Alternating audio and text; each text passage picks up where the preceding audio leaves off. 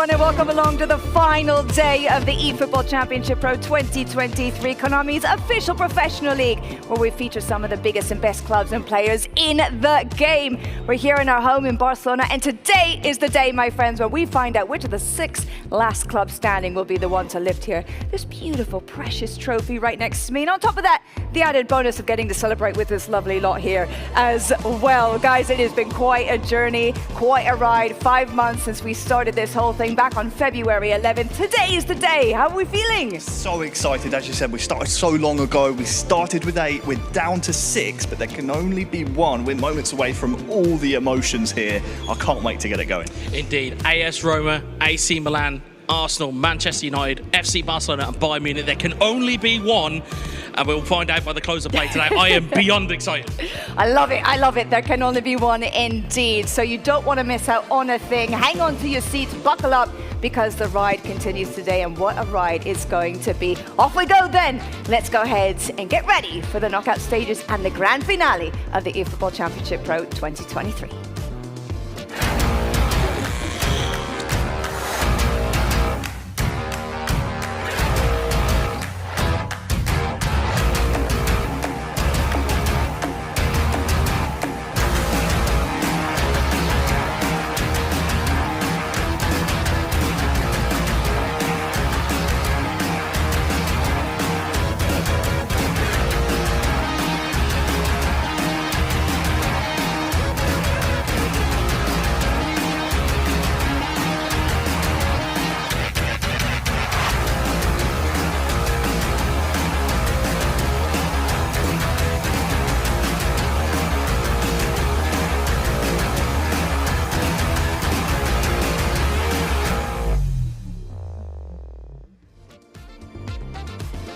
Well, as we said, it is down to 6 final teams to find out who is going to be our champion for this season. I'm Summer Hunter. I've been your host this entire tournament, and I will continue to do so as well today. And I'm very happy, as always, to be joined by my favorite, beloved, dynamic duo one last time, guys, for this campaign. I already know that you're excited for today, but it's going to be dramatic, isn't it? It's going to be full of so much fun, surprises maybe even. What do you have to look ahead to? So much to look ahead to. We'll dive into the meat and potatoes of it a little bit. Meat and potatoes? Maybe stay on the potato side if you're vegan or vegetarian. Should we throw in some carrots or something? But I always say, hotting up outside. It's now hot inside in the temperature. It's very much in the peak of summertime here in Spain, so we're going to see some fireworks, some heat. I can't wait. I know that he's a fan of blaming the heat on a potential outcome, actually. Well, it plays into a factor, of course. It's great to be here. It's our last one, though, guys, and I'm feeling slightly saddened by it, but we have literally saved the best till last. We have. So I can't wait for this. All right, good stuff then. Well, as we said, of course, there are 6 clubs left. There are 19 players who will be featuring in the knockout rounds then for today. And it was all decided in the final match day of the regular league season in terms of who is going to be placed where in the final standings and what that means in terms of the seedings, who is going to be in the quarterfinals, who advances straight to the semi-finals. Let's go ahead and refresh our memories as to how all of our teams currently sit in the league table. You have Barcelona and Manchester United. Both of them head straight into the Final Four for today, finishing in the top 2 spots. They're followed by Arsenal, Bayern Munich, AS Roma and AC Milan. All 4 of them will be involved in the quarterfinal rounds. And for those of you who are maybe not up to date on the latest, AS Monaco, the reigning champions, they are eliminated. They are not here today. They are also out of contention alongside FC Inter. Yeah, and if you're looking at this league table without the context of match day 7, you're probably thinking, yeah, that's pretty par for the course. But after all the topsy-turvy, we say musical chairs of match day 7, if you haven't had a chance to go and see it, I mean, go and watch it, because there was a chance for 3 different league winners, 4 different league winners, and then, of course, all the other positions, apart from 8th, were still up for grabs as well. Unfortunately, Monaco found without a seat when the music stopped. So, yeah, this is, I mean, our top 6, absolutely fabulous. Can't wait to see them in action today. To that end, AC Milan were the ones who kind of sneaked their way on in there, didn't they? Yeah, absolutely. And as you mentioned earlier, abject chaos. It literally was that. At that point, I think we got to a point where I became speechless, which is a rarity for me. For people who know me at home, it's a complete rarity. But I think the way that they got in there, just unbelievable to watch. And as Harry said, if you haven't watched it already, go back and watch it. It's brilliant. Well, but not now, though. We want you to stick now. around today because we want you to watch what happens now. Then you can go back and see how everybody got here. Talking about other league tables that we have the top goal scoring chart as well. There are plenty of names who are going to be involved in today's action, so we might see some changes, some swapping and changing around here as well as Mekabil. However, at the top of the lot for right now with 20 goals, he is not here today, which means that Etorito, with 18 goals, just 2 behind him, could leapfrog him, or even Roxa, who is also going to be gunning for that top spot as well, 16 goals. Those compose of the top 3 spots for right now. Meremen not here as well. So there's plenty of names in this list that you could really pick out with a great chance of actually finishing this competition as the all-time top goal scorer for 2023. Yeah, absolutely. And of course, if you're looking at the chasing pack as well, it will be dependent on their aspirations and dependent on how deep they get into this knockout phase. Of course, the longer that you go, the more chances of games you have, the more opportunities you have at goals. So, you know, we may see this violently change in the same way that we saw the league table do on match day 7.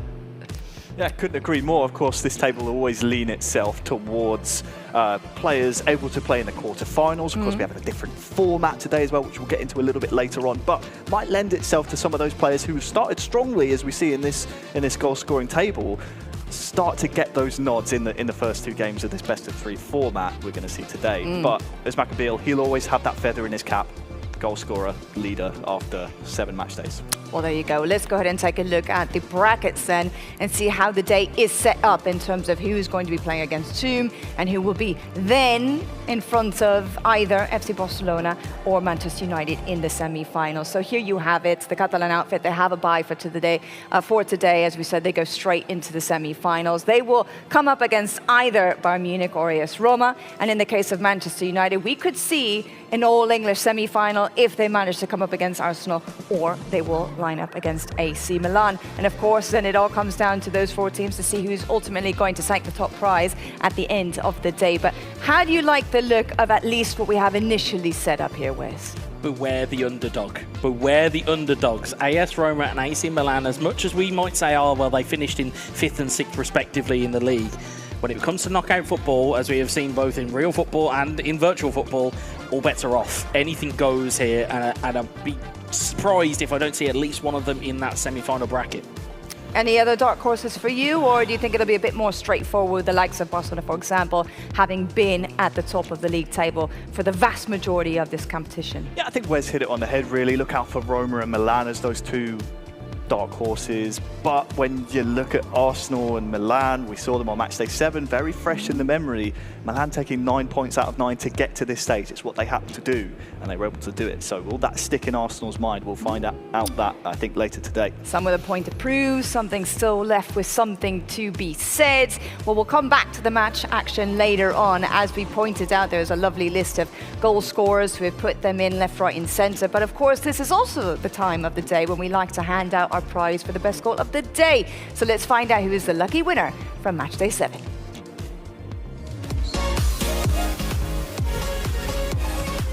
Again and again here. Well, that's a good pass though to Ante Rebic, near side by the byline. Back to Tonali and Origi. And oh my word! Milan 2, Arsenal 1, and I can't quite believe what we're seeing here.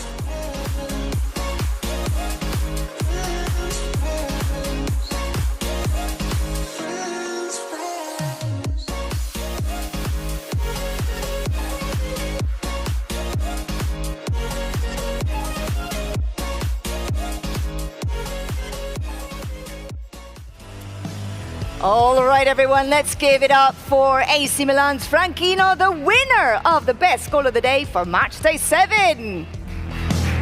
Come on out. Hello, welcome, congratulations. I'm just going to give this microphone to you. Oh, no, you don't. Hold it. How are you feeling? Congratulations. Thanks. Oh, sorry, you're going to talk. There you go. Thank you very much. So you can translate then for me. A very simple question. How does he feel? He said he's very happy, very feel good after win this prize only after 2 match days, so feel great. Fantastic. And listen, a very exciting day today, at least for those of us who are watching, maybe less so for you. A brilliant time out last time against Arsenal. It's a rematch again today. Perhaps vendetta is the word on their minds. How do you see this quarterfinal going between the two of you?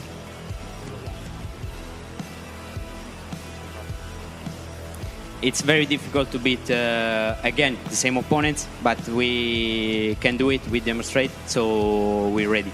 All right, we're ready. Anything else you want to throw in since you're here as well as his teammate about today? Sorry? Anything else you want to throw in about today since you're here as his teammate? I don't know. I'm very happy. Congratulations for him. So he's younger. He's the youngest in the league. So I'm very happy. Well, there you go. Congratulations. Thanks. Well deserved. Let's give him another round of applause, everyone. Our goal scorer, the best goal, I should say, for match day 7. The winner of €5,000. And the good news is that he, as well as everyone else here today, has the opportunity to win the same award by the end of the day, as we will be handing out another €5,000 for the best goal of the knockout rounds. But there is still more. We do have another award that we want to hand out now as well, and that goes to the MVP of the regular league season. So let's go ahead and find out who that is.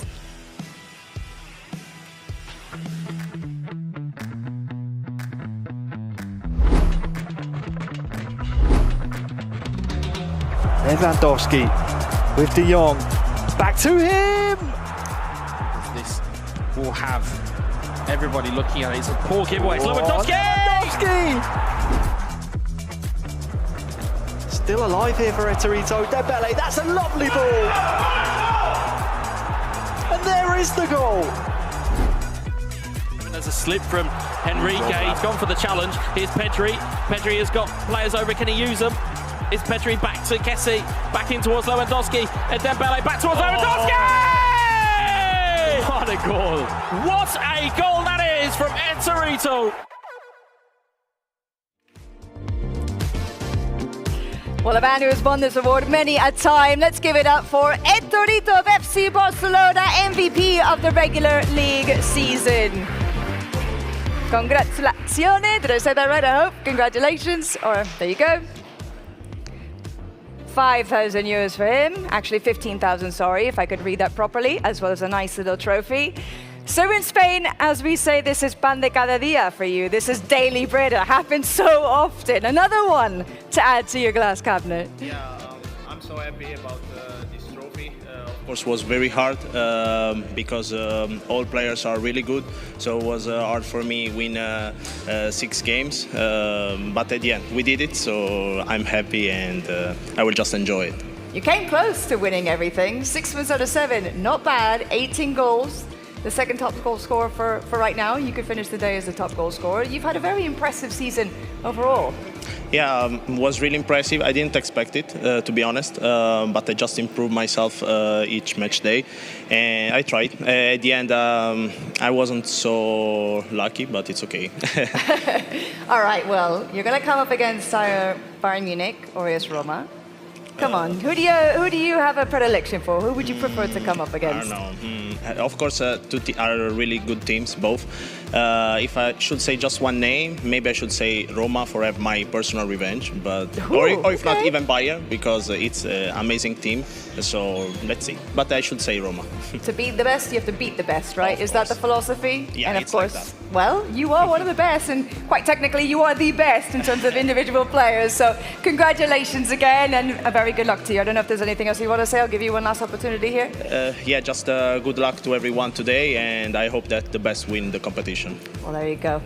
A round of applause once more for Etorito, the MVP of the regular league season.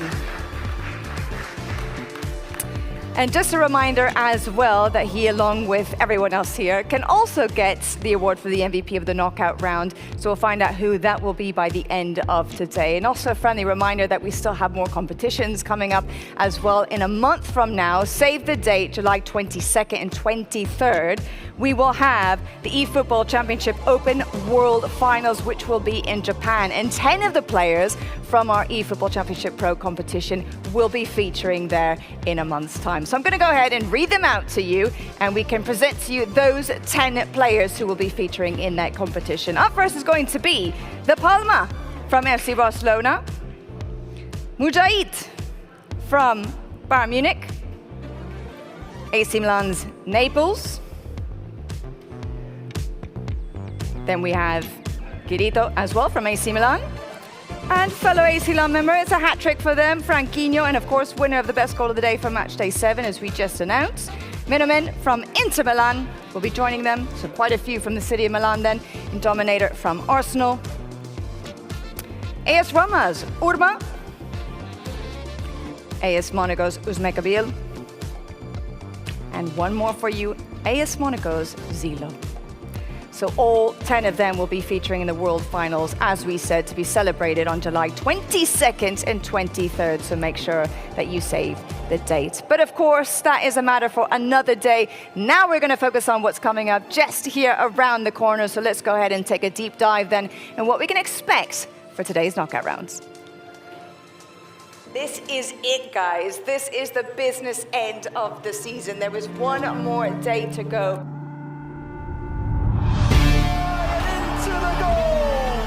Back towards Lewandowski! Lewandowski with the strike! Here Rashford inside! Anthony Martial! Oh, it's trickled in! Dreams still alive for Manchester United! And it dominators in the lead, 15 to go! Jesus! It's there! Roxa at the death!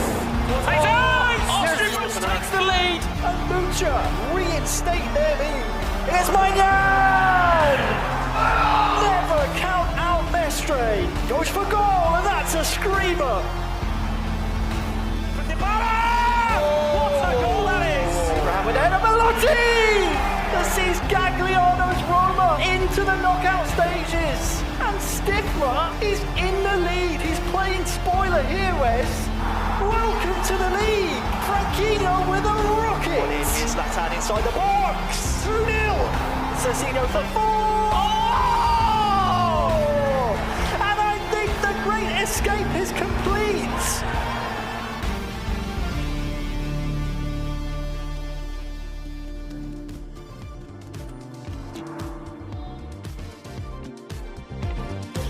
So a nice little teaser there to whet your appetite and a little bit of a look as to how the knockout rounds are going to shape up throughout the afternoon. Well, let's talk a little bit more about each individual quarterfinal. We can analyze them in a little bit more depth now. We can talk about the first one between Bayern Munich and AS Roma. Both of them, you may well remember, actually already went up against one another earlier in the season. The Germans, they came out of that one undefeated with 2 wins and a draw. And in the case of Arsenal and AC Milan, well, as we saw the last time out, just last month, AC Milan, they walked away with a hat-trick, a clean sweep of victories. We've already talked about this theme of revenge or vendetta in the case of the Gunners.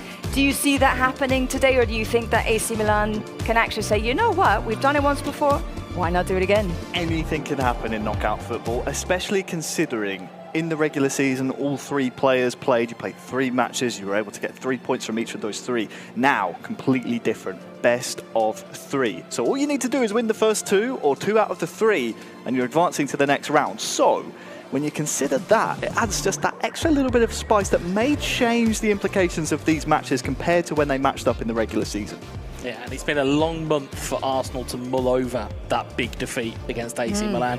And Roma, of course, have had a bit of time to work on their formation, on their team, to go against Bayern, to maybe try and upset the apple cart a little bit here. Like I said, beware the underdog. They're gonna catch somebody out. One of them will. I just got this gut feeling. Oh, we know how you do with predictions, though. Usually it turns out to be the opposite case. Curse Maybe. Curse the commentator. Curse the commentator. I'm just joking, guys. Don't worry about it. But here we have the bracket up once more. Let's just pick it apart a little bit more in detail. And just to remind any of you who maybe are just joining the streaming right now and you haven't actually seen the full breakdown of the day's events quite yet, well, never mind. It's gone now. But in any case, we know how it's going to be. We're going to have Barcelona coming up against one of those 2 that we said, Bayern Munich or Roma. In the case of Manchester United, they'll be against Arsenal or AC Milan. But the big question is, the million-dollar question that I don't think either of you have answered for me yet is, who do you think is going to be the one lifting the trophy at the end of the day? Haven't answered because we do like to where we Because can. you like to sit on the fence. I call it staying impartial, but if you had to pick my brain, I will say Manchester United look the strongest team on their side of the tree. So, because they're already in the semi-final, they've picked up form at the right time in the season. If I was going to pick one, it may well be them. I think I'm going to go the opposite side on the semi-final. I think Barcelona, given the fact that, as we mentioned about the heat in Barcelona currently, they'll be a little bit more acclimatised to what they're working with. And as silly as it sounds, it is something that plays into the kind of the account here. But also, they've got a reigning MVP. They've got, you know, abundance of talent within their roster as well as inside the game. So I think they're going to be very difficult to overcome. And they're not going to be as lucky as you guys, as you have your nice little mini fans to keep you cool as well throughout the afternoon. So you have that covered to battle the heat. Well, just a friendly reminder as well that the format, we kind of touched on it a little bit earlier, is going to be the best out of 3. So we'll see how that plays out then for all of our clubs as they try to chase the ultimate prize. And talking about prizes, actually, there's quite a few that all of you at home can get your hands on. I'm sure you know the drill by now for many of you, but there's still plenty more giveaways and campaigns that we have here before we conclude the season's competition. Harry, what's the first one up? Well, let me tell you, as you said, you know the drill by now if you've been watching this season. But if you haven't, you've picked a perfect time to join in, because if you're watching the program wherever you are watching it, if you can log into your eFootball client and watch the match streaming service from there, you can win yourself 2,000 eFootball points just by tuning in. So you're already watching, you may as well load up the client, watch through there, and you get yourself some points. Well, there you go. That is a lot of points, actually. 2,000 points. And guess what? To commemorate the celebration of today being the final day of the competition, the pinnacle of some fabulous tournament action that we've had over the last 5 months, well, we actually have a very special campaign as well that's been going on since Thursday. And it's a very simple campaign. It's very simple for you to follow as well. All you have to do is log in every single day and you can win 20,000 GPs. So as this campaign lasts for 7 days in total, for a week, that means you can accrue a grand total of 140,000 GPs to every single account of every single user that registers. And that's not all, because everyone who has played in a match in the challenge event of the campaign will win an official eFootball Origin in-game kit to use on any of their players for life. It's a very special prize for the special challenge event. But Wes, I know you still got one more thing that you want to talk to them about. Yeah, I've got an axe to grind. No, I'm kidding. They just haven't given me the merch. They haven't given me the merch. You really do. It's fine though. The good news is I may not receive it, but the guys at home will have the ability to do so. We do have here the victory giveaway campaign. It's very simple. Of the teams that are left in today's competition, the more they win, the more you have the opportunity to win. We're talking balls, hats, scarves, t-shirts, you name it, they will be giving it away on their official channels. So of course, keep it locked today to see how you can get involved with those competitions, because of course it all depends on who wins today. So you'll be looking to try and make sure that you're across the right social media channel at the right time. So just keep it locked to their official channels and you'll be able to get involved in those giveaways. Well, there you go. You heard them. Make sure that in order to get your hands on all of these prizes, all you have to do is stay up to date across all of our social media platforms, whether it's through eFootball or any particular club that you follow. And make sure that you do as this lovely man here says, and you can collect your 2,000 eFootball points by following or entering the streaming through the game. So let's go ahead, talking about games, and go ahead, roll out the red carpet for the very first 2 clubs who are going to go to battle in our first quarterfinal of the day. Let's give a warm welcome to the stage, FC Bayern Munich and AS Roma.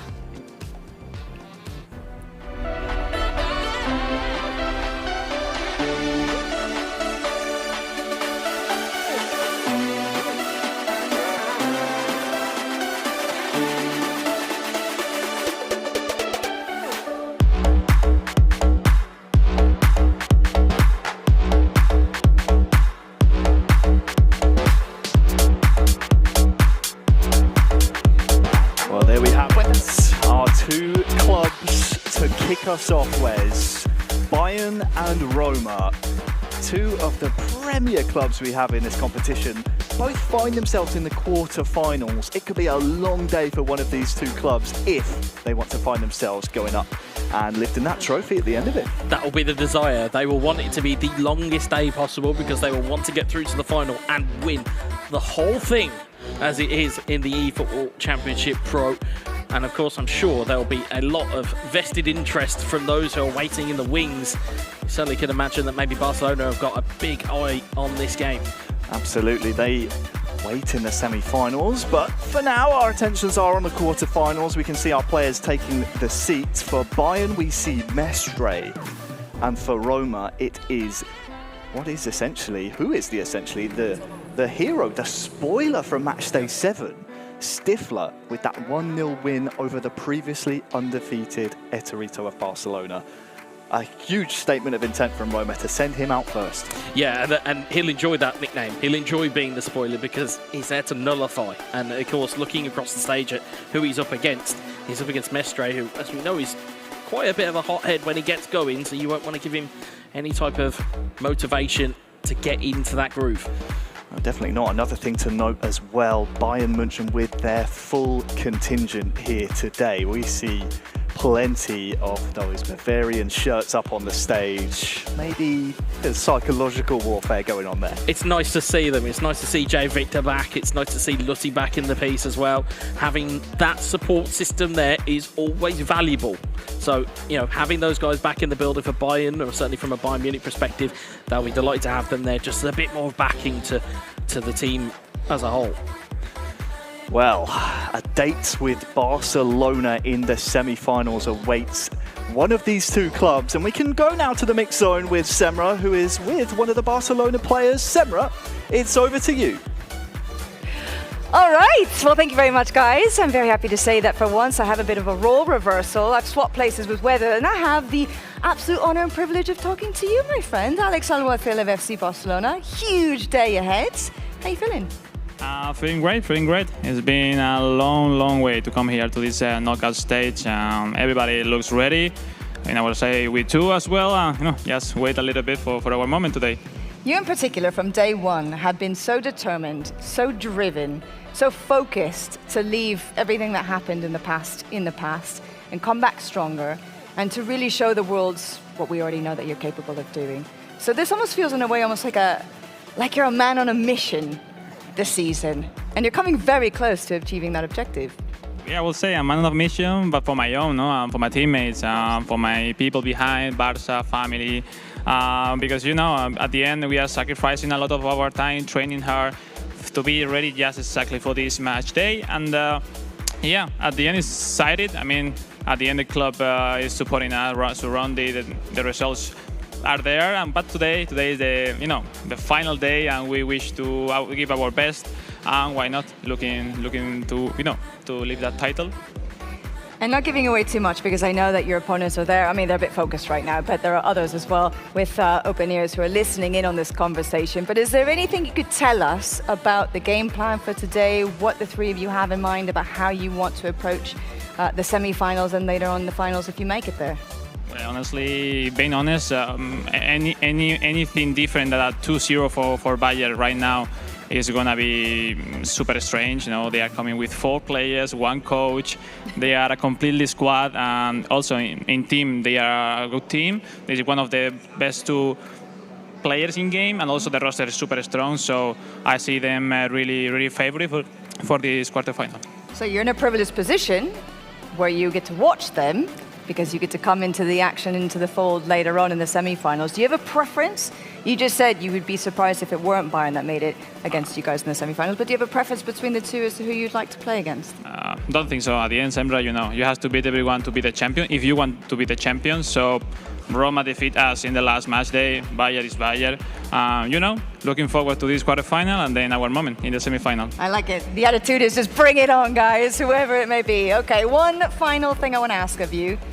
Just a very quick message to send. I hope everyone at home enjoy it, because it will be the highest level of eFootball around the world. That it will be indeed. Thank you very much, Alex. Good luck to you. And I'm sure we'll speak to you later on in the day. All right. Thumbs up from Alex. Thanks, guys. Well, thank you very much to Semra, as always. Great to hear from Alex, ready for the semi-final later on today. Some fighting words in there, Wes. Little bit diggy, It was just a little bit psychological and a little bit of kind of psychological warfare. Saying, you know, Bayern have got their whole contingent with them. They've got 4 players, they've got a coach. It's just a little bit of a seed of doubt in there saying, oh, well, if Bayern don't walk away with the 2-0 here, I'll be very surprised. Again, it's a little bit of psychological warfare. It's nice to see within esports. And I tell you what, if that's the common opinion of most of the league, then there's only one club it benefits, and that is AS Roma. They would happily play underdogs today. They've been there, done that on match day 7. All it took was, what was it, a single point they needed back then? They went and took all 3 in the first game with Gagliardo. So maybe we'll see him feature later on. But first, Stifler and Mestre. What a game we have to kick us off here. And Stifler, by the way, in fine form. 9 points out of 9 from his last 3. Yeah, very much growing into the competition. And again, as we've said about form, and you see it a lot in real football where you hear pundits and analysts say, well, when they get into kind of the business end of the season, they start to gather momentum. That's the type of momentum that Stifler needed going into a knockout phase, is to just start to get that moment. And of course, cast your mind back to match day 7. It was only the regular season MVP, that he beat in Netarito. So again, real feather in his cap. His tail will be up, and this will be a tricky one if you are a Bayern Munich fan. Let it not be said that, as we said, underdogs, they can come and bite you. Well, that they can. You can see on your screens, we're just finalising our match lobby here.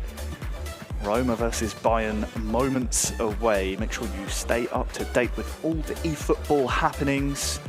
Of course, thank you for tuning in, and hello to wherever you're tuning in from in the world, our friends all over. No doubt you're not going to want to miss this. We touched on Stifler's form. 9 points from 9. That came after a 3-loss streak in the middle of the season. It's almost an opposite when you look at Mestre's form. He had 3 wins on the trot from match days 3 through 5, but before then, a draw and a loss, and after then, a draw and a loss. Yeah, and that's it. It's that kind of form that we're kind of looking at in terms of you have to start to build momentum in these phases. You have to start to create your own kind of look almost. And as we've said already, what has happened in the previous league season is now done and dusted. Yes, we can look back at it. Yes, we can certainly make some predictions based on the data that we have. The reality is knockout football. The minute this console goes on, all bets are off, and it's as though it's back to match day 1 almost. Well, you're absolutely right, Wes. Can't wait to call this one alongside you. Stifler and Mestre, our show openers in the 2023 season eFootball Championship Pro knockout stages. We are underway. It is Roma versus Bayern. Mestre versus Stifler, and I tell you what, it's the former coming forward here with Tell, and Mane is there! 3 minutes in, and Bayern strike first. It's Sadio Mane, and it's 1-0 to Bayern. Just goes to show you how one error down the other end of the field can cause a counter-attack that can be so precious. Again, Tell on the right-hand side. It all really came from that opening period of play from Roma. Tell forces the opportunity, makes Rui Patricio make the save. And of course, as we said before, when you get into those types of opportunities, the best thing to do is just take a strike, because the worst that a goalkeeper is going to do is make the save. Of course, the best thing is that he parries it into the direction of an oncoming forward. As we'll see there, it's Mane. You can see Smalling just tried to get his leg in there, and instead it is tucked away by Mestre, and it is an early 1-goal lead for Bayern Munich. Advantage to Bayern then in game 1 of what is a best-of-3 series. If you've been watching all season long, we'll remind you throughout the show, it is best of 3 now. We will go to extra time and penalties if they're needed, because quite frankly, we need a result from each of these games we see today. Yeah, there must be a winner over every game. Of course, as we will eagerly watch on. If it does go to a draw, you have that almost roulette of extra time and then the added almost casino of penalty shootout that you have to go and play your odds in. I don't think any team will want to leave it to that stage. They'll want it done in regulation. We heard it from Alex pre-match. He fully expects a Bayern 2-0 here in this best of three. So far, so good from Mestre.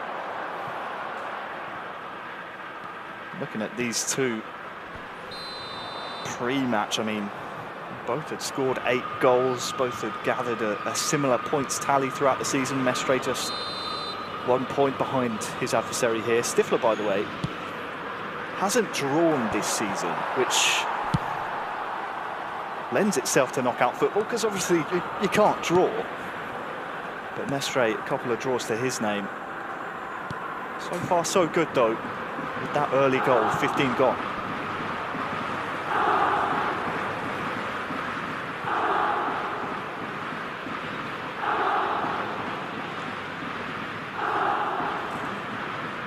Thought match day 7 was tense. It is almost increased in pressure here. Well, it is, and it's again that far side that seems to be a problem for Stifler as Sane cuts back. Who can he find? He goes straight for goal, and Mane's there!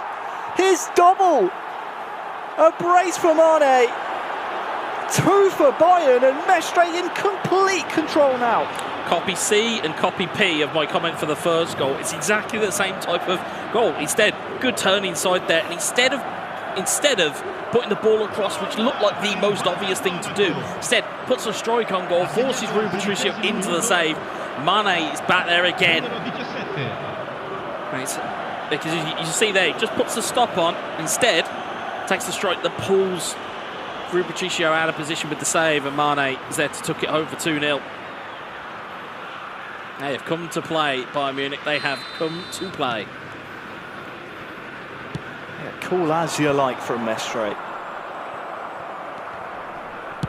I believe we're underway here following the goal that put Bayern 2-0 up here. A Bayern squad that looks very well drilled. You can see on the player cam, Mestre very focused and 4 men behind him. It's quite the backup he has in the Bayern contingent. Fernando Belotti looking for Abraham! And there's one back! It's Tammy Abraham, as he's done all season, heading it home for Roma. And we have a knockout game on our hands here. Beautifully worked from both the big men that AS Roma have in attack. It's the beautiful ball in towards Belotti. Again, flicks it down with that long limb of his. And it's Tammy Abraham with the stooping header, which has taken the goalkeeper out here. As we'll see it again, stooping header. Goalkeeper comes out to try and parry it away. Instead, doesn't get there first. Abraham, the beneficiary. But Roma have announced themselves here right now. And now, as to steal a line from my co-commentator, it's game on. 3 goals after under 25 minutes here. It says we are going to see our esports players in this competition at the very top of their games here. We've seen Abraham do that type of thing all season, however, usually from a bit higher up. And, well, he's coming forward here again. Dybala, can he latch onto this? Oh, it's a nasty deflection. It'll only end in a corner, though. Had to make the block. He had to make the block there. Sees that big time Dybala. Gets the knockdown there. Very nicely done. Matis de Ligt takes a bit of a painful one.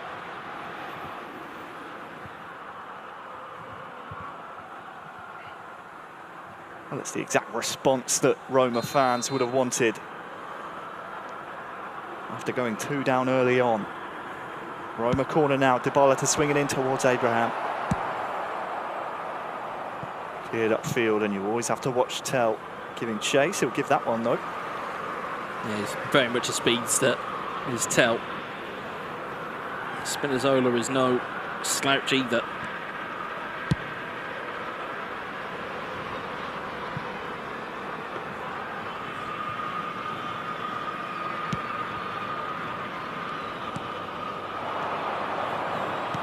Musiala. Tell, that's lovely football from Bayern, and Mane now has a chance to finish this one. Mestre 3, Stifler 1. 30 minutes gone, 4 goals. Bayern the happier of the two, but it tells me this quarter-final match is not done yet. Can't keep a hold of Sadio Mane. 3 goals from Mane, and he's using that pace, he's using that combination play in the right manner. You just see that really good through ball there from Tell, almost scuffs it into the path of Mane. And again, rather than overthinking it, Mestre just says, you know what, just going to hit it. And as such, it's the beneficiary. It's 3 goals to 1. Stiff was asking there, what more could I have done? It's a difficult one to contend with, but the mission remains the same.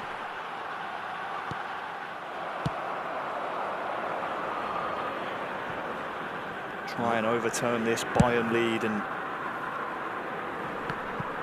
you'd argue, Wes, there hasn't really been too much control from either side, both just willing to put their best foot forward here, and Dybala can slide in. Abraham, oh, it's just beyond him though.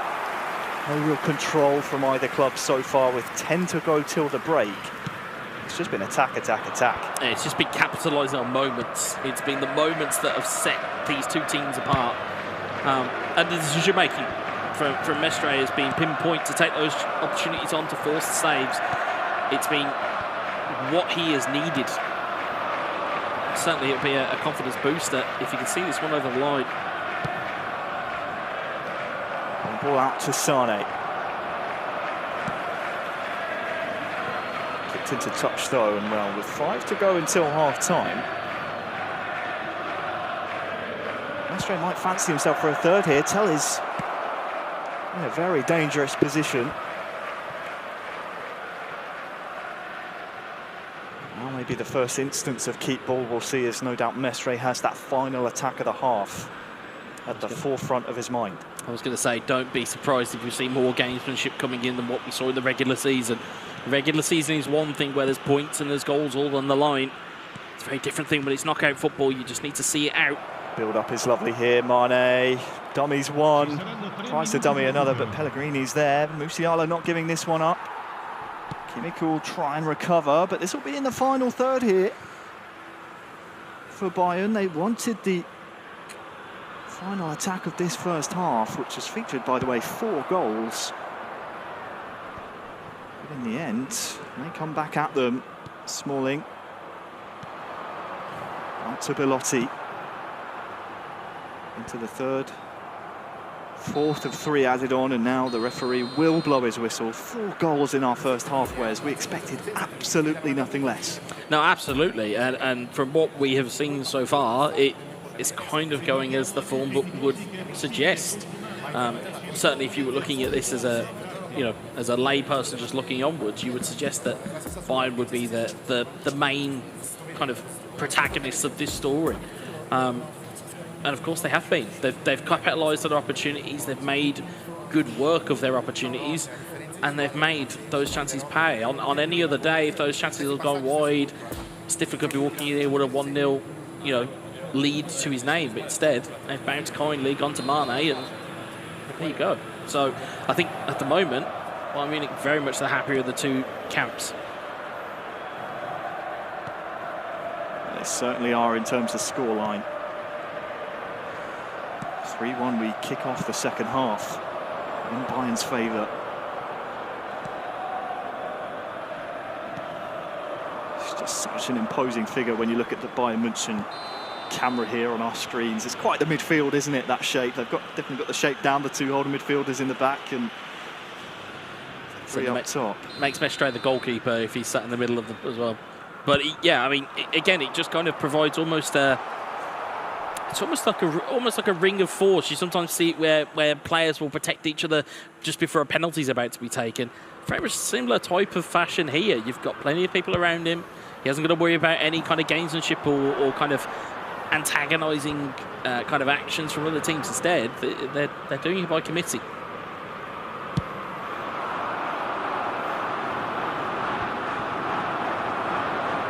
Here is your regular league scorers. You see Mestre and teammate Jose there down in 17th, and has a chance to maybe add to his knockout stage tally so far as well, with Mane getting to the byline. Have to scroll down a little bit further west to get to Stifler down there in 22nd. Yeah, but we made this point as well in regards to Bayern as an attack comes through here for Roma. Is Pellegrini to Dybala. Yeah, watch out for Dybala on that far side, tricky footwork. That epic big time card. Pellegrini with a cross, but Sommer does well. Yeah, we were making the point off stream before we came live in terms of Bayern's goal scoring acumen, as it were, and it hasn't been quite apparent this season. But as we said, and as we spoke a little bit to Lutti, their coach, it was a case of it doesn't really matter about what's been and gone. If you save your goals for today, if they win 1-0 and they go and win the entire thing, I don't think anybody's going to care if you're a Bayern Munich fan. Tell will give chase again. And there's 3 red shirts to aim for here. And Ibanez clears, but although Mestre had Stifler beat in the goal-scoring charts, Stifler actually brought home more points, and well, that's a lovely looking ball to Mane. Tries to feed it back to Tell and comes off a Roma man for a corner. It's the right idea to head that back into danger. It's just read, unfortunately, by Stifler's defenders. He has gone for a corner here, though. Upamecano looks to be the target, but they have another chance at this Mestre. And that's a lovely looking ball to Sane, and to Mane as well! The 3-goal lead is official now. Bayern 4, Roma 1. And with time ticking down, it could be Bayern moving on to match point. It's that man again, Sadio Mane again. It's a wonderful deep ball. We'll see it here again.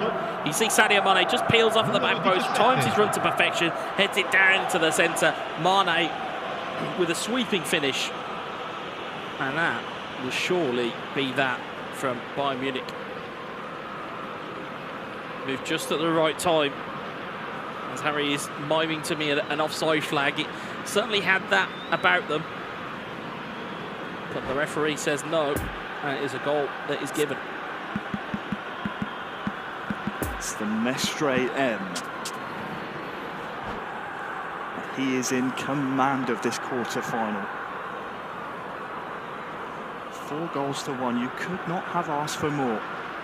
One thing to note as well, I believe we forgot to mention this, obviously the game update that came out recently has increased the substitutes bench to 13, which means that the team strengths have had to adjust. So again, for any of those wondering at home as to why they're seeing 2,700 as opposed to a 2,430, it's gone up to a collective strength of 2,730 and a base strength of 2,680.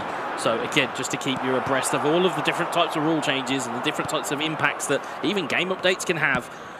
It's just to keep you up to date there, so you don't think that anybody's going to have any what's the word I was looking for?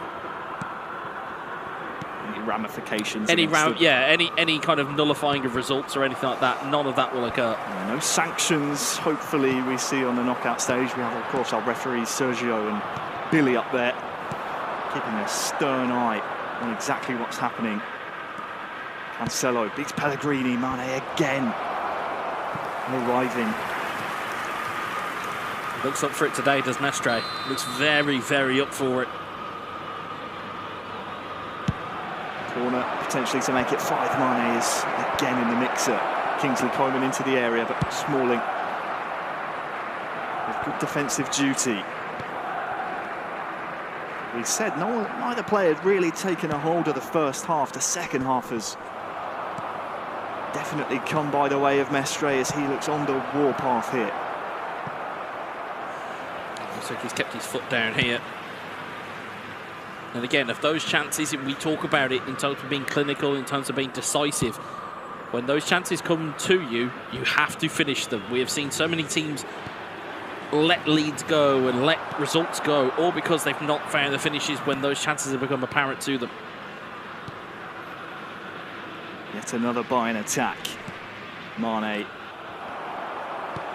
His pass intercepted now. Is there a slither of hope here for Roma. Mestre just absolutely nullifying every attack Roma try and put together.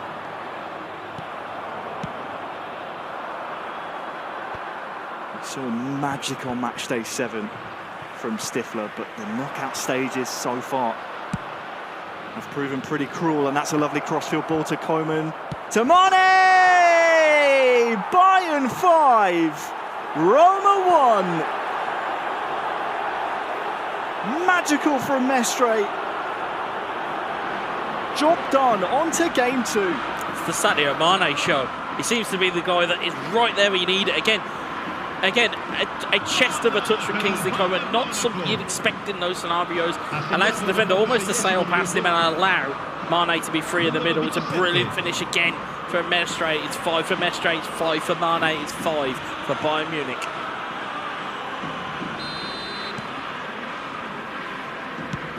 Stifler left absolutely dumbfounded by that attack.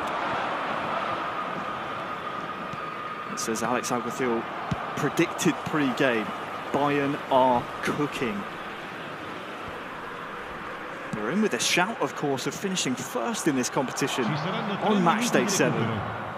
They're proving why here. Lovely double touch there from Mane, has João Cancelo, and Tell! Oh, it's wide. I thought it was 6, but instead, Mestre spares his adversary here. It's free-flowing football from Mestre at the moment. It's brilliantly well worked. First-time passes and first-time shots. Just doesn't find the finish. And even at 5-1, he's disappointed with the fact that he's not put that one away. So that tells you the level that he's at today. And of course, if we're looking at it from a Bayern perspective, they will be delighted that they've got themselves off and running here. Still a chance to make it 6. You can tell Mestre wants it. Kimmich. Oh, the referees spoiled the party there, but job done by Mestre. A commanding, impressive performance to start the knockout stages and put Bayern Munich on match point here in our first best of 3 of the day. Yeah, and it was a phenomenal performance from him. Again, as we said, clinical in the times where he needed to be clinical. You'll see these opportunities that come there. It's not by luck, it's by design that you have put that shot into the goalkeeper and then waited and hoped for a deflection or hoped for a parry out to an on-rushing Mane. And again, he was well worth the 5-1 victory. Stifler, as you said, was just left dumbfounded. It was a great response from him, though. Despite going 2 goals down, he did have that little moment there with Tammy Abraham and that great ball movement with Belotti, but just wasn't enough to overcome what was coming back at him from a Bayern Munich perspective. So many goals. I mean, 6 goals in game 1. We'll drive ourselves crazy, Wes, if we analyse every single one. What I can tell you is that is Mestre's biggest win of the season so far. A 4-goal margin. Beats his previous best, which was only 2. Very unlike Mestre, as we've seen from seasons past, even in co-op iterations. Likes to get amongst the goals. That is going to be a big confidence booster going forward if Bayern can survive this quarter-final. It's a big confidence booster and it's a big statement of intent as well. Looking at how he performed there, it was cold as ice, clinical, wasn't really any emotion, knows that it's a long day. If, as we said, if they have those aspirations of getting to the final, knows it's a long day. You don't want to exert any energy, you don't want to exert anything too over the top at this point of the day, because it's a long way to go.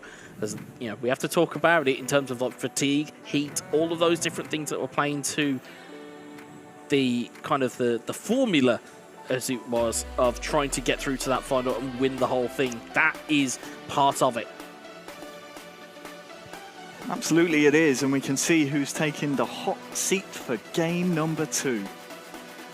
Mucha hit for Bayern Munich steps in and has the easier task of the 2.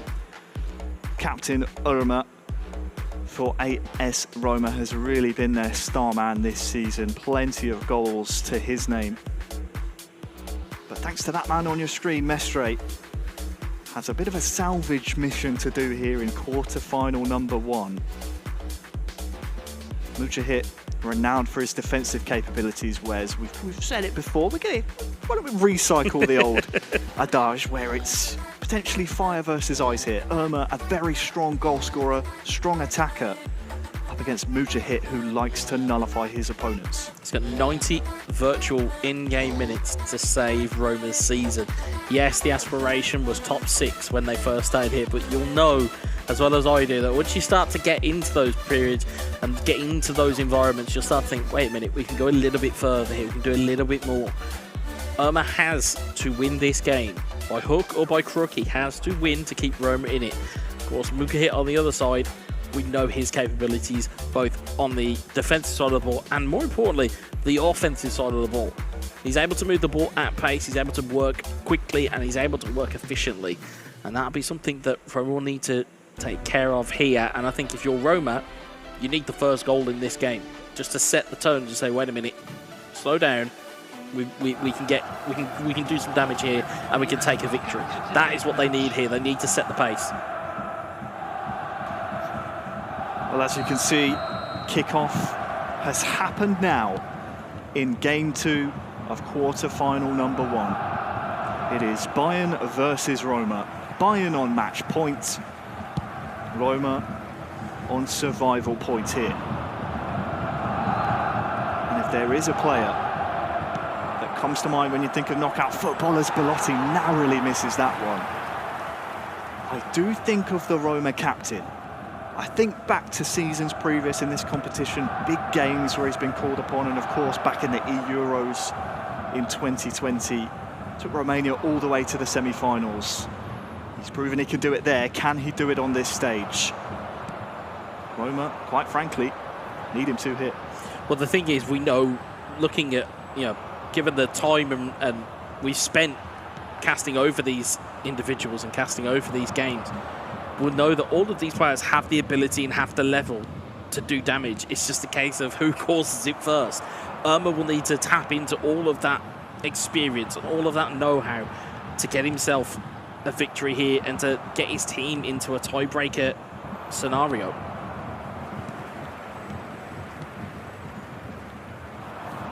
Mujahid on the offensive. Cancelo on that far side won't get there before Ibanez. If you're just joining us, we'll remind you throughout, best of 3s we're in now. No aggregate score, no points to be claimed, just a winner after every game. Pellegrini to the byline just takes it too far. Just ran out of real estate to be able to do what he wanted to do there.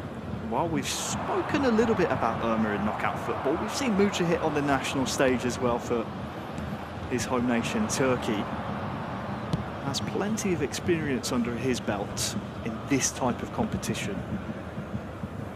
It's about whether or not he can execute his game plans. That's what comes to mind when I think about Mujahid. He's excellent defensively, but always has a plan B. So it all depends on whether you can shake him out of that game plan. The issue is, of course, is that Mujahid's personality is somebody who just keeps their cool. He just keeps his cool, he'll keep ticking over. It's a little bit like the metronome on a clock almost. He will just keep ticking over as Abraham looks to find his way in here. Roma with a snapshot, deflects off the Bayern defence.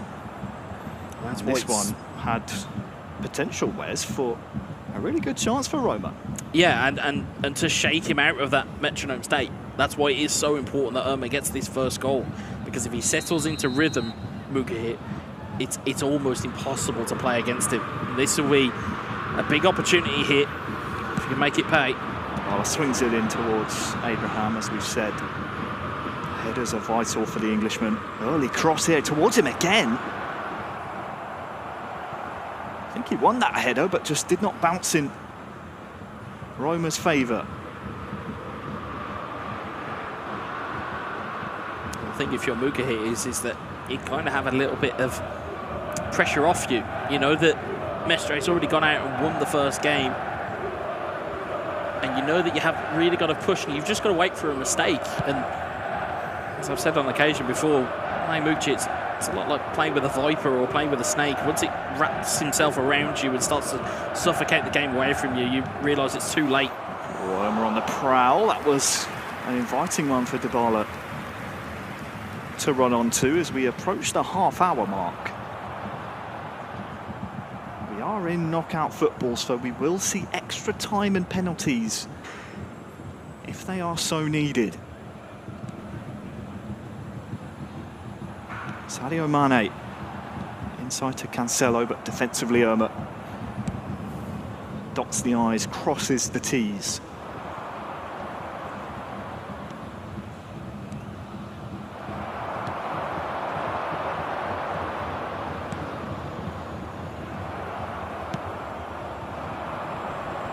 Of course, the added question we have was about the contingent that Bayern have brought.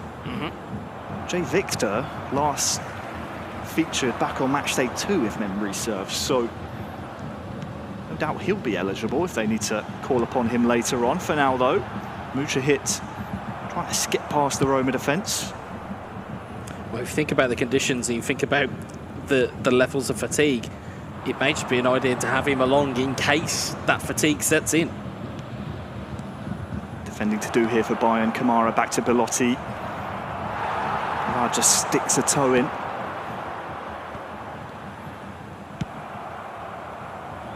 Things starting to ramp up now at the end of the first half here in game 2.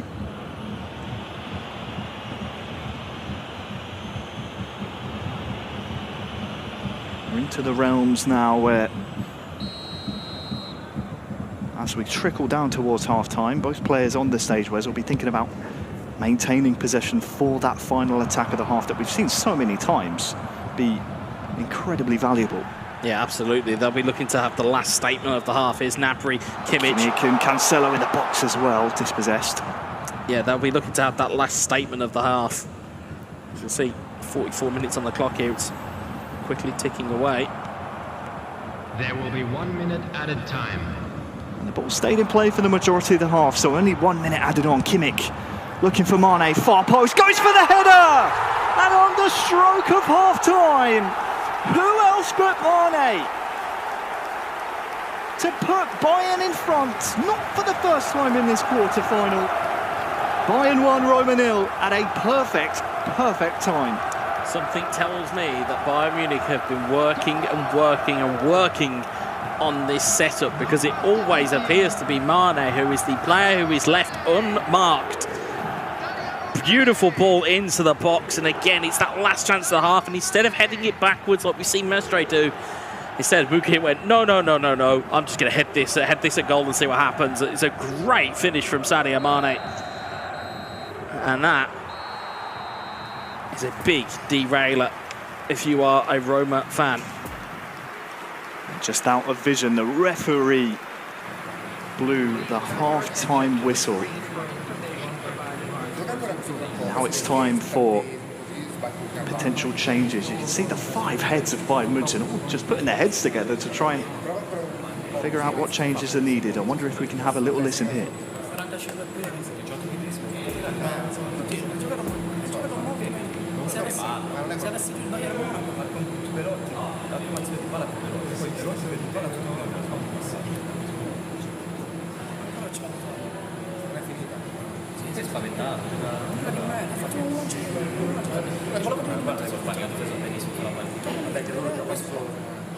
I'll say this as a man of experience: if there is a person who you want in your corner to talk you through a game plan and what you need to do next, it's none better than Lutti. If he played against him, it is an experience to say the least, and to have that backing you up is worth its weight in gold if you're FC Bayern Munich. Second half underway. Bayern 1, Roma 0. And as you say, great to see Lutti here for the knockout stages. Haven't been able to see him nearly enough throughout the season. And Sommer's come a long way here as Belotti from downtown. That is a big mistake from the Bayern keeper. We've seen that before. It's normally the other Bayern goalkeeper, Emmanuel Neuer, normally, and that is something you very rarely see. Goalkeeper comes out, doesn't quite gather it. As we'll see here, the ball is curling away, so he has to head it clear. And it's instinctive from Irma, but it's there, and it is an equaliser. Composure to not pull the trigger with the first player it comes to, instead lays it off, finds Belotti. Finds the goal. That's an equaliser. Bit of a gift for Roma. But as a neutral, the goal from Irma sets us up really nicely here in this second half. Coming forward again with Dybala. Just flashbacks of Manuel Neuer in seasons previous. Abraham first to the punch, but I think he's offside here, yeah, by quite some distance. Manuel Neuer a couple of seasons ago. Still remember Eldridge O'Neill of Manchester United scoring not one but two from the halfway line. He'll be sat home with a very bright smile on his face because he knows how that feels. He'll probably be looking at it and saying, well, it wasn't quite as far out as my ones. But yeah, I mean, you know, looking at that, it's a mistake, and it does give Roma a foothold. Here's Abraham trying to get it across to Dybala. It's back to Dybala. Here's Abraham, and it's cleared away by Lucas Hernandez.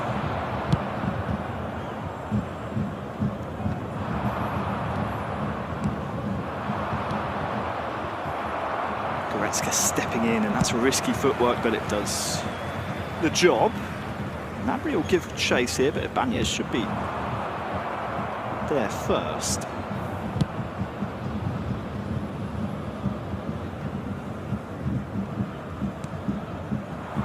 The attendance for this match was 71,550. Fairly plain sailing for Bayern after that goal just before half-time here in game 2.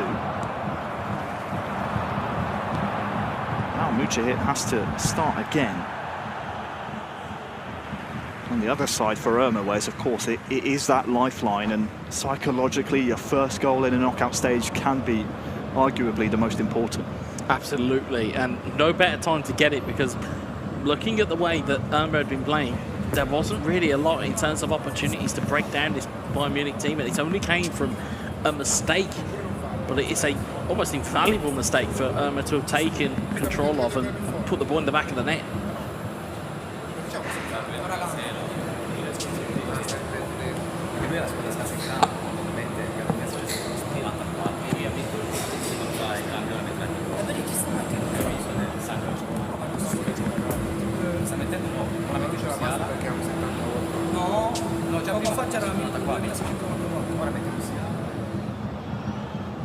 Substitution on the field.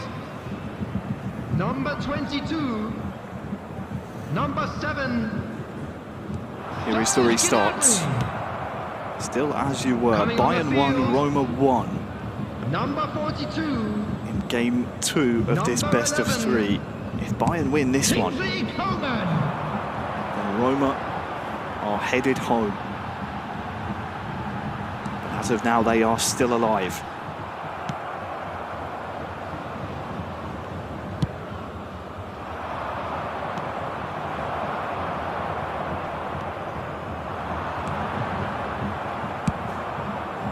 Anywhere will do if you're Roma at the moment. You almost get the sense that Irma's now trying to drag this game down into the trenches a little bit. And you just wonder whether or not an opportunity might just open up for him here. It seems Mucihit so far in game 2 has struggled in the final third, and oftentimes when you give the ball away, counters like this can happen. Tammy Abraham. Dybala giving chase, but almost cleared by Sommer. Almost the benefactor there. Dybala of a very heavy touch. It's passes like those ones that just don't seem to be coming off a Mucihit here. You can tell the idea and the invention, but Irma's defending has been pretty solid following the goal conceded. Abraham, Belotti, both combining now. Dybala near side. Who can he find? 3, 4 shirts to aim for. But Goretzka's there.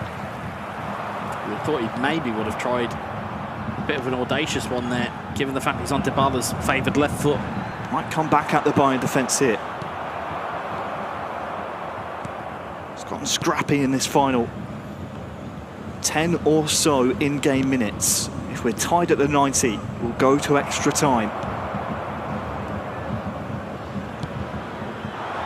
Lovely ball to Koeman. It's 3v2 here at the back if he plays his cards right. Koeman beats Ibanez. We're all queuing up here, but that's a Good vital tackle. intervention. Good tackle there.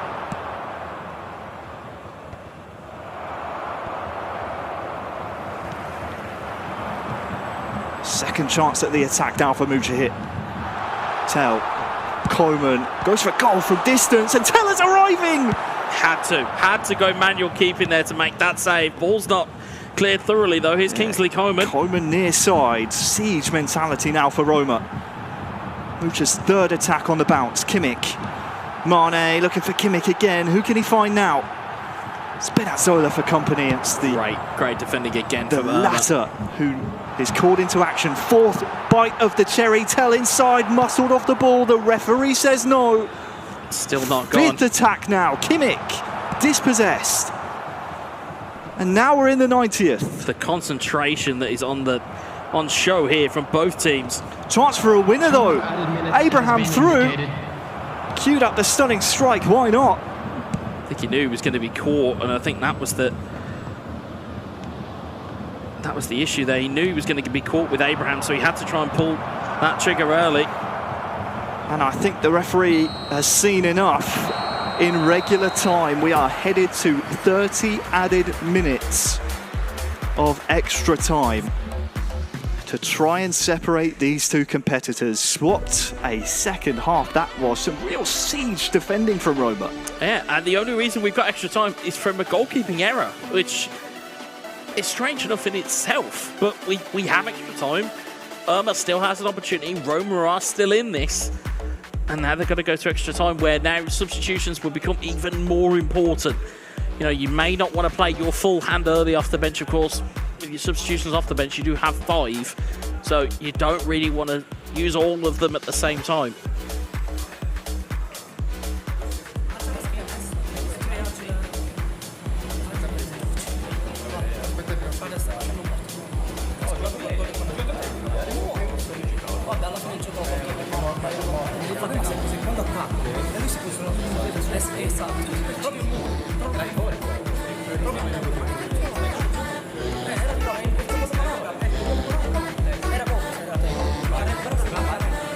As we said on Bayern Munich side of it, having that extended bench gives you a few more options to work with.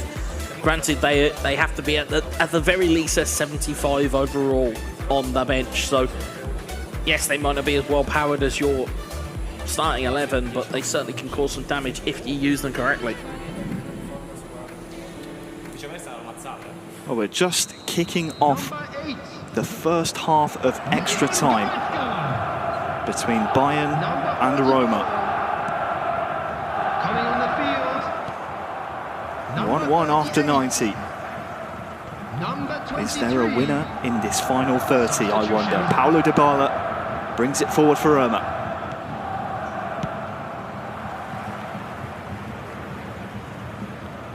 As time ticks on, Wes, you like to say it often, fatigue plays quite a key factor, and mistakes at this level, at this time, could be very costly indeed.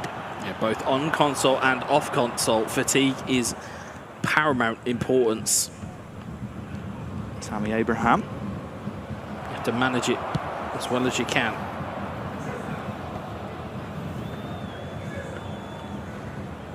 It's been somewhat of an odd game from Irma, hasn't it? We're so used to seeing him score at least 2 goals. I feel like there's been a bit of nerves from both players here, because I think both of them understand what's riding on it. It's from one side of it, you can put your team through to the semi-final.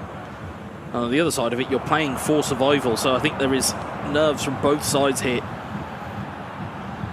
Mucha coming forward with Tell. Nice turn. Musiala back heel to Mane. Great read there for Smalling. Smalling is called into action. Irma with 16 goals in the regular season. That's with missing 1 match day.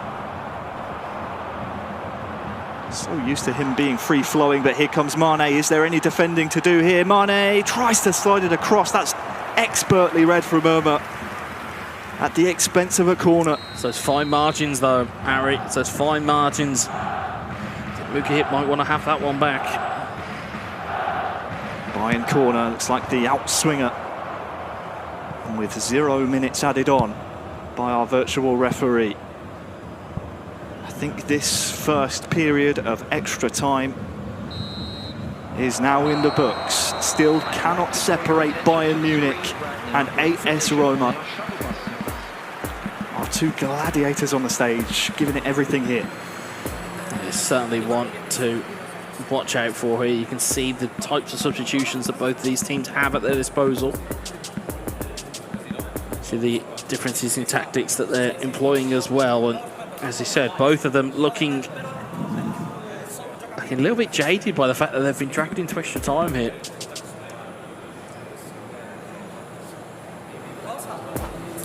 Of course, at this time, Wes, you not only have to consider the second period of extra time, but also what comes afterwards if they're still level. Exactly. The dreaded penalty shootout, or as I like to call it, save, shoot or miss. It very much is going to be that if they can't be split here. Substitution in progress. I don't think the name penalty shootout is going to go out of fashion anytime soon, but if it does, Wes, I'm working on contingencies. We've got a backup ready to go. Second period of extra time underway. We need a winner from this game. If it's Bayern, they advance to the semi-finals. A date with Destiny and FC Barcelona awaits. If Roma win, we are going to a third and final game to decide who will take that third semi-final spot. Manchester United and Barcelona already waiting. Irma's coming forward here, but Blind smartly across. Interestingly enough, this may just play into the favour of Barcelona, casting a mind forward to minds forward to the semi-final. It may benefit them. The longer these games go on, the more energy that's been exerted and the more concentration that is being given away there. So that's a good knock-on from Mane. Far side, Mancini for company. Just needs to wait for a couple of Bayern shirts, or does he? Tell knocks it back to Mane. This is a great passage of play from Mucha hit, but only a corner rewarded in the final 5 in-game minutes of the second period of extra time. How to get creative there. Of course, danger is not over.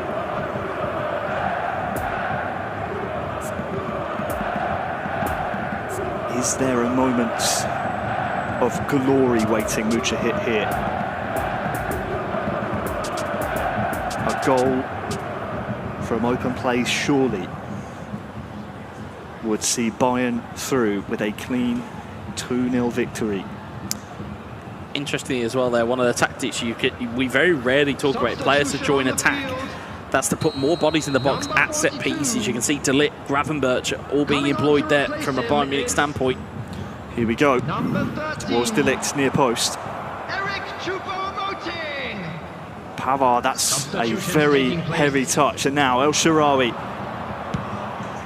The counter not working in Irma's favour. You can see the frustration.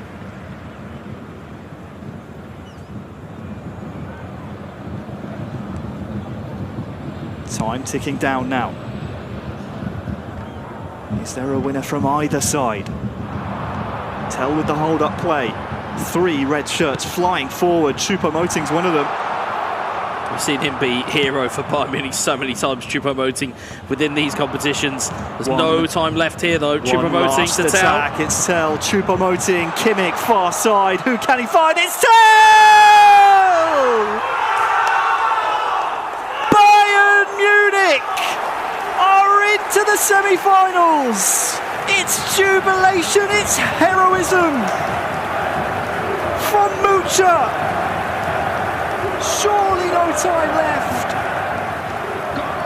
And what a goal to seal it at the very last attack. Bayern are into the semi-finals. You can hear the anticipation from the VIP zone. They could see what was coming. It's a beautiful ball into the box. It's neatly headed down. It's great work from Mucha to just find that opportunity.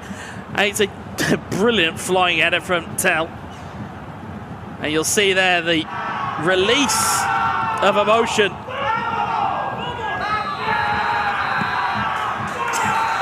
And the final whistle has just been blown.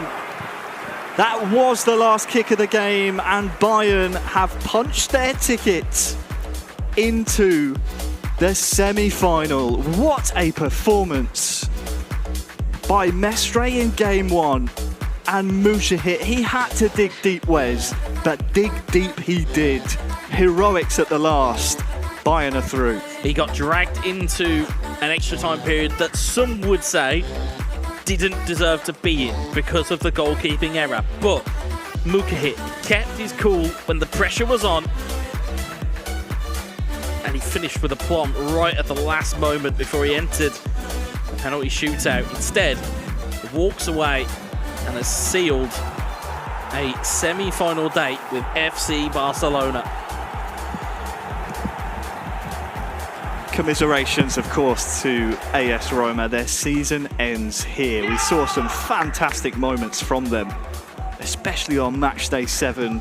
Gagliardo punching their ticket to the knockout stages, and then of course Stifler's famous win against their previously undefeated Eterito. They bow out though, Semra.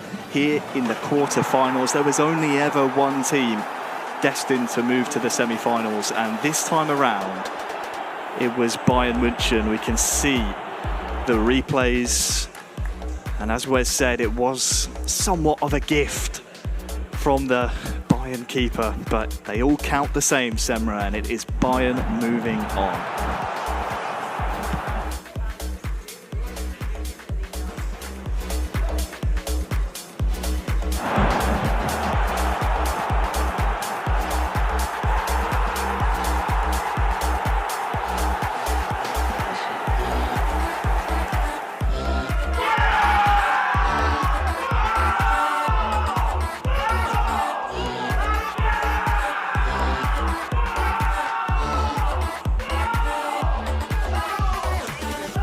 Of really two different games, wasn't it? In the first one with Mestre absolutely steamrolling Stifler into opposition. He came out swinging, he flew out of the traps. It was some really exciting flair and fantastic football in terms of the way that he was attacking. In the second game, completely different story. It was decided by the final kick of the game.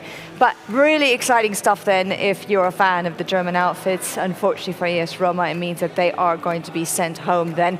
And so we have Mujahid, the captain of FC Barcelona. Sorry, not FC Barcelona, that's who they're playing next, FC Bayern Munich, who is with Wes now and talk to us a little bit about what we just saw. Thanks very much, guys. As you mentioned, I'm here with Mushahit from FC Bayern Munich. First of all, congratulations, semi-finalists.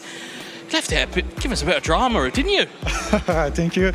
Yeah, it was pretty dramatic, my game. Mestre played really great. He was in the control of the whole game. Great win. And I played against Urma, one of the best players, really, and one of the best performers of the league. So I was expecting a tough game, and it was tough, but I managed to stay in the game, and I took my last chance well, and we managed to win, so we're really happy to be a semi-finalist. Yeah, you certainly did. You left it very late, but the moral of the story is you now have a semi-final with FC Barcelona. Just something for me and Harry, because we can see how many of you guys are here from FC Bayern Munich. Tell us about how important it is to actually have the whole team here on finals day.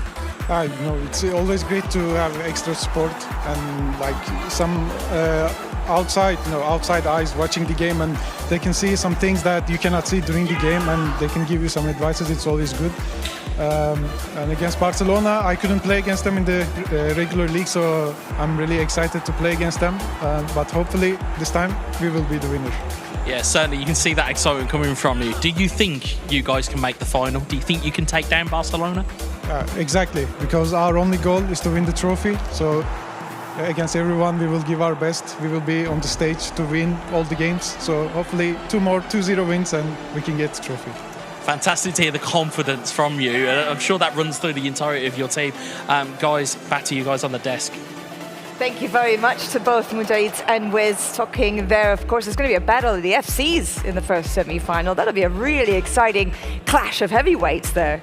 Yeah, it really will, because Barcelona, for the majority of the season, were top of the league. They were doing really well. Then just a little bit of a dip in form towards the end of this season. kind of put their first place in the table under a bit of jeopardy, but then thanks to the matchday 7 musical chairs that we alluded to, they did finish first. But if they can reclaim that mid-season form and Bayern can keep going what they've already done here in the quarterfinals, we could have absolute fireworks in that semi-final. Oh, I love that fireworks. That's exactly what we want to see. I don't know if you were here last night, but it is the one day of the year in Barcelona where all we do is throw fireworks, because it's San Juan. It's the longest day of the year. So we had fireworks going off all night long. It was the longest night as well. It was the longest night of the year. Exactly. I can imagine you didn't get much sleep last night. So yes, the fireworks. Well, they'll be carrying on over into the football then that we'll see here today, the eFootball that is. And in Bayern Munich's case, we saw them lose every single game, right, in match day 7, if memory serves me well. So they bounced back with quite a vengeance then today, and they really have set themselves up for a nice pathway to success. Yeah, it's not how you start, it's how you finish, and that's certainly their mantra they are running with right now, is that they are looking to the final, they're looking to lift the trophy, and they're looking to just take down whoever gets in their way. And I love that confidence when you hear it from the esports players saying, do you know what, we really want to take on Barcelona 2-0, yeah, we'll be fine, we'll get to the final, then we'll beat whoever's in the final. It's great confidence, I love to hear it. I love it. It's almost like they're sending a message to FC Barcelona to have them shaking in their boots, but it's actually quite the opposite. They'll be looking on and saying, you know what, I love the challenge, I'm ready for it, bring it on. All right, well, talking about bringing it on, we have a little bit of vengeance or vendetta, if you like, perhaps, in this next quarterfinal. It's going to be Arsenal against AC Milan.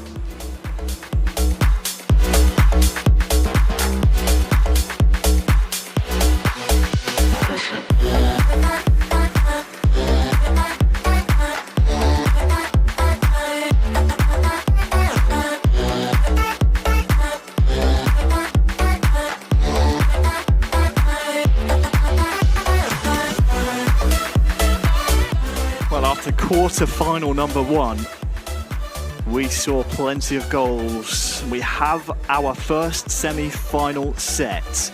It's now time to find our second semi-final matchup. It's going to be Manchester United, but they'll be versing one of these two clubs here. Arsenal versus AC Milan, whereas we saw it on matchday 7, the great escape. It's time to see if Milan can repeat the feat here in the knockout stages. I love to see repeat. I love these. I love when we see reruns of games that we have very much enjoyed throughout the tournament, and none more so than what we saw on matchday 7 from these two teams. It'll be interesting to see whether we see a repeat of the results, or whether we see something from Arsenal that just maybe goes, wait a minute, that was a bit of an anomaly. We've rebuilt, we've gone again, and we'll find ourselves in the semi-final. It's all about these two that you see on your screens right now. Franquinho on one side and Roxa on the other, and they'll be leading off their two teams. Two players who have goal of the matchday awards. Franquinho as recently as matchday 7 when he took down the adversaries, then Arsenal, who they face again here today. Roxa won it back on match day 3. But the trophy of this quarterfinal, the reward, is a date in the semi-finals with Manchester United, and I believe Semra is with Kilsio in the mix zone. Semra, over to you. I am indeed. Thank you very much for that. Talking about a date of destiny, obviously your turn is up later on in the day. It's been a month now that you've had time to prepare for what you have coming up later on. How's it been? Yes, we train a lot this month for this moment, and of course we work. We watch the game of the two teams because we don't know which team will win. There are two amazing teams, so yes, it will be a great battle. So does that mean that you have two different game plans in mind according to whichever opponent you might come up against? Or is it a case of, no, we're going to play our way, our style, and we'll have to have them adapt to us? I think like we will adapt to the team we will face. They don't play the same gameplay, so they are different, so we will play different. Now, I asked this earlier to Alex, as he was also in that position where he can look on and watch this first quarter-final before his respective semi-final. Now you have the same opportunity here to watch on and see what happens. Do you have a particular preference, knowing how they play, and you talk about these different styles, as to who you would actually like to come up against? I think we don't have a preference. We are ready to fight anybody, but I feel like Arsenal, we have a little revenge to take against them. Okay, and just for a bit of fun, if you manage to make it into the final, It's going to be against either FC Bayern Munich or FC Barcelona. How could you see that one playing out? It's very difficult to predict. The two teams are very, very good with amazing players. So yes, it's very impossible to predict. Well, you look very relaxed, I have to say. You look very calm. Are you feeling nervous at all, or no, you're ready to go? No, I think like we know what we have to do. So we know our plans. If it works, it works. If it don't work, it won't work. But there is no point to stress. Just play our game and do the best we can. Okay. And what do you think have been some of the biggest strengths of your team and also you specifically as an individual? I feel like we are very close to each other. We are all friends, so we work a lot together. We progress a lot together. I think like we start the season not very well, and then it will be always better and better and better. So I think we will. I hope we will finish good as we finish the regular season. Well, you have a lot of fans out there who will be watching on right now and cheering you on. Any message you would like to say to them? Yes, that the only message I can say is to all the Manchester fans that we will not let us down. We will do our best. We will fight for the club and for the team, and we will try to win this title. You'll live up to the nickname of being a Red Devil, right? You'll be a very devilish in your performance for today then. Well, good luck to you. Thank you. And we look forward to seeing you later on in action. Guys, I think we're ready for game one of the second quarterfinal, so back over to you. Well, thank you so much, Shemra. Always getting us where we need to be. Great to hear from Kilsey as well. Sounding pretty relaxed for that second semi-final later on. We have the formality, Wes, of finding out which of these two clubs will find themselves in a date with Manchester United later on. First of all, Roxa versus Franquinho. Yeah, it was great to hear from Kilsey. Of course, is an incredibly confident young man and has, as he said, United have grown into this competition as time has gone on. Their performances have got better. And it was interesting that he highlighted the score to settle with Arsenal. If you remember, cast your minds back, it was, I believe it was 9 points that they got taken off them by Arsenal. It was a clean sweep, I believe. I'm happy to be corrected if my analyst buddy to my right will... I think you're right about that on match day 3. Yeah, so match day 3 it was. So it's interesting to hear that he thinks they've got a score to settle, but of course, Arsenal have their own score to settle here from match day 7. As we saw, as you labelled it, the great escape of AC Milan. They took all 9 points. And talking to AC Milan, talking to Arsenal, and looking at the behaviours as we see them walk through, I think AC Milan have got a bit of a jump on Arsenal here. Yeah, most definitely. When you think about match day 7 and exactly how difficult that feat that AC Milan had to do in that third match, having seen Roma already snatch one of those 2 up for grab knockout stage places, having seen what they needed to get from the team they needed to get them against, you're thinking maybe 1-2% possibility. Then they win game 1. Okay, maybe 10% possibility. They win game 2, whereas all of a sudden it just was all up in the air and they did exactly what they needed to do. The miracle from Milan, the Milanese miracle, was something to behold. The slate is clean though for the knockout stages, and Arsenal have a score to settle here. They do not like the fact Milan took all the praise and the fact they, well, don't find themselves already in a semi-final in this competition, because that was what they lost from that performance on match day 7. Time to find out if they can rectify it here. Game 1 underway. Yeah, absolutely. And we see Arsenal from left to right and AC Milan from right to left. Here's Trossard to Saka. Back to Trossard. Here's Ben White. And near side Ben White with that cross towards Jesus. And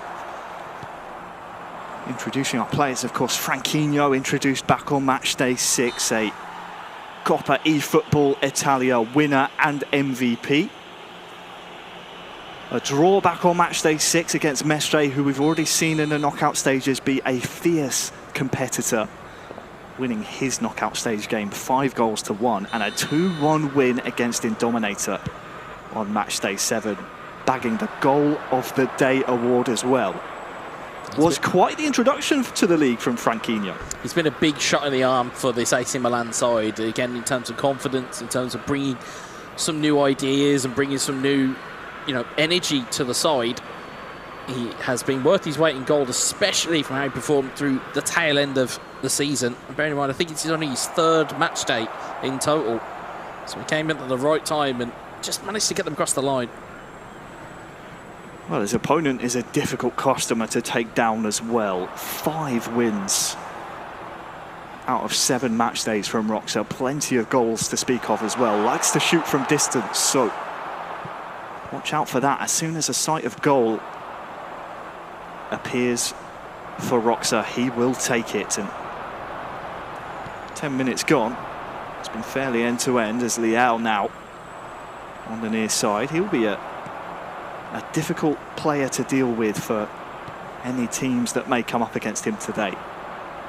Origi on the turn towards Leal. Is this the first goal? Ben White with some interesting defending. The referee saw nothing wrong with it, Wes, but it was just enough to put off the Milan striker. I think Roxa's pretty lucky there that Origi stayed on his feet, because otherwise that is a stonewall penalty waiting to happen.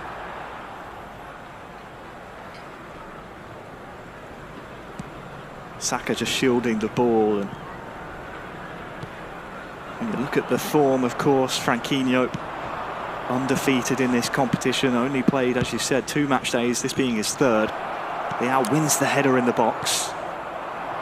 But Roxa, 15 points for Arsenal this season. He's been some contributor.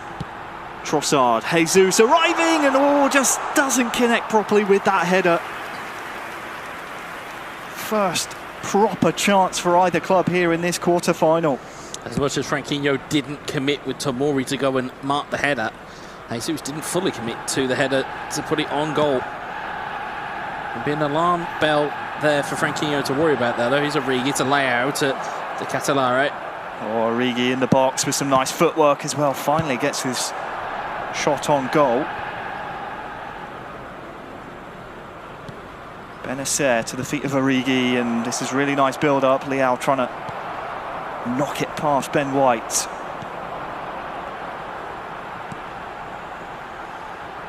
Smith Rowe to Jesus. Looking for Ødegaard. Trossard with the strike!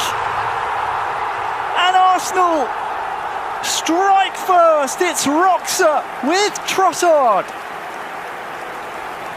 to put the North London club in the driver's seat now of game 1. Needed that one. Needed it just to reset the composure and the emotion in the game. In the fact that we saw so many opportunities going down that end of the field towards AC Milan. It's great to see that Arsenal, as we said, it's moments that count in knockout football. You have to take your chances when they're there. And Roxa is as good as they come when it comes to taking those opportunities. He'll feel relieved, vindicated after that earlier Jesus chance that just didn't connect properly for him. But it is Roxa who strikes first. His 17th goal of the season, including the regular season.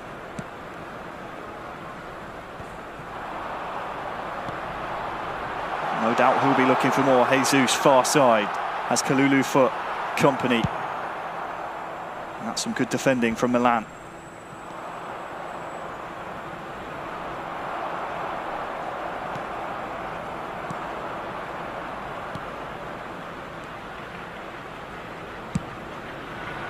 Tonali across to Leal. Benacer just again dispossessed. Some good intercepting happening here from Arsenal. Jesus and Ødegaard look to try and combine while the chance waits to present itself. It's Smith Rowe who is fouled on the edge of the area, so I wonder what will come of this one. We've seen some trickery before from free kicks. This may be another one out of the set piece. Trossard stepping up and straight into the wall. Kier for company, hits him in an unfortunate place, and Roxa thought about letting it run. Trossard with some good footwork here, just waiting for a Milan defender to commit. Ødegaard was waiting in support. Crossfield ball towards Saka. 10 to go until half-time.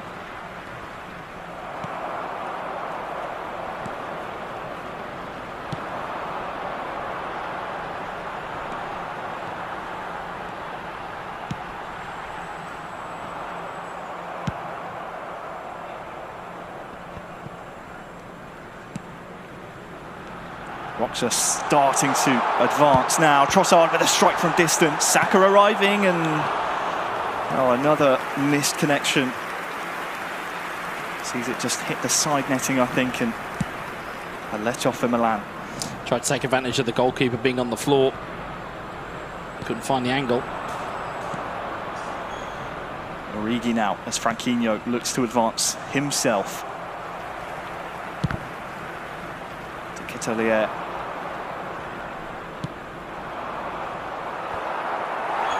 Just will bounce back to Ramsdale, and something tells me Roxa will be happy with possession and potentially the final attack of the half, but instead AC have been gifted it here. White with some dogged defending puts it to the feet of Jesus. Chielo is able to recover, and at first half, Wes, that was fairly open, plenty of action, but just the one goal to separate these two here. Arsenal 1, Milan 0. And Milan only had one shot on goal in that entire half, so there is still time here for AC Milan to get back into it. But on the flip side of it, of course, there's enough opportunity and time for Roxa to build on this lead.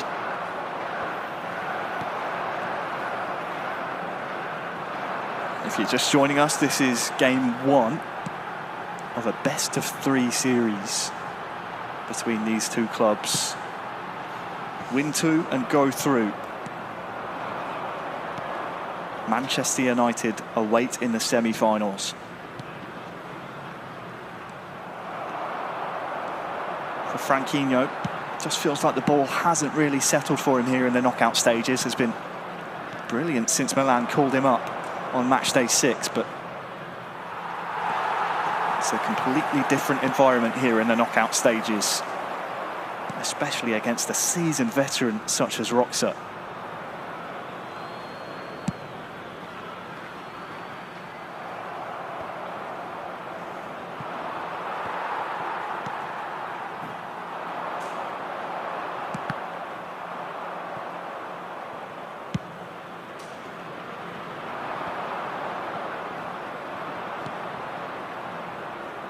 Smith Rowe.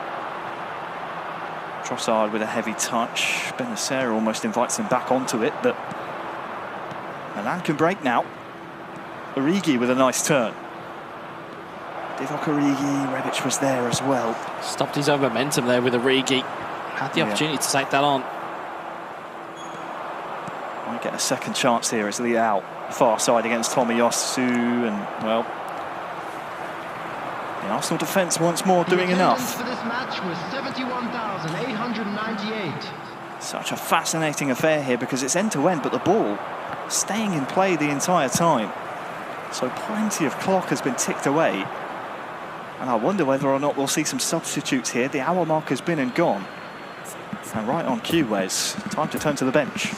Yeah, I think this is the time. If you're going to have to make something happen off the bench here, especially if you are AC Milan, you're having to look to that bench, and you have players that you can call upon. It'd be interesting to see how they deploy them. Of course, on the Arsenal side of the fence as well, of course, you've got players to call on. I just saw the smiling avatar of Gabriel Martinelli that coming on for Arsenal. Number 10. Coming on the field. He scored plenty in this competition. Number 11. For the Gunners, Martinelli, so no surprise to see Roxa turn to him again. Jesus into the box, Trossard cued his strike up. Roxa firmly in that top 4. With some good company as well. Reigning champion as Maccabiel and MVP at Arito. The only 2 men above him in that regard.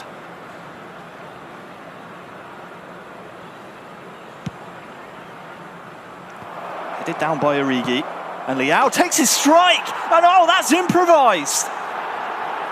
And it doesn't matter how they come for Milan. They all count the same. It is that equaliser. It's a phenomenal finish from Franquinho. Again, headed down. Leao is the benefactor. He, as we'll see back once more here, almost certainly looked like some type of kung fu kick as it was in mid-air. We'll see it again here. Heads it down as simple as you like.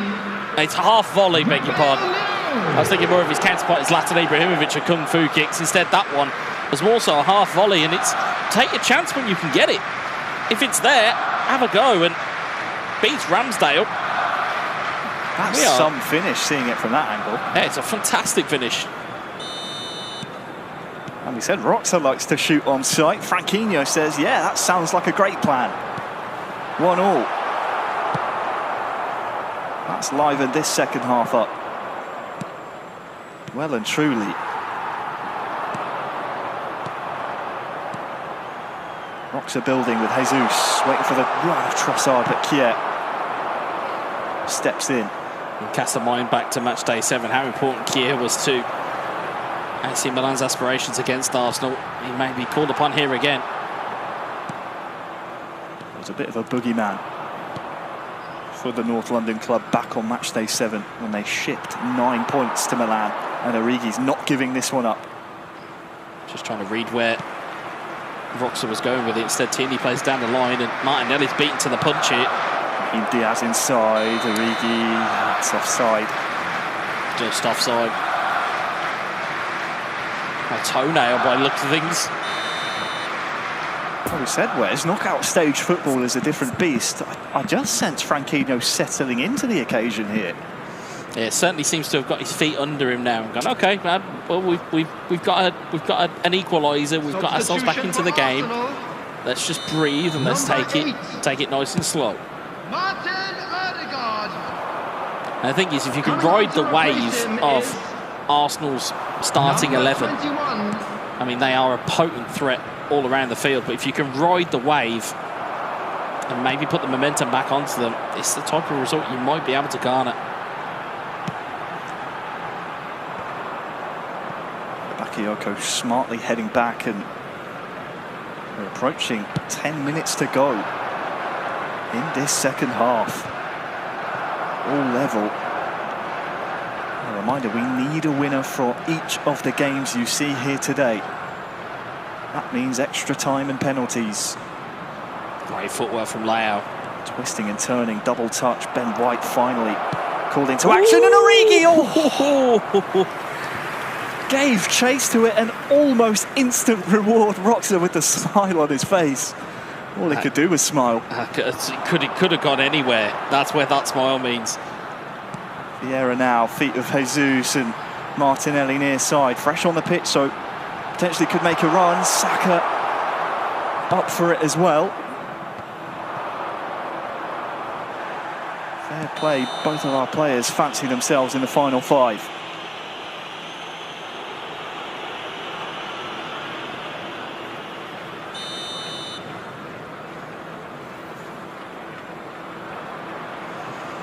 Five minutes left. The mood is tense. Origi down to Leao, Ben White. Useful back there in the Arsenal defence today. Roxa learnt his lesson from the last set piece. He actually got into Franquinho that time. Ball will be cleared away by Kalulu.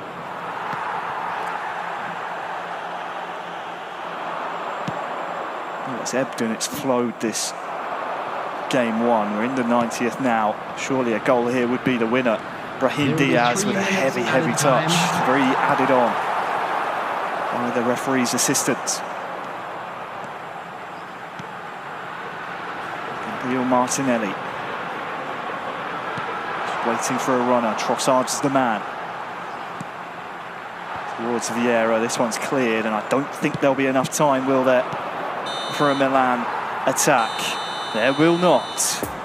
So we are headed to extra time here in game 1 of quarter-final 2. Arsenal 1, Milan 1. And a penny for your thoughts there, Franquinho, because he had to dig deep to get that equaliser. He did indeed, and again, it was the only real chance that was there for the second half. I mean, I'm casting my mind back trying to remember where another chance came from AC Milan that went anywhere close to goal. That was the only chance. So again, we're talking about these fine margins and we're talking about executing under pressure. That second half of Arsenal versus AC Milan is that almost in a microcosm. You can see exactly the effect that we're talking about. When you have those opportunities, you have those moments, you have to take them. And Franquinho took his and then proceeded to lock out Arsenal. Because on the flip side, Arsenal didn't really have a lot of chances in that second half either. So I think looking at the balances on this and looking at how we've seen these games so far, it's almost as though everyone's a little bit nervous because it's knockout football now. It's no longer the safety net of, well, we've got another match day where we can maybe work out the kinks and iron it out, and well, we've got a point out of this will be fine. In a regular season, this is a point, everyone goes home happy and everyone's fine. Reality is you're in a knockout situation, it is totally different, there has to be a winner. So I think looking at this here, the pressure starting to tell just a little bit. Yeah, absolutely. And it's a very similar case as we saw in quarter-final 1. We're underway here now in extra time. I'll come back to that point as Milan look to try and turn the screw. Brahim Diaz, lovely footwork to find its way to Origi. But as we saw in quarter-final 1, Irma just kept to that one goal, had scored so many throughout the season. Dare I say, Roxa finding himself in a very similar position. Top 3 goal scorer held to just a single goal so far.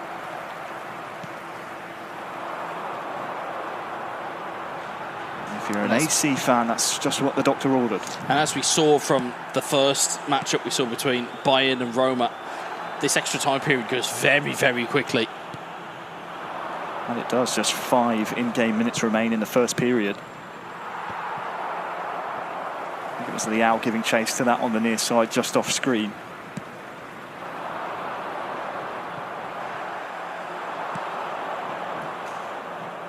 Divock Origi.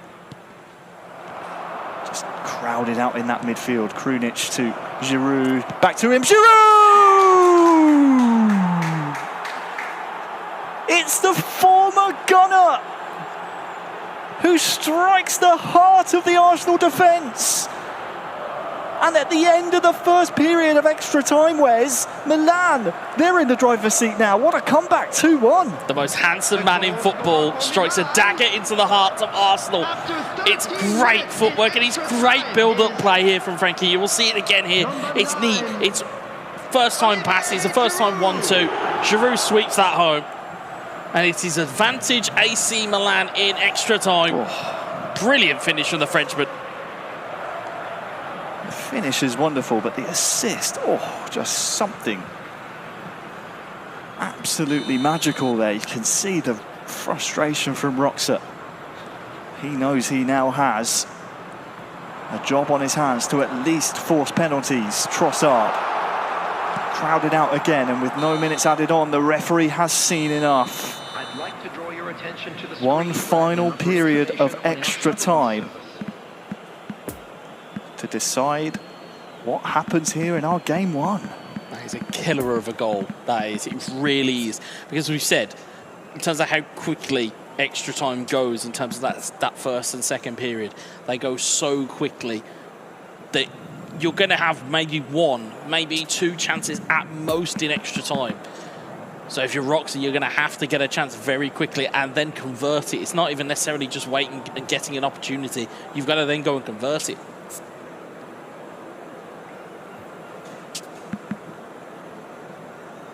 Of course, with the first interval of extra time comes with it the opportunity to swap things up, and it's the point you made earlier, Wes. It's no longer the regular season, so you have no goal difference, no goals scored, nothing like that to worry about. You have to go for it here if you're Roxa. And on the inverse, Wes, set up shop if you're Milan. Yeah, it's the safety net. The safety net's gone. There is to coin the phrase, there is no tomorrow. You have today and today only. There is no we'll come back tomorrow and we'll have a run on it on Sunday. This is it. This is all or nothing now.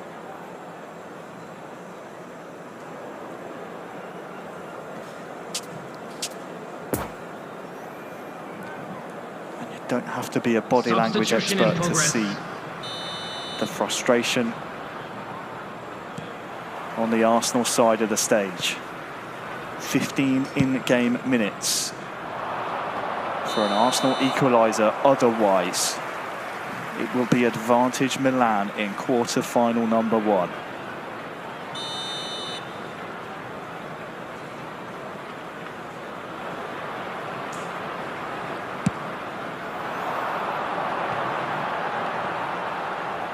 Martinelli back to Jorginho, and well, he's carried on his run. The 1-2 is nice, but Maignan hands very strong at the back, and for Milan, take as much time off of that clock as you can.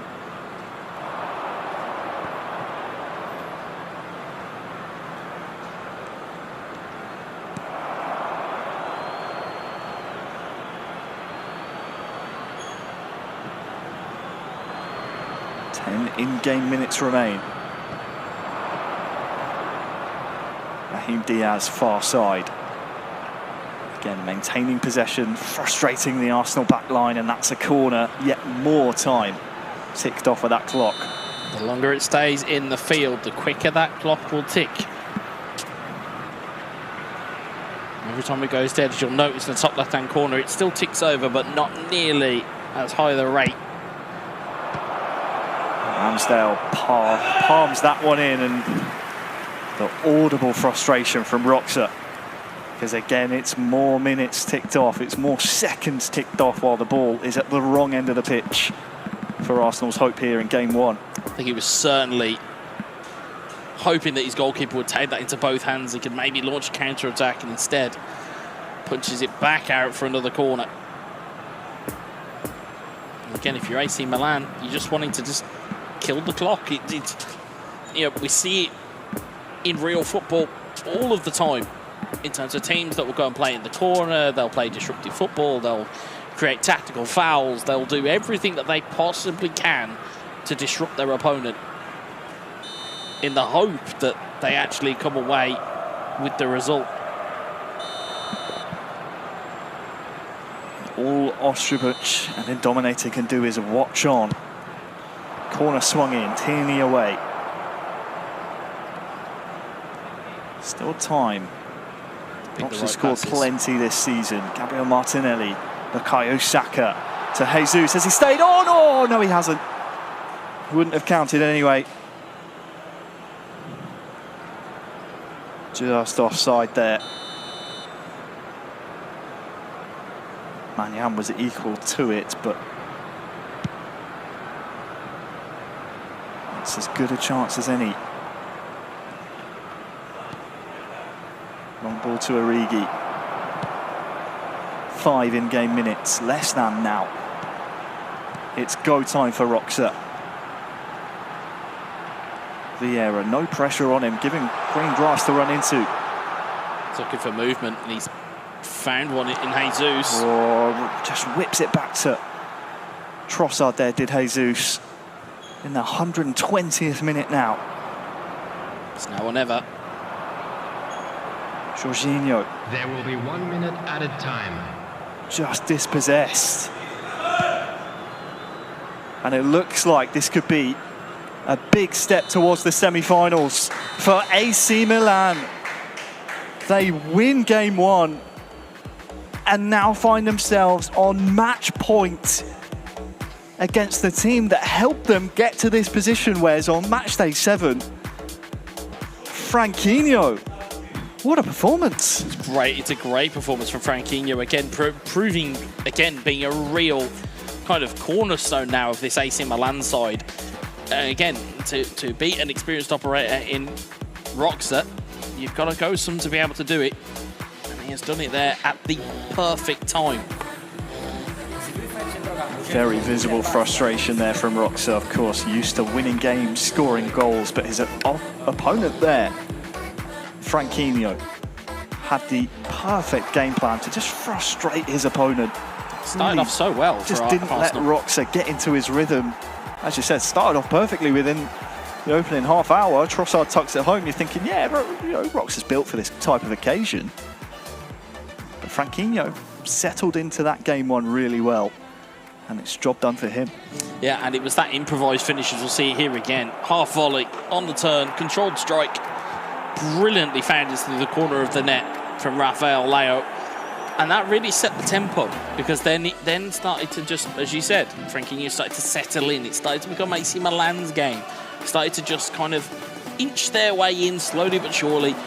Got into extra time, brilliant passing move, and of course it's Olivier Giroud. We, as you know as well, from my speaking to you, my soft spot for Olivier Giroud in this game, in terms of the physicality aspect, is always somebody you can employ. And certainly from there, had enough space, had enough finishing in there, and managed to find the back of the net, much to Roxa's frustration. Thought about dashing the controller, but in the end thought better of it. Yeah. Don't blame you, Roxa. That is an expensive piece of equipment. Tell you what else is expensive, that trophy there. That's what all of our clubs here, our 5 remaining clubs, are vying for. We said goodbye to AS Roma in match number 1.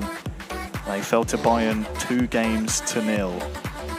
And now Wes, looking up on our stage, looks like captain versus captain. In Dominator for Arsenal has stepped up in game 2. And it's Naples for AC. This is an intriguing affair because we've seen Naples again with a bit of spotty form throughout the season. But in Dominator, seems to either win by a landslide or have very, very close games. There's no in between. Yeah, absolutely. And again, we talk about experience in critical moments and in clutch moments.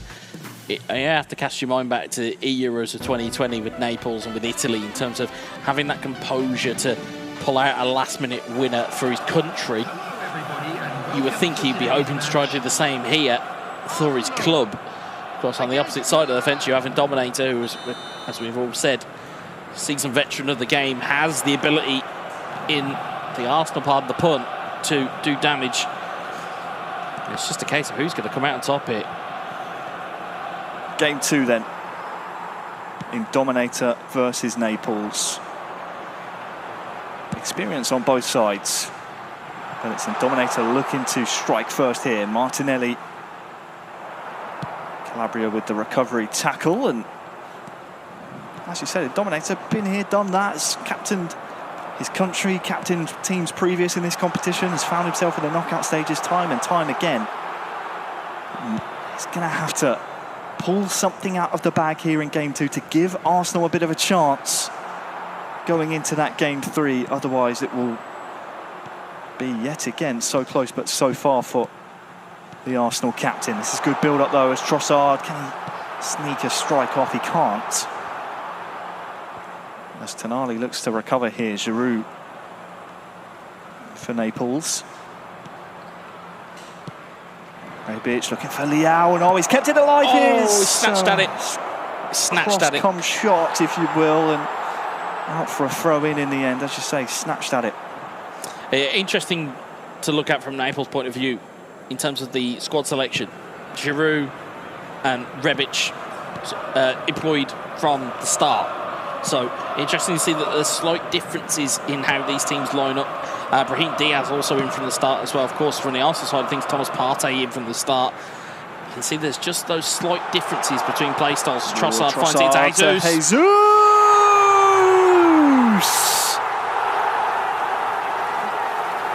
In Dominator on the board. And in control of game 2 now. 15 gone. In the battle of the captains. It's the Gunners striking first. And that is medicine after game 1. Even with the manual goalkeeping, sunk a little bit too long into his goal and didn't hold on to it for long enough. Had he held on long enough, he'd have made that save at the near post. Instead, it's Jesus almost on the goal line here. Inside 6 yards. It's good finish from Dominator.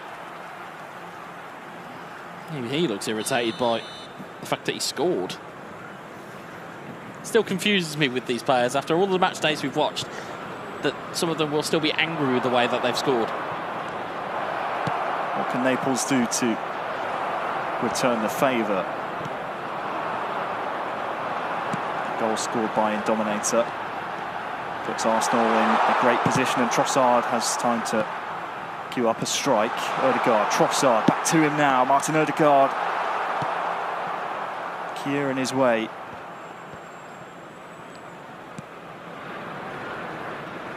Don't forget, it was Arsenal who scored first in that game one.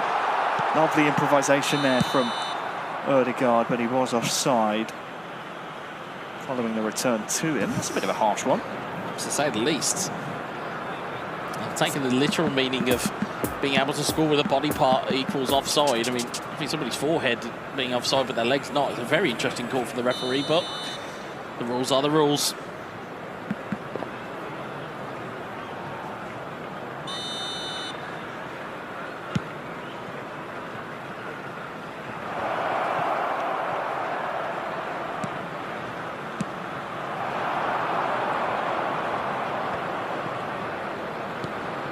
Seeing Dominator there was within the top 10 regular league scorers, so it should be no surprise really seeing him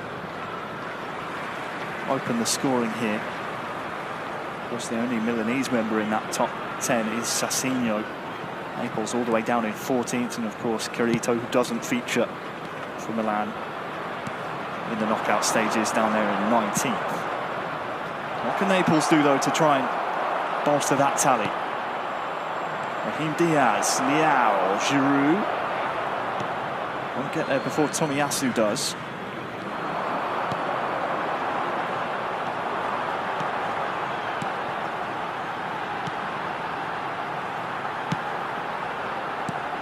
Saka to Martinelli. Trossard, Jesus. Trossard again. Back to Jesus. Oh! How about that? Phenomenal. Metronomic from Jesus. Metronomic from Dominator. That two-goal cushion comes into play now. What do you say about this, Wes? Passing had me almost hypnotised. It was so good. In terms of the one-touch passing, the change in direction rather than continuing to go down the right to Saka, instead turns in field, instead goes towards Trossard, finds the space with Jesus, and that's where Jesus is so potent. Inside 18 yards with a first-time strike is where he likes to be. Great finish from Dominator, great goal all around from him.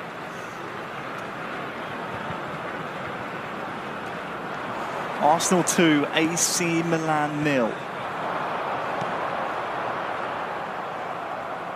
And the worrying thing here for AC Milan fans and Naples up there on the sticks is the fact that, as we said, Dominator either has really close games or absolute blowouts. Naples looking for Giroud.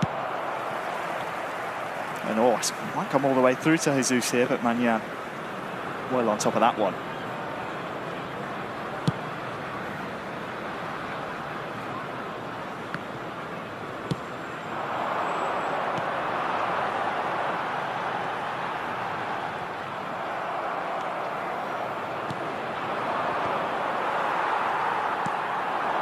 Half-time approaching in around about 5 or so in-game minutes. A goal before the half would do Naples' chance of coming back here in game 2 a world of good. Tonali, Giroud, Benacer, dispossessed unfairly, says the referee. Free kick given in prime free kick territory. Just a case of what have you got in the locker here, Naples. Raheem Diaz to Benacer, back heel to Giroud. Oh, he's offside anyway. It's a good move. Would not have counted, and it's another unfair one. I think just the armpit was offside there, but Ramsdale equal to it. Just a little warning sign for Arsenal.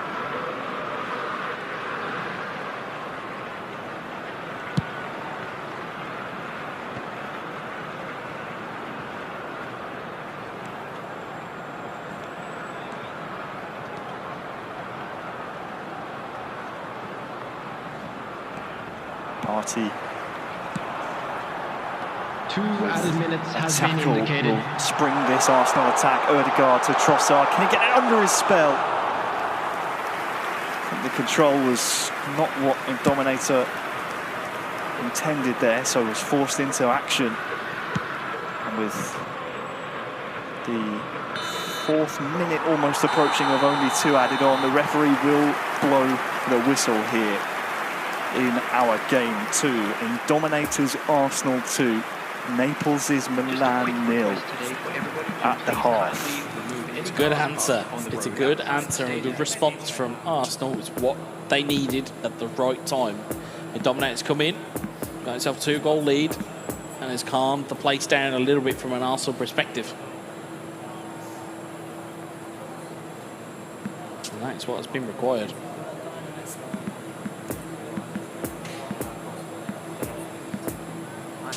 Again, if you cast your mind forward to a potential 3rd game here, well, the process of elimination, well, we would see Ostribuch versus Cecinio, and that would prove to be a very intriguing tie.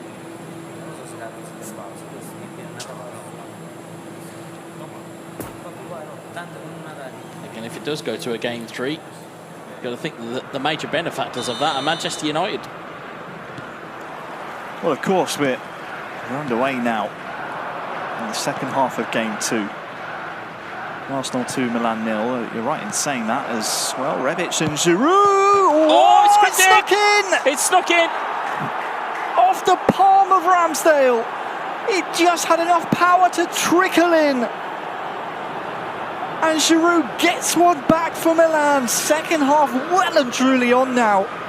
2-1. Too hot to handle it was for Olivier Giroud. We both thought that Ramsdale had done enough there, and then we'd heard the unmistakable noise of a clink off a post, and it ends up in the back of the net. It's a stunning strike that's set up here. Again, first time stunning strike. Ramsdale does get a hand to it, and he cannot keep it out. And that is very much a lifeline there for AC Milan, for Naples. If there's ever an advertisement to stunning strikes, it's right there, because Ramsdale, without that purple power bar, probably palms that one around the post. Try saying that 5 times fast. But Milan are feeling confident after the half-time team talk. The tails are certainly up, and they've slightly changed their shape as well. They've pushed a couple of players a little bit further forward, and they're trying to mitigate some of that Arsenal attacking flair that they have. Martinelli. Jesus is again offside. Dominator upset with himself, but not the first one that's been very unfair. We'll say happening for both teams, but we'd like to see the linesman play on a little bit here. I was going to say, back in my day, it was daylight that was the difference maker.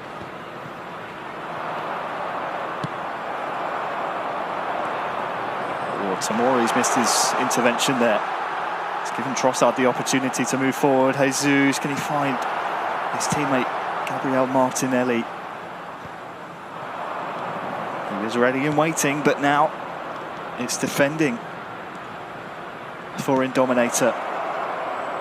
Rebic to Brahim Diaz, and just maybe had a little bit more time to set himself there. It's the nerves of the knockout stages. You often see those unforced errors creep in.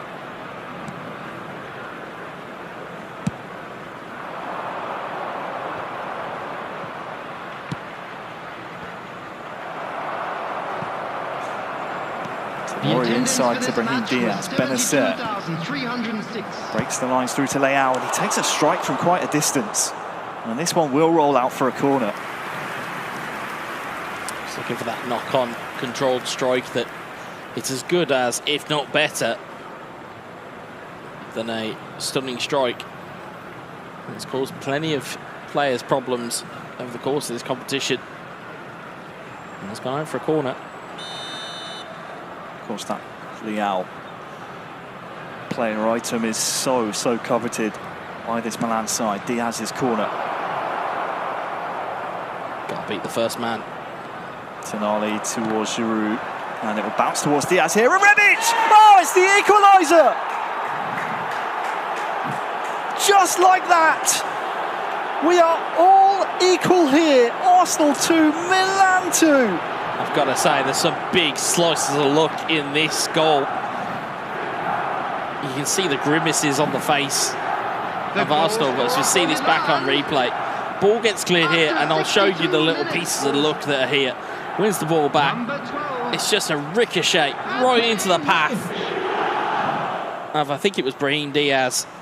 Squared it into Ante Rebic. He swiped it home for 2-2. And again, AC Milan won't care how it got there.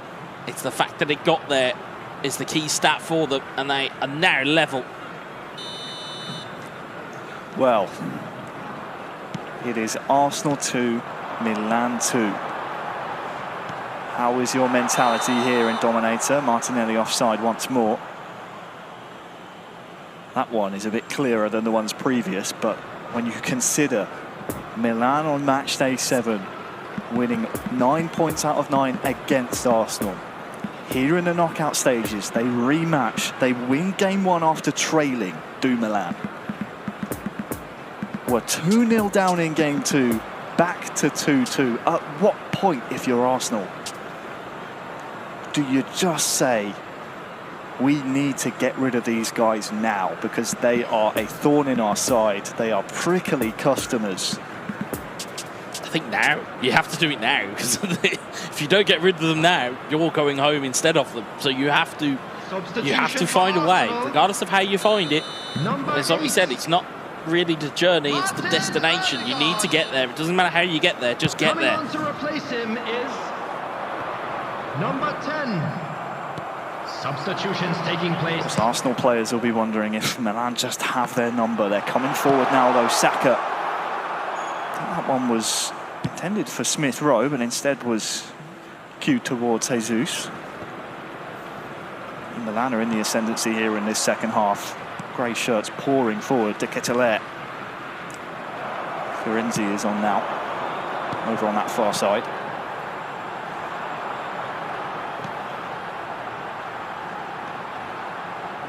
Trossard, good time on his turn. Jorginho in the box, looking for Jesus, snatched away from him. Giroud with the knockdown. Tierney with some crucial interceptions. Good read there from AC Milan. They've won it high upfield here. They have De Ketelaere. He's got Leao on the far side. Back to Giroud with the header, and just thought it might loop over Ramsdale.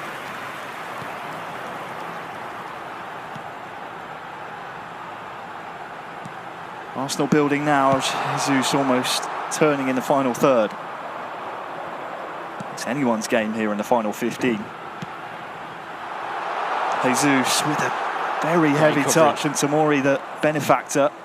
A bit of an improvised pass there. It's worked out very well for AC Milan. How do you like it? Florenzi just crowded out at the vital moment.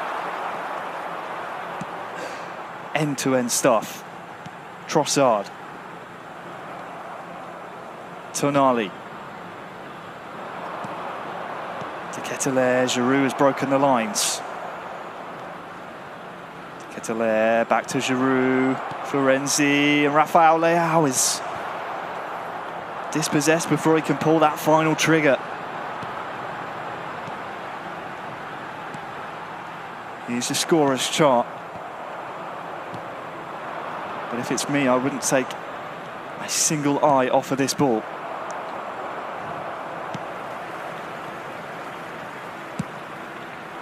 Final 5 in game. Leao. Rebic, Giroud. Partey back defending.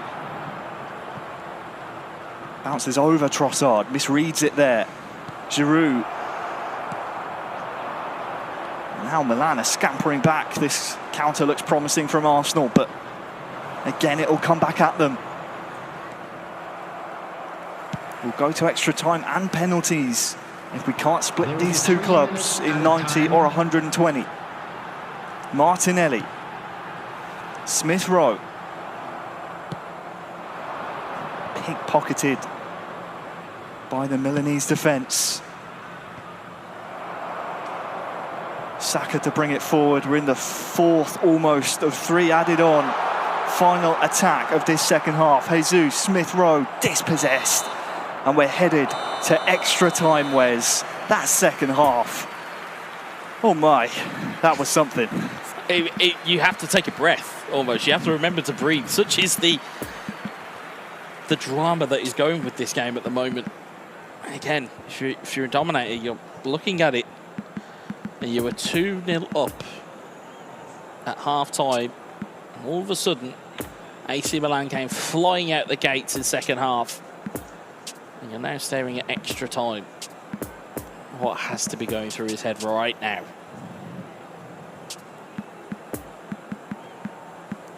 Well, the battle of the captains has not let us down here. In Dominator and Naples,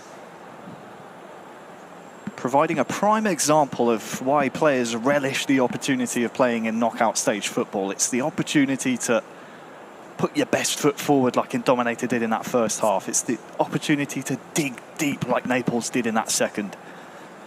And now we have extra time and maybe even penalties to see which of these two men will be the victor. And I couldn't call it at this point. There's nothing quite like knockout esports in any genre of video game, and especially when it goes into what is akin to sudden death, really. You know, if this was any other game, these are the sudden death rounds within, obviously, the efootball ecosphere. It's extra time and it's penalties. And yeah, it is too close to call. Such was the ferocity that both teams were attacking in that final stage of the regulation time. It's too close to call. Number 34. Here we go, extra time. Number 21. 2 15-minute periods in game. Substitution. To see if we can find ourselves a difference maker.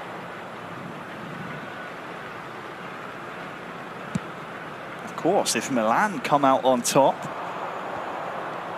one way or another, they'll be advancing to the semi-finals. De Ketelaere here to Leao. He sneaks his strike in and it's flashed past the post.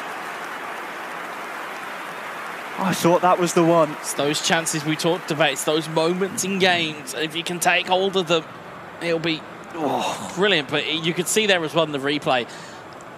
Leao slips as he takes that strike.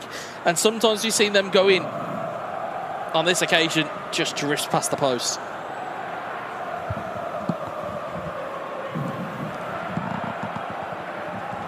Substitution for Arsenal. Number 5. Coming on the field is number 89. Here comes another Milan attack on that far side. Xhaka's on the pitch now for Arsenal as well. Simon Kier. Giroud with the header. Leao's footwork is always slippery in these positions, but good dispossession there by Dominator. 5 minutes to go in this first period. Trossard. Jesus in the box, trying to turn Kier. Can it do so? It's just wide. Couldn't dig it out from underneath his feet. Didn't get the purchase on it that he wanted.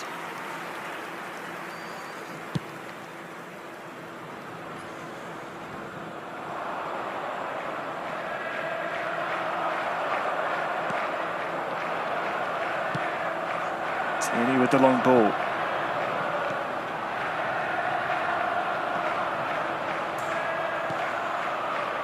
Looking like the final attack of this first period here. Trossard stuck it in an area and Magnan will gather, and gratefully so for the Milanese contingent on the stage. That's our first period done and dusted. Arsenal 2, Milan 2. 15 more in-game minutes to see if we can separate these two. Yeah, both teams are going for it as well. One is playing 3-6-1, the other is playing 3-4-3. just goes to show you both teams wanting to take that final goal. Now hopefully either extend the tie out to a game 3, or we'll see AC Milan go through to the semi-finals.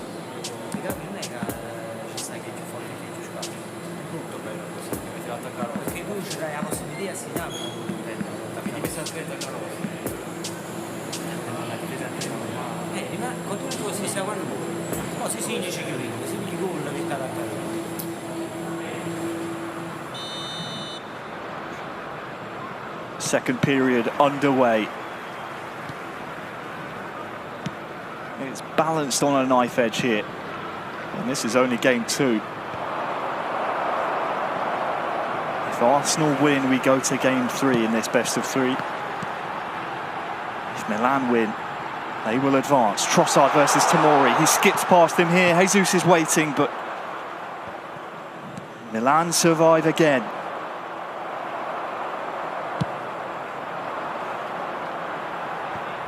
Trossard can't keep that one in.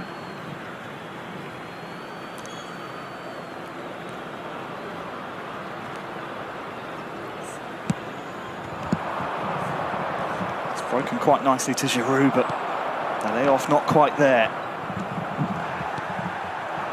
Giroud. De Ketelaere. Bit of time and space, and here is Florenzi looking for the run of De Ketelaere again. Could have shot, flash run across goal. Give us something else to look at, because it's all well and good trying to find the space. But oh, here comes Jesus. Has he stayed on side? No, hasn't quite. And Roxa can't believe it behind in Dominator. And it's another tough one to swallow.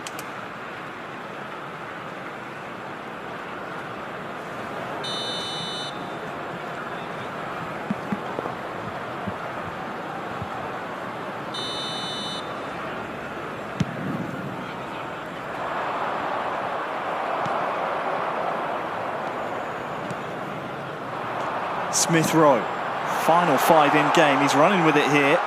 Great defender from Kayet. It's not the first time we've said that across the last 2 match days.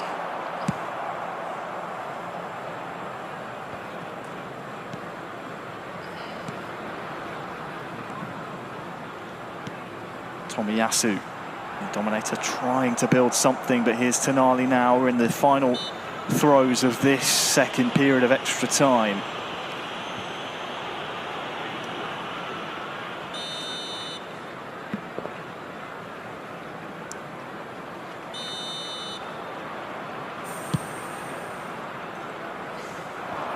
Giroud with the knockdown. Final attack of extra time. Florenzi, corner to Milan. This is gut check time. This is now. Surely it's the last chance here. It's Tonali who stands over it. It'll be an outswinger. Kia's up and Tomiyasu away. We are headed to our first penalty shootout of the 2023 knockout stages. Arsenal and Milan cannot be separated here in game 2. So we're headed to spot kicks. Now, if you are siblings at home, you know exactly what happens next. Both players were hiding controllers. We are turning backs on one another, and we are not letting anybody see what is going on controllers. Because that is the level that we're at right now. It is as rudimental, as fundamental as that. And he's hide your controller and hope for the best. Yeah, just off camera you can see, I think that's the idea from Cecinho. I think he's just shielding the sight. Not that Dominator or any of the Arsenal men would go to that kind of level, but it's just that added extra level of security to say, you know what, I can go where I want without anyone apart from my team knowing. But it's a different type of mentality you need to hold your head high in a penalty shootout. Yeah. And there's no 2 players you would want more in this situation than your club captains in Dominator and Naples. And if you looked at the stats there quickly, the advantage in terms of proficiency at penalties actually is with the AC Milan players here. So we'll see what happens. It's Trossard versus Maignan. Here we go then. First spot kick of the shootout. It's Trossard, and it's 1-0. Good penalty into the corner of the net. Good power on it as well. Krunic steps up against Ramsdale. Now it's Naples' turn to go up against Indominator, and it's into the roof of the net. That is a powerful strike.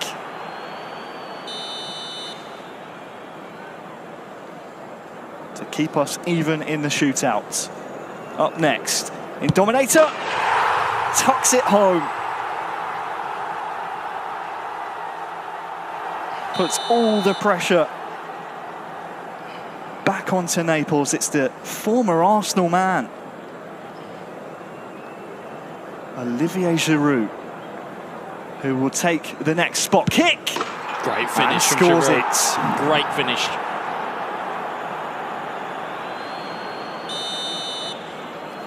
Next up, Gabriel Jesus.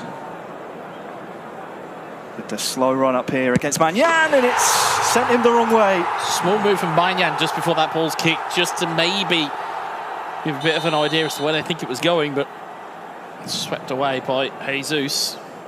3-2 in the shootout. Milan's third here to come with De Ketelaere. Very cool. They're getting closer and closer to each goalkeeper here. It's Granit Xhaka. Edging towards the final penalties of the first 5 before we head into sudden death territory. This one arguably the most important as Xhaka.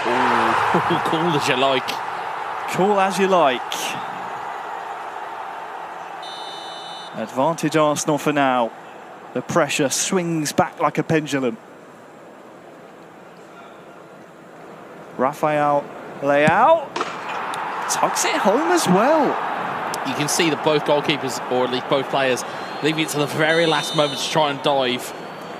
Of course, if penalties are taken at full power, it makes them incredibly hard to stop if you have to leave it that late. 4-4 in the shootout. Smith Rowe for Indominator. Oh, it's saved! The 5th Arsenal penalty is saved. So with this spot kick, AC Milan can book their ticket to the semi-finals. It's Rebic versus Ramsdale. He steps up, and Milan are through to the semi-finals. An incredible 2-0 performance. Sees them face off against Manchester United in semi-final 2.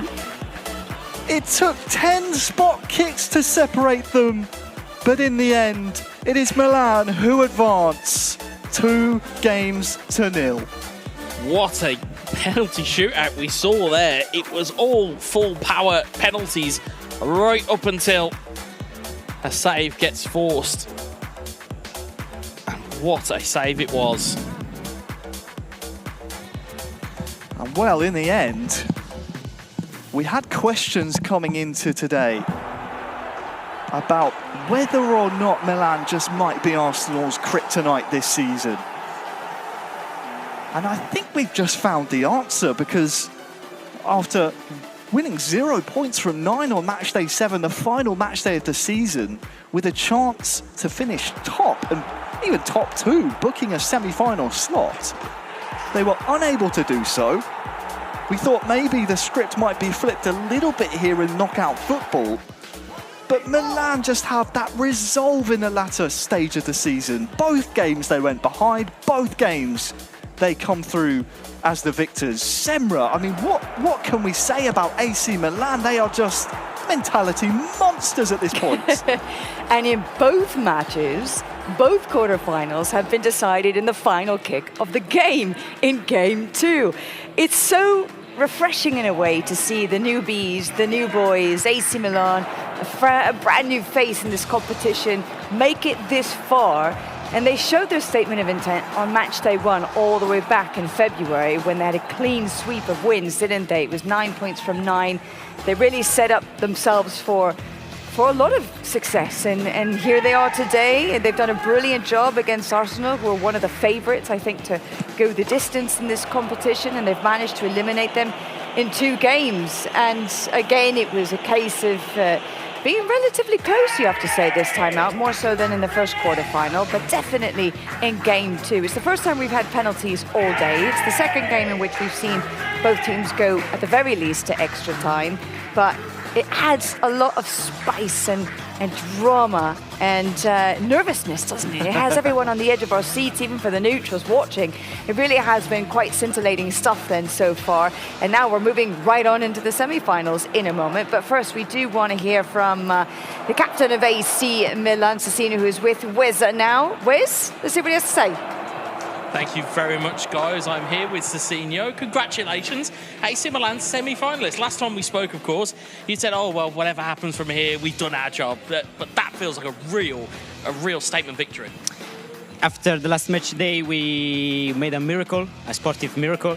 Now we don't want to stop. So let's approach the other matches with the same mindset.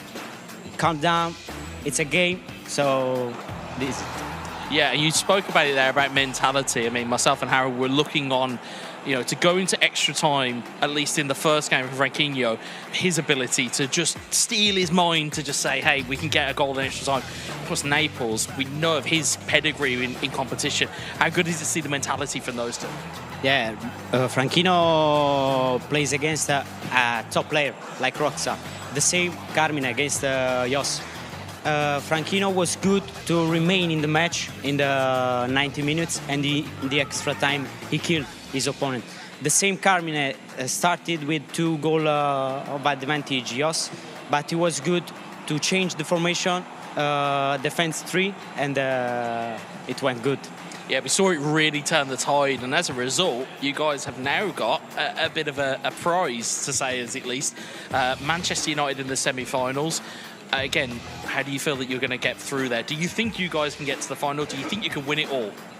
Now we don't have to think against who will play, because we made only 1 point against Manchester in the regular league. So we don't have fear of nobody. We are AC Milan. We demonstrate that we played good against all the team. Now mindset calm and go to the semi-final. Fantastic. You look so relaxed because you didn't get to play. You feel so relaxed. No, fantastic work from AC Milan. Again, go and relax with your teammates. Go and enjoy what we're now going to see in the first semi-final. Back to you guys on the desk.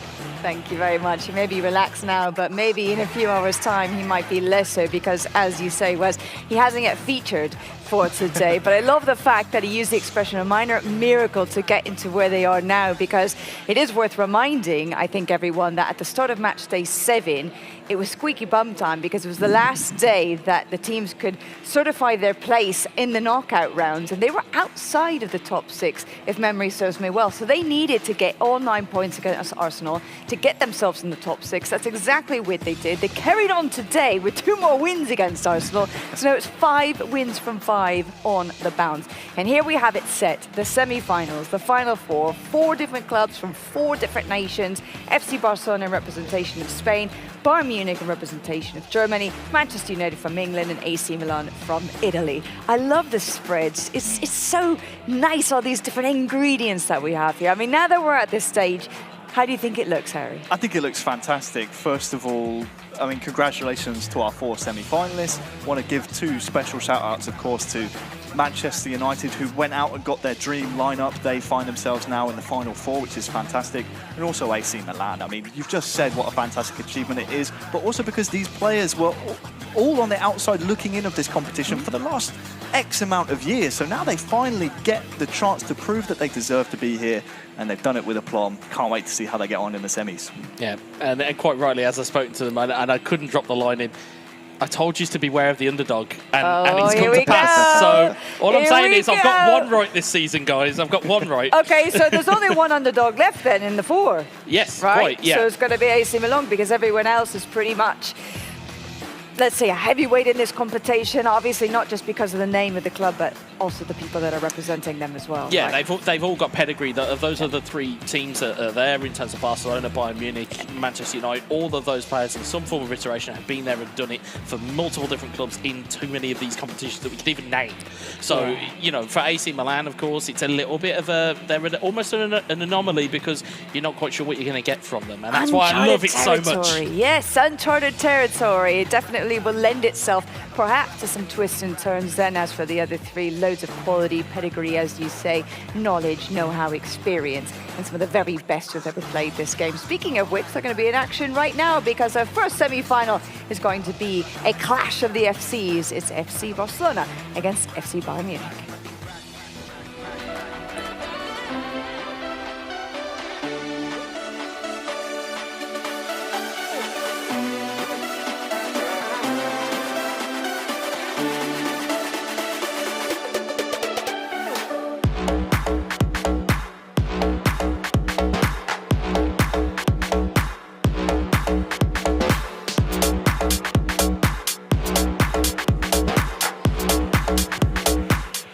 And then there were four.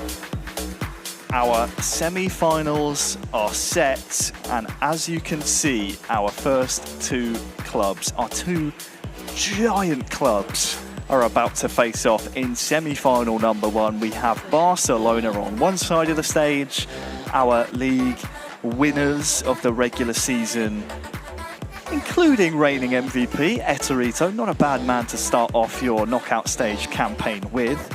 And on the other side, the Bayern contingent. There's no other word for it. There is no other word for the gang of Bayern shirts up there on the stage.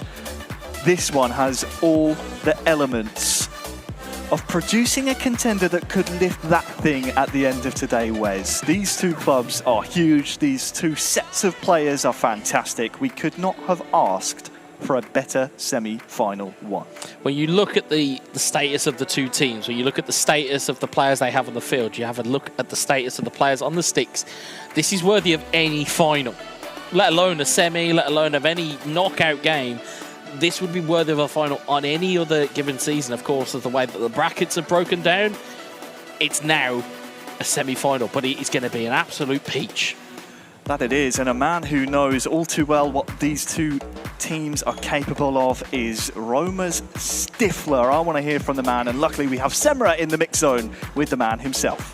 Thank you very much for that. Obviously, Stifler would prefer to be speaking to me under very different circumstances after having been eliminated. But now that the dust has settled a little bit, you've had some time to digest the day's results. How do you feel? How is the team taking the elimination from the competition? We are really sad for this result, but we know it was very difficult against, for me, the strong team in the competition. We'll come back then stronger next year. Good, that's the spirit, that's what we love to hear. But breaking it down for me a little bit more, specifically your game against Mestre, you talk about such a strong opponent overall as a club, the Germans, but what was it about his gameplay today that made it so difficult for you to come out unscathed, you think? I think today I play a little bit down because Bayern is a very strong team, but it's impossible today. Next year we come back stronger. Bayern Roma. Good, good. So we have a new semi-final set up between Barcelona and Bayern Munich. Do you think then, based on what you've seen and what you've experienced, that they are the favourites for today? Or would you say that maybe... For me, on the pitch, Bayern is the best team, but beat Torito is very difficult. Okay, well, any final message that you would like to say then as you depart from the competition this season? Thank you all fan Roma, and see you next year. Sempre Forza Roma. If you want to say it in Italian, you can say it in Italian as well. Dai Roma. Brilliant stuff. Well, thank you very much. Thank you too, Sam. And, you know, overall, congratulations on a brilliant season overall, though. I think you have a lot to feel proud about. And we'll see you very soon. See you very soon. Thank you. All right, guys. Well, I imagine that we're getting very close now to seeing game one of this fantastic semi-finals. Both of you pointed out it really is more like a final, isn't it? Comparing it to the real-world football that we saw in the Champions League, for example, this is like a Real Madrid against a Manchester City kind of dynamic, isn't it? Something that really could be worthy of a final clash between such big sides. Well, Harry, Wes, I'll hand it back over to you then as we get ready for what should be some fantastic eFootball. Well, thank you so much, Semra, as always, getting us where we need to be. Great to hear from Stifler, and something you pointed out while we were listening to Stifler is if there's a man who knows how to beat the MVP, it's him. Stifler. he was the one who ruined the perfect season, 1-0 on match day 7. So always good to hear the insights from Stifler, knows exactly what both of these clubs are capable of, and you can see, first up, it's MVP, Eterito, taking on Muchahit of Bayern. Yeah, as we said earlier on, abject chaos is about to unfold in both of these semi-finals, let alone European heavyweights. They are European super heavyweights in terms of the stature of all 4 of the clubs left here. They are European royalty, as Semra pointed out, in terms of the profile of these teams. They're 4 of the biggest clubs historically and relevant to today's game on the planet in terms of what we are seeing right now between Barcelona and FC Bayern Munich. And I think when we briefly spoke to Alex earlier on, he said he wants to add a star above that badge. I'm very interested to see if they can pull that off. If you're Muchahit here, you're hoping one of 2 things is going to happen. One is MVP Eterito has had a month to mull over that loss on match day 7, his only blemish in the season, and is kind of feeling a bit down. That's the one thing you're hoping or that for. He's maybe overcorrected because he's lost. Yeah, I get what you're saying. Yeah, and the other thing you're kind of hoping for is, as we said when it came to Roxy, you're just hoping that his controllers disconnect something because the form that Eterito has been in, as we saw the promo package for his MVP season, I think it was 32 goals from 41 shots. That is an incredible strike rate for somebody within this competition. Of course, the one thing you won't want to look at if you're Muchahit is Eterito's match day 1 through 6 form, because it is all green, all wins, maximum points up until the final match day is the reason we've crowned the Italian MVP. But of course, Muchahit did a fantastic job earlier in the day winning his knockout stage game, so he already has a knockout stage win to his name, which is more than we can say for the MVP this season. Very much stole it at the very, very last moment. Stole it with that last second opportunity from Tell. And as you quite rightly said, now has the experience of already being on the stage today. And there is that argument about hot hands and cold hands and about being on the console early. There's only so much you can do in the practice room. There's only so much you can do to prepare. It's when the lights are the brightest and the pressure is at its most is where diamonds are made. And we'll be seeing today which side of the fence does it fall on. Is it the Catalan side or is it the Bavarian side that have the diamonds in their weaponry? Bottom of the screen, you just saw how you can stay up to date with all of the goings on, everything eFootball.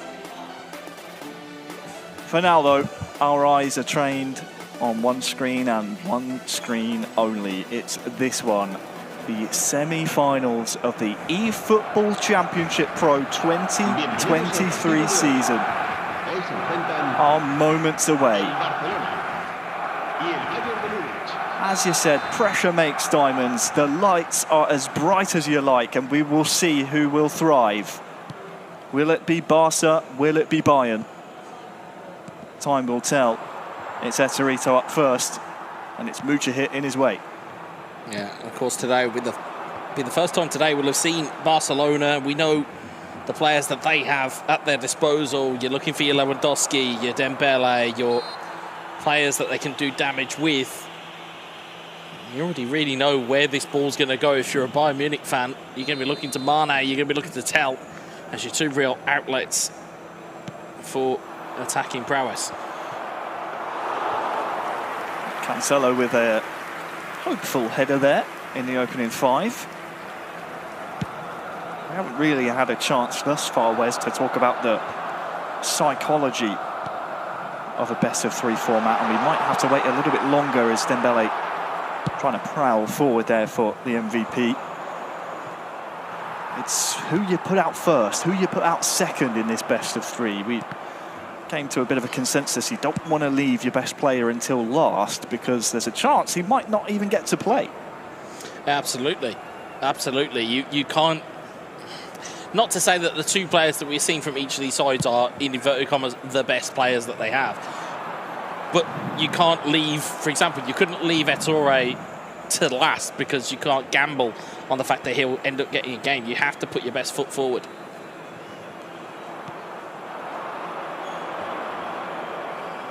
Opening 15 or so has been fairly even between Estorito and Mucha Hits. The Italian against the Turk here on the stage. Barca, regular season winners. However, it was not really thanks to their performance on match day 7. They needed other teams to do them favours, namely Manchester United and AC Milan when they took down their potential title rivals. Long ball to Mane here. He'll get there first, and it's just beyond tell. A ripple of applause from the crowd. They enjoyed the invention and the idea there. Yeah, absolutely. And it was just for a lack of execution. Do we not see a one-goal lead here? But here's Lewandowski to Dembele to Gavi. Here's Kessie. Yeah, Kessie far side. Inside now to Dembele. Nice footwork, but Goretzka snuffs it out. Just have to wonder if Mucha Hits poked the bear here as Estorito is starting to move through those gears. Defensively, though, does a good job.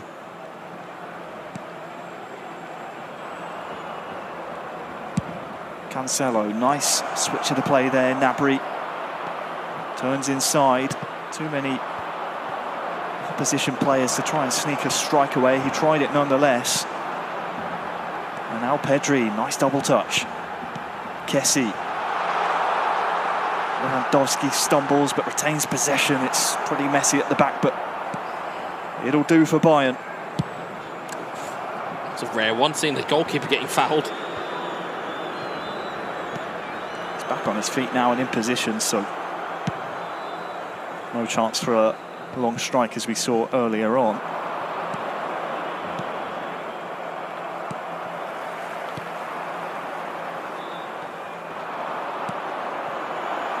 That's a lovely threaded ball here to Mane. Through 1-on-1, and that's big a save. Fabulous save from ter Stegen. Push round the corner for a corner. It's a big manual save that was in there. Again, just a momentary move from Estorito. Pushes it out wide for a corner.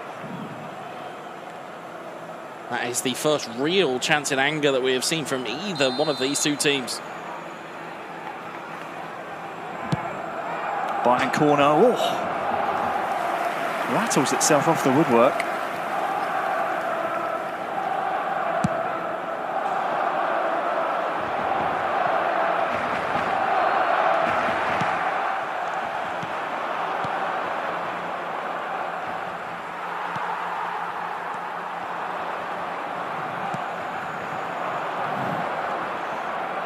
Tell with the knockdown.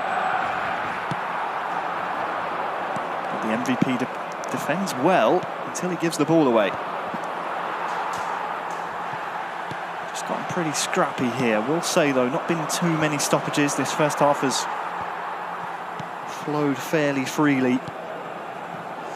Looking at the way that both teams are playing here, they're looking to almost cut out midfield. They're looking to deliver the ball in between the lines, get it into, as we've seen there, a Lewandowski, and knock it down and start to play in triangles and not allow that midfield to catch up. Mane just waiting for some movement.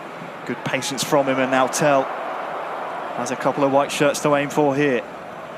Inside of Christensen, the referee unmoved. Great ball movement. Mane over towards Gnabry with the header. Cancelo! Chaos still alive! Finally cleared off the line. Back of ter Stegen's head saved Barcelona there, and now they're on the break here. Lewandowski, here's Kessie. Here comes Robert Lewandowski. He's dispossessed though. Before he can get a touch on that ball. 1 minute added on. The MVP was on the ropes there for a second. But the second wind almost coming towards him, but I think that will be the end of the first half here. Mucha hit 0, Etorito 0 in a very entertaining first half. It's probably the best 0-0 half of eFootball we have seen in the entire competition. It had absolutely everything, just didn't have a goal.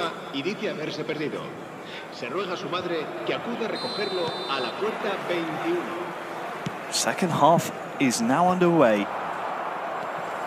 If you're just joining us, this is a best of 3 series. Points, goal difference, none of it matters now. We need winners from each of these games. Win 2 and go through. Which of course means extra time and penalties if needed. We've seen them be necessary once or twice today.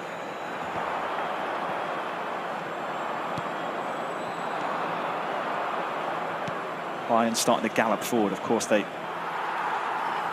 had that real strong chance that was cleared off the line. Kessie, Dembele, Lewandowski. Back to Dembele, and this is where Etorito does his best work with plenty of shirts forward. But just cannot seem to break through Mucha Hit's defensive work. Just waiting for the opportunity, nice though. 1-2 here to Lewandowski!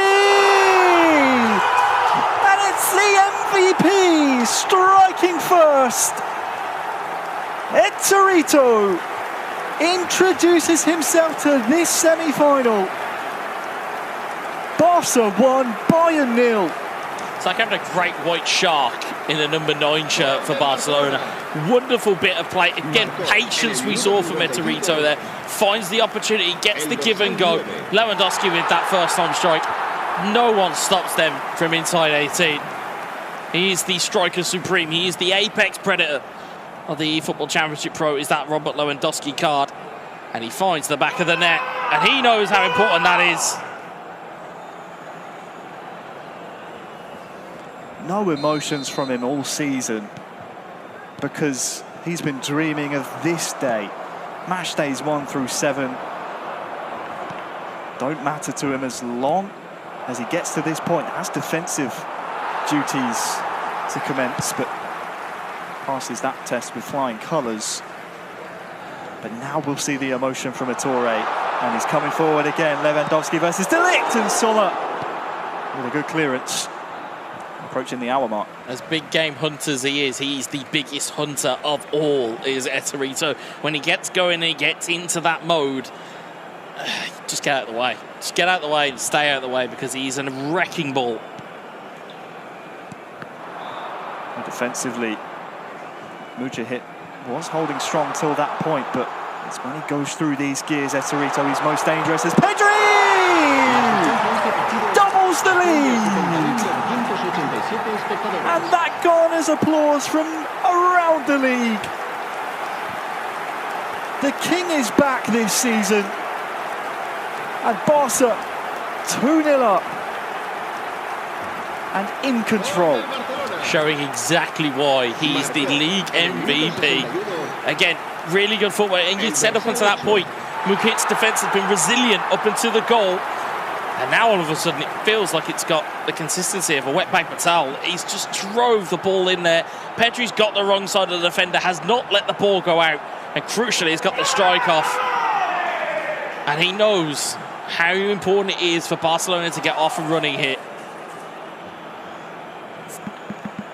That's right, smiles from the Bayern Munich camp. But yeah, you said it. I was about to point that out myself, because they know when the MVP gets into these situations and gets into these moods, there is very, very few players in the world that can stop him scoring goals.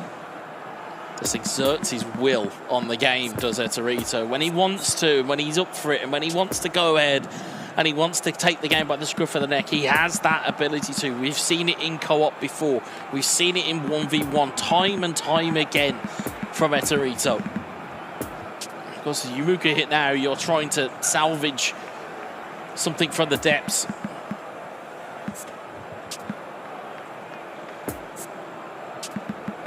Of course, the game not over yet, but we have to admire the brilliance of Eterito when it's on display. Something tells me he came into this season with a bit of a chip on his shoulder, took a year out, probably not enforced, probably by choice.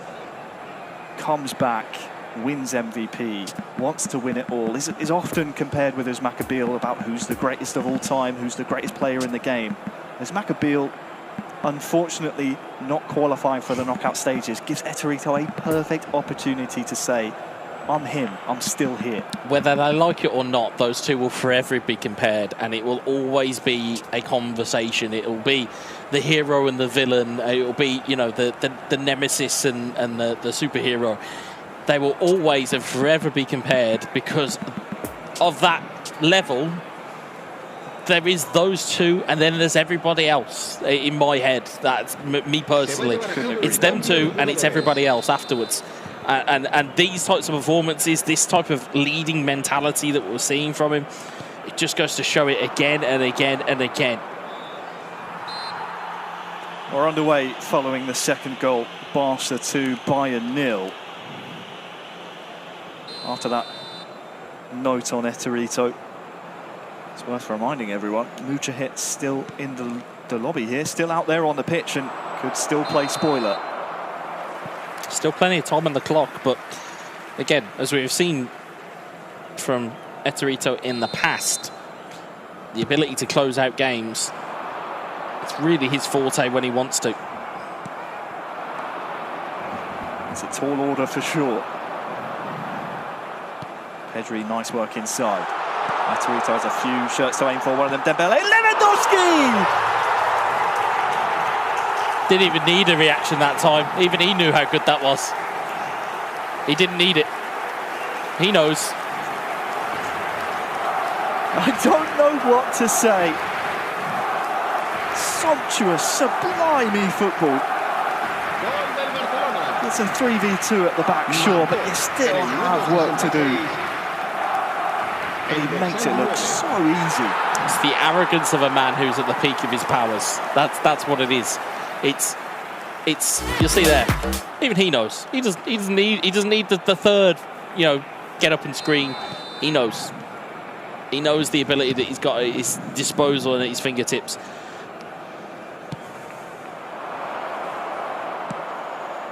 Barca 3, Bayern 0. And honestly, if it's your first time watching Mujahid play, it's not a fair representation of his skill level because Torre really is just that good. And the celebrations, because Barca, as it stands, 1 foot in that final. Koeman, though, to the byline. Chance for one back, and Gnabry closed down before he has a chance. He has the fundamental ability to make superstars look ordinary. That's the level we're looking at with Eterito. He can make the most brilliant of players look completely ordinary when he wants to. I think that's what he's done here. Defensively there with Pavard to snatch possession back and stop that attack. And they're starting to build now and have some joy down this right-hand side with Gnabry. Christensen and Eterito not to be outdone. It's a 3-on-3 at the back again, and Dembele's joining the hunt now as well. Pedri. Back to Dembele, but the pass just had a little bit too much fizz on it for him to control.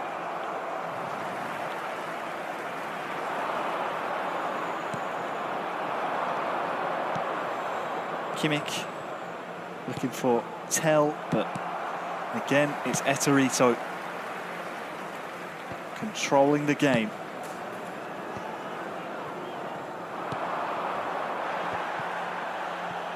In the final 10. And this one now just a formality, Wes. Yeah, it looks like there's not going to be enough time here. I know that 7 minutes, and it only takes a second to score a goal, but Torres in possession, he's pushing it down the line. And you've got to think that is surely going to be all she wrote for this game, and as we said, it will put Barcelona on the hill here. Potentially setting themselves up for a match point decider in game 2 of this tie. Koeman inside. Back to him now.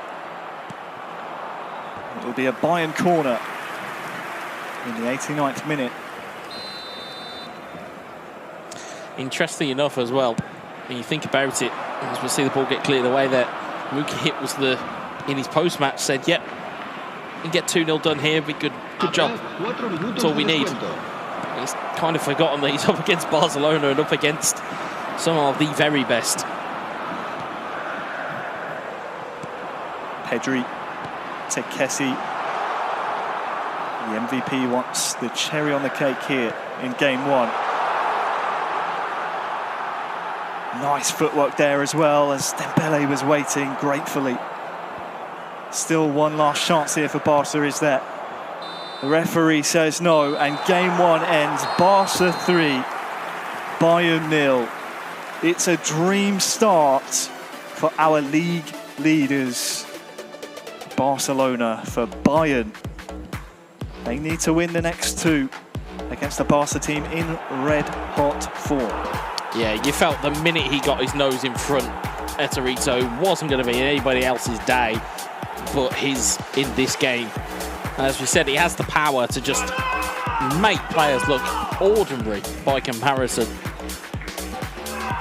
And as such, you could sense that those first 2 celebrations, that's a statement, just to take the air out of the sails that were in Bayern after they had come through against Roma earlier on. He said that just sucker punch completely took the momentum away from them.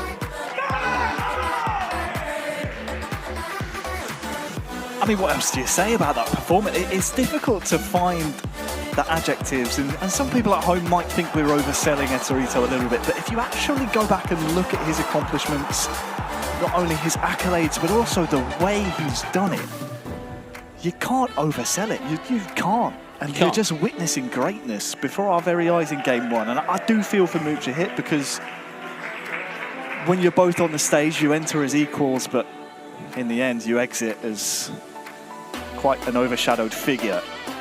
Now this has narrative, needle, every bit of emotion, every type of storyline in it that you could possibly ask for between these 2 on the stage. The 2 men in question are Alex Alguacil, a second stint at Barcelona this season. Has been fairly fruitful for him. Only 1 loss to his name this season, otherwise undefeated. And on the other side, it's Captain Jose. Of course, another one who, if you take away that default loss back on match day 5 due to an infringement of the rules, also only 1 loss to his name. So this one, not only are they 2 Spaniards, teammates on the national team a few years ago, former teammates in Bayern as well. It's almost like it's like they're rivals, then they're teammates, they're rivals, they're teammates. It's just this back and forth between, okay, which do we want to be? Do you want to be rivals or do you want to be teammates? Which one do you want? And as it stands at the moment, they are now back to being domestic rivals. And certainly, if we remember and cast our minds back to the regular league game, it was Alex Alguacil versus Mestre in that very tense 1-0 victory. And a couple of pointy comments maybe in the post-match mix zone from Alex, where I think that, you know, the team talk for Barcelona on that day had been done for them. In the sense of, oh, well, you know, Torres really good and Barcelona are good, and that was it. And they completely kind of discounted Alex and the Palma. And I think sometimes that, like I said, you can kind of give your opponent the ammunition before you even get going. It's maybe downplayed in public, but you have to feel there's at least a little bit of a chip on Alex's shoulder after finding himself without a home, to put it nicely, before the season started. Barcelona came along and said, listen, we're building something with a player, you might have heard of him. Yeah, you might remember him. You were really good in co-op. Back in the day, Yeah, what's his name again? Eterito, Yeah. yeah. Do you want to join? And Alex obviously found himself fitting right in throughout the season on this Barca team. The question is whether or not he'll have enough knowledge on Jose and Bayern from his time there to best his adversary here. If he does, then Barca will be our first finalists, no doubt. The competition. Or just keep your eyes peeled for, as we can hear the dulcet tones of other commentary coming through our ears. But will we keep your eyes peeled on the reactions from these two players? Because I would imagine that'll be red hot. This year's vintage will no doubt do the same. As we'll try and talk over Peter Drury. I do love Peter Drury, one of my favourite commentators, so I personally don't mind it. Maybe we should shut up and let Peter take it away. But for now, we are underway. Game 2, semi-final 1, and it's Bayern.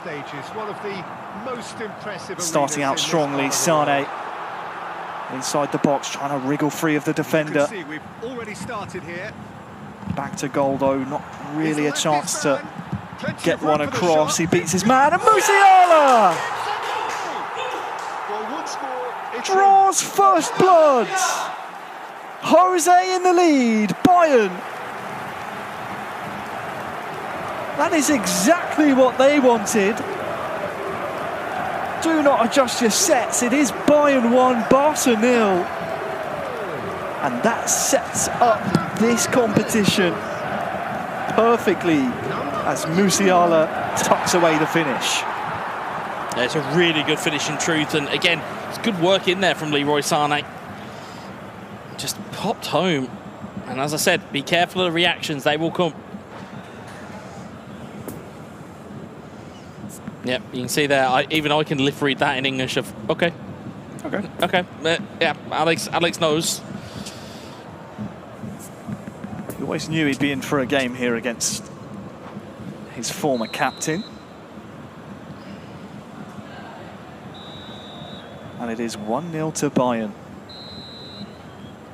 First we're seeing of Jose today, of course.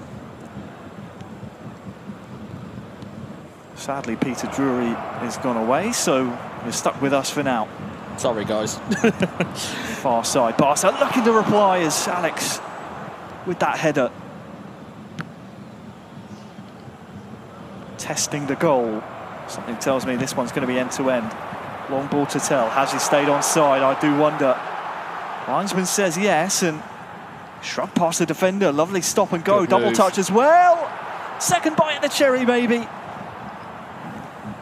Finally cleared away by Alex, and Barcelona, well, they don't have too much time to rest on their laurels here because Musiala's starting to advance. Mane, he's been lively for Bayern today. Oh, and he's tackled just outside the box there. Won't be a penalty, but will be a free kick in a difficult position. Yeah, Jose's come out like a man on fire and a man on a mission to salvage Bayern Munich's latter stage knockout season. He was the free kick with Kimmich, and Upamecano's following it. The referee points towards the corner. This one could have gone anywhere. I think it might have just slightly deflected off the wall there on the intake, and I think that might just caused a bit of problems for everybody. Sane on the corner. Maybe the in-swinger, but swung in too close to the byline there, as will be a let off for Barca.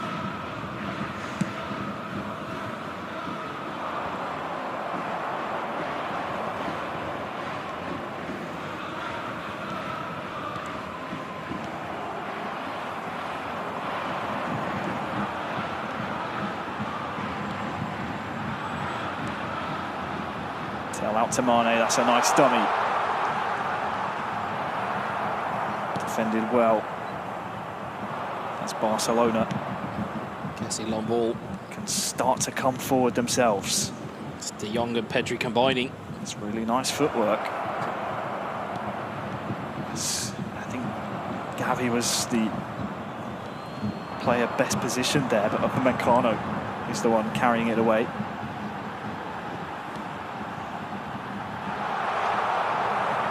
It's always worrying when Tell's giving chase. Time to no avail though. A real opportunity there for Jose to make a bit more of a problem for Alex than what he's seen there, and Alex has had to rush that out. It's gone out for a throw. Looks like just a pause in the action as Alex has decided to just tweak a couple of formations as well. But with 20 minutes gone, there or thereabouts, Wes, it's advantage Bayern. Obviously, they need to win game 2 in this best-of-3 series. Alex will always fancy himself, as I put my teeth back in this type of position, because he's always on the shoulder of Jose with only 1 goal down. Yeah, absolutely. Yeah, it's 1 goal is a really delicate lead here. It's a really delicate lead.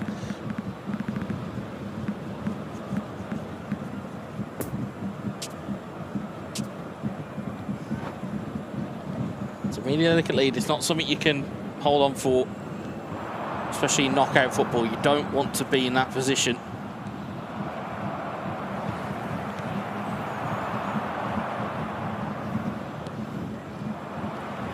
The way again then. Bayern 1, Barca 0. Christensen defending, but you can see Alex this season, no problem scoring goals. Inside the top 10 with 13. Going to need some of that goal scoring prowess here against Jose, who is all the way down there, almost outside the top 20 in truth. But it's the points he's accrued along the way that's helped Bayern get to this stage. And he has an attack here with Kimmich as well.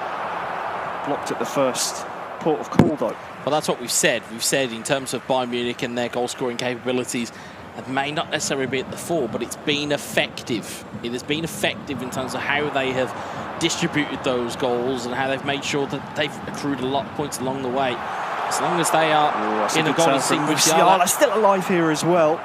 Kimmich with the stunning strike. Out for a corner. But so long as they are getting results along the way, it won't matter how many goals they've scored. They won't be remembered for how many goals they've scored. If they go and win the trophy at the end of today, they'll just be known as champions. Well, it will be a corner thanks to the foot of Ter Stegen there. And I think you're right in saying it, Wes. The return on investment from Bayern's goals has been on the money this season. Nothing too flashy, but plenty of points. The longer this stays 1-0, it'll actually benefit Barcelona here. Absolutely, 10 minutes to go until half-time, plus stoppages, of course.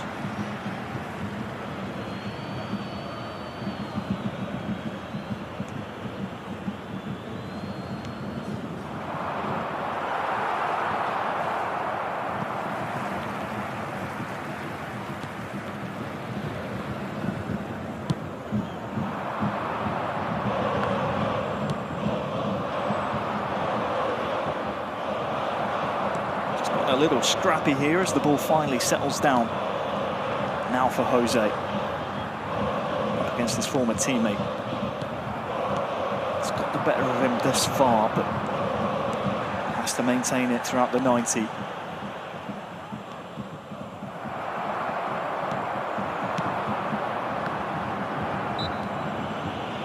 Tell there.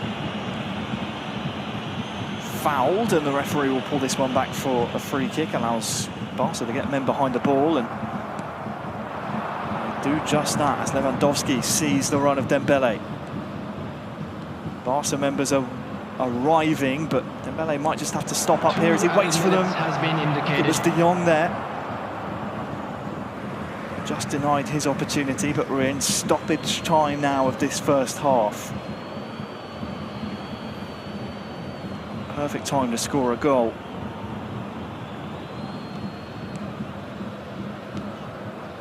Busquets. Couldn't get anything through that Bayern defensive midfield, and the first half will end Bayern 1, Barca 0. An intriguing affair in that first half, Wes, but Bayern the happier of the two. Yeah, you could cut the tension with a knife here. You really could. I know that we speak a lot about the atmosphere that is here, but every single eyeball in this building is on this game in terms of how tense it is, because the margins for error are so slight, and the prize that is on the line here is so valuable that it's so tight, it's so delicately poised here, especially with it only being 1-0.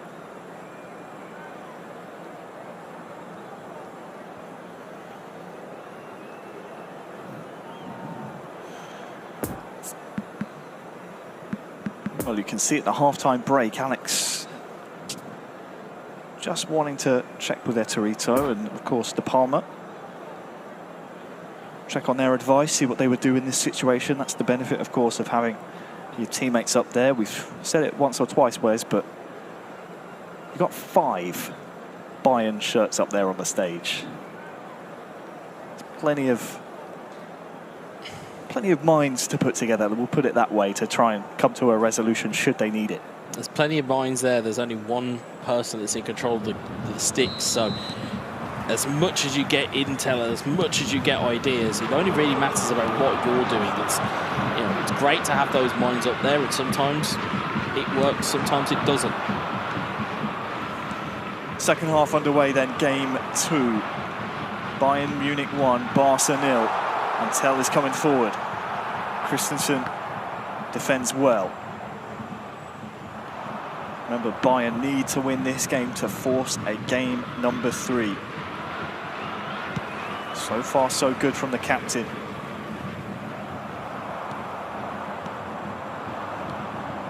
De Jong, Lewandowski.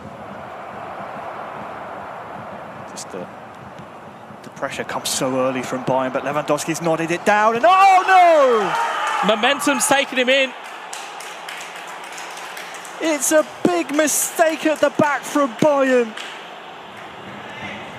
But where the ball was placed from Alex, there's not much the defence could do. I don't think there's anything Jose could have done there. Momentum takes him in. He's not able to get a touch on the ball, and as a result, runs it into the net. There's not a lot he can do.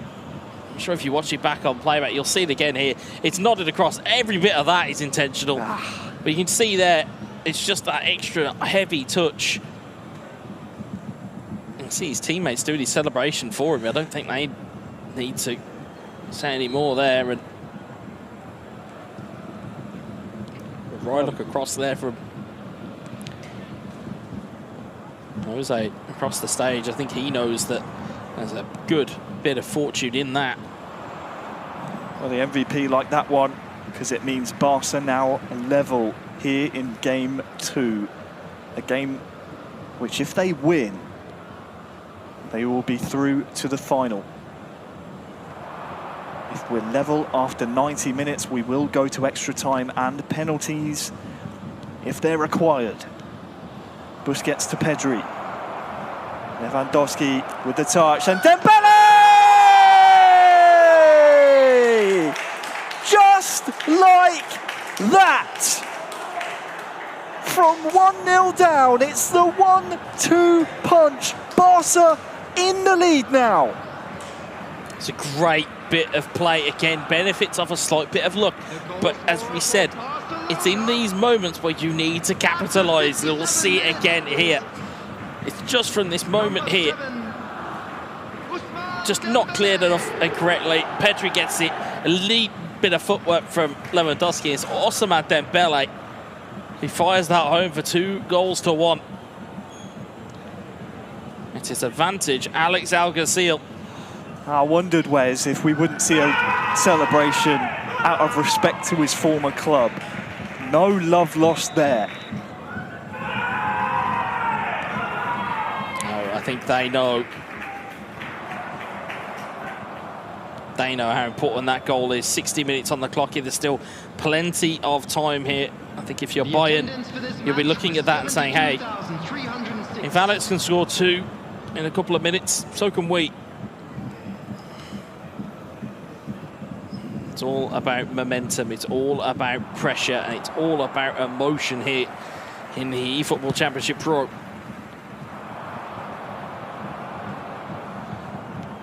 It's about keeping your head. Barca 2, Bayern 1. Bayern coming forward now though, Musiala, scorer of the first goal for them. The only goal for them thus far.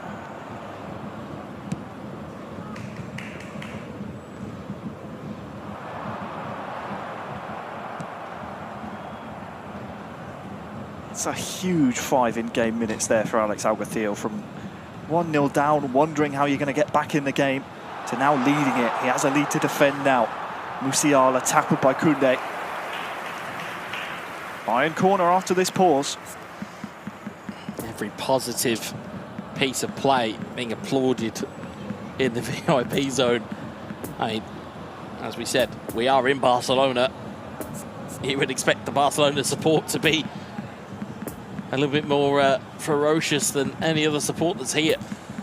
Well, it's a difficult environment to step into, not only because of the heat at this time of year, Wes, but also because it's not like a regular season match day where teams are practicing in the training room, the players are preparing for their own matches. We have clubs now knocked out and done for the season that are sat here purely as spectators, and that just piles on the pressure for these two clubs here in this semi-final. Absolutely, and as much as we say this, you know, we said before in terms of rivalries, in terms of, you know, personal rivalries between players, the reality is that when the consoles are off and they're off away from the tunnel, they're off away from the stage, a lot of these, you know, a lot of these teams are actually pals. They, you know, they have almost communal dinners with them, you know. So I think, you know, looking at it, there'll be people who will just want the best for almost their friends. They will want the best of it. If it's not going to be them, they want it to be their friends that will go on and win.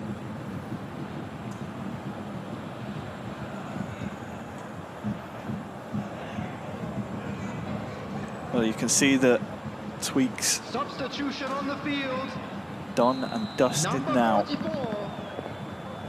We resume with a Bayern corner. Number 10. Taken quite quickly as well. Tomoso Meccano. Coming on the field. Kimmich is onside here, and he's lofted it up to Mane. Oh, great save.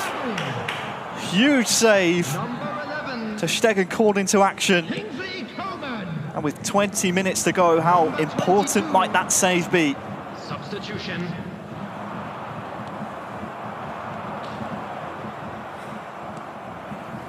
Right, the counter was on, but the ball just behind Lewandowski, but Koundé takes it in stride.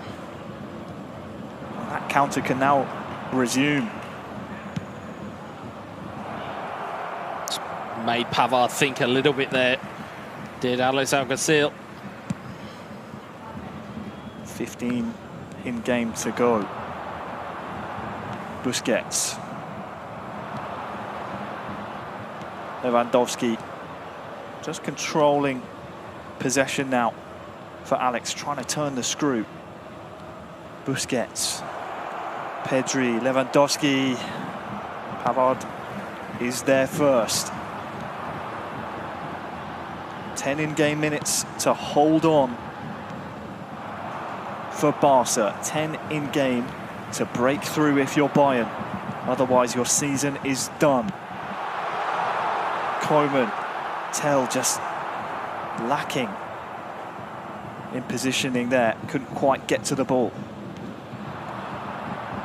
Koeman, Cancelo, Koundé away.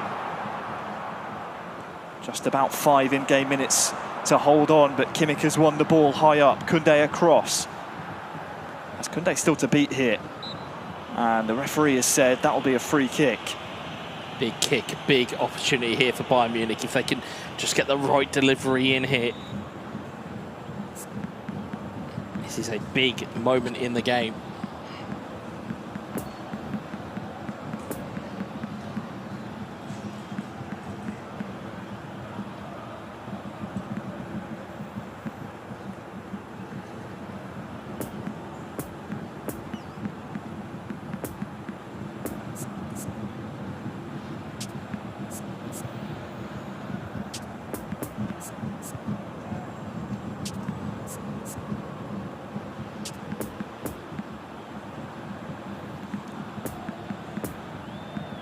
was just fascinating while we watched the in-game tweaks happen from both sides to see the body language. We had Jay Victor in the back of the Bayern contingent, hands on the back of his neck, almost on the back of his head. Have Mestre leaning forward, wanting to see exactly what Jose's doing, trying to chime in with thoughts. And got to wonder as well, with questions about team selection, in terms of, was it, you know, in terms of having Jay Victor here, would it not have been a smarter a smarter kind of tactic to maybe employ him in a game that's a little bit of a pressure game? But there's a lot less game film on Jay Victor than there is on Jose, there is on Mestre, or there is on Muka here. It's definitely interesting when you look at the different permutations of Bayern that could be sent out. Jay Victor, of course, featuring on match day 2, has yet to feature in the competition since then.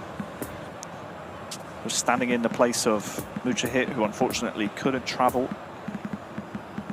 all the way back in late February, March, I want to say, match day 2. Yeah, it's a while ago. As much as we say it's a while ago, it still feels like yesterday when that was happening. It's quite an incredible feat to be at the tail end of this season. This could be a very, very important passage of play if you are Bayern Munich. Bayern free kick. They trail 2-1. It's taken. It's Delict! What a free kick. What a free kick. What a free kick that was. And you can see the emotion from the Bayern bench. It's an equaliser.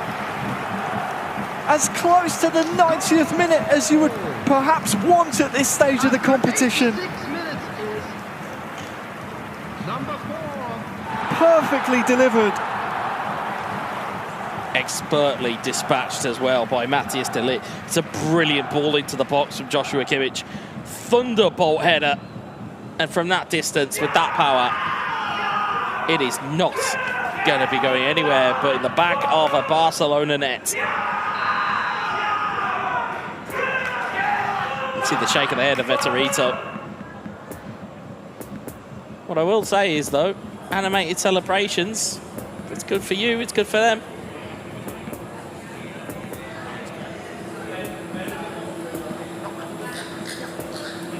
It's a goal that could have just saved Bayern's season.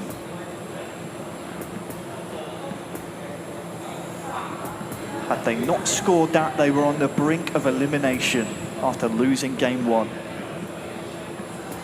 Now at 2 goals apiece, they stay alive in the best of 3 here in game 2. What I would say here is, though, there is still time on the clock, and it's Barcelona's kickoff. So if they can make this work for them, this could be real problems for Bayern. But also the flip side, they can regain that ball. There's still a chance in this for either team. There's got to be one more chance here, somewhere.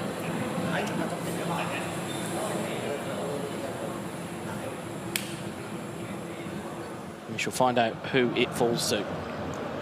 Just or whether they'll tuck their chins and go to extra time. 4 in-game minutes plus stoppages here in game 2. It's been a fascinating affair between 2 ex-teammates. Could this be the last throw of the dice in the 90? Jose's goal gives them a chance.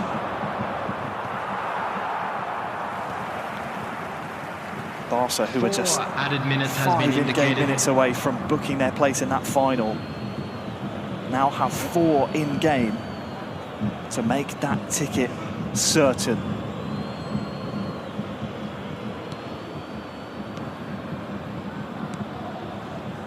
Good build up here as Kessie's on this side. Stunning cross. Oh, it's behind for a corner.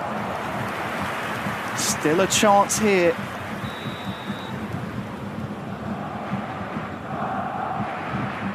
What tricks are there to be conjured up? Something from the training ground, perhaps, as Alex swings it in towards Sergio Busquets. Arujo! Sommer gathers with both hands. If he's quick about it, we could see one more attack in this game too. Instead, I think it will come the way of Barca. He's hoofed it up the pitch. It's still alive here. But I think the referee's seen enough now of the first 90 minutes. We are going to extra time. How delicately poised this game is right now. The tension in the room ratcheted up the minute that Matthias de Ligt latched onto that header. And what is now a very, very valuable timeout. You can see some of the Bayern Munich contingent and the backroom staff just looking at it on for the VIP room. They're shaking their heads, so they're not quite sure what to make of it. For Barcelona, you were 5 in-game minutes away from touching the final. Instead now, you're staring down the barrel of extra time. Jose would have been buoyed, of course, by that 85th minute goal, an equaliser that's got us to this position. But it's an important reminder, it's still on a knife edge here for Bayern. You may say, hey, nothing left to lose, but if they lose, they're out of the competition because Bayern hold currently a 0-1 deficit in this best of 3. Yeah, if you're looking at the complexities of this game, you've got to now say the momentum is with Bayern Munich. They've got their equaliser. Now they've got to. They were already in a position where they were saying, well, we've lost this game, so they had nothing left to lose. Now that they're going into this 30-minute in-game period, they've now still got nothing left to lose, because if they don't score, it can potentially either go to an extra time, either go to penalties, or they're out. It's one or the other. So they can really throw caution to the wind here and say, hey, let's go out on our shield and let's throw a bit at this Barcelona defence and see what they are made of. Well, for the 3rd time so far in the knockout stages, extra time is required. We've had one knockout stage game in the quarterfinals settled in extra time. We've had one go all the way to penalties. Which will be the fate of this match here, as Tell's latched onto this one after a mistake from the Barca back line. Far side can't beat the Barca defender, and now to the feet of Lewandowski.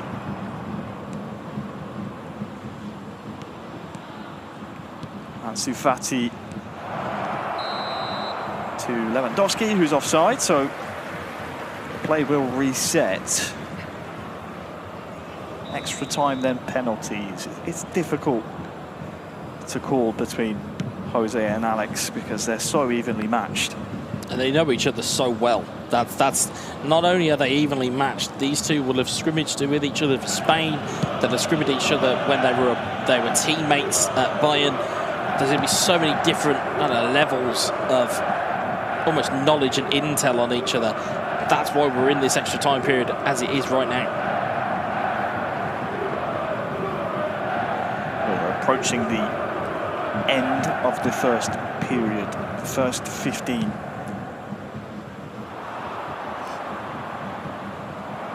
Nothing really of note. It's gone by quite quickly, but Kessie now tries to pressure Pavard. Final minute of this first period.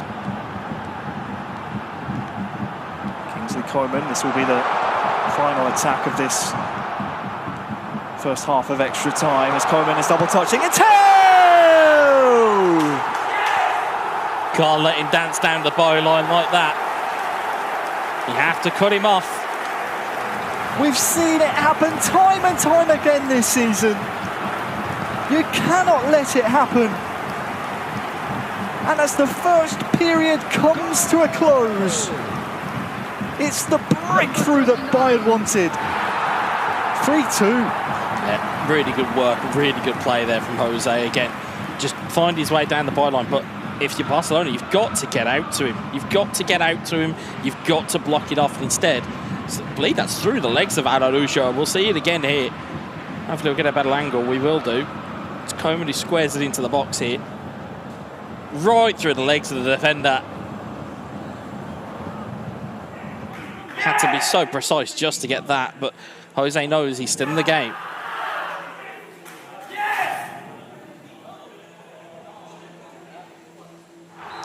The first period of extra time in the books. 15 in-game minutes remain for Alex's Barca to get an equaliser in order for us to see that penalty shootout. Otherwise, we'll be going to a game 3, first time today. And it's a very, very important game, a very important part of the game as well, because, again, we're talking, well, we can't even say potentially by process of elimination. We can only really say that we definitely know from Barcelona's side, it's the Palma that will be playing in the tiebreaker, as it were. And we'd have to see who Bayern send out. And that's if we even get to that.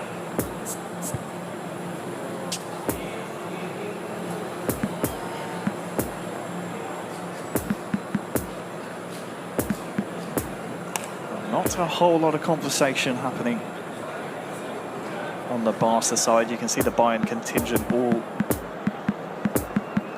wanting to give their 2 cents.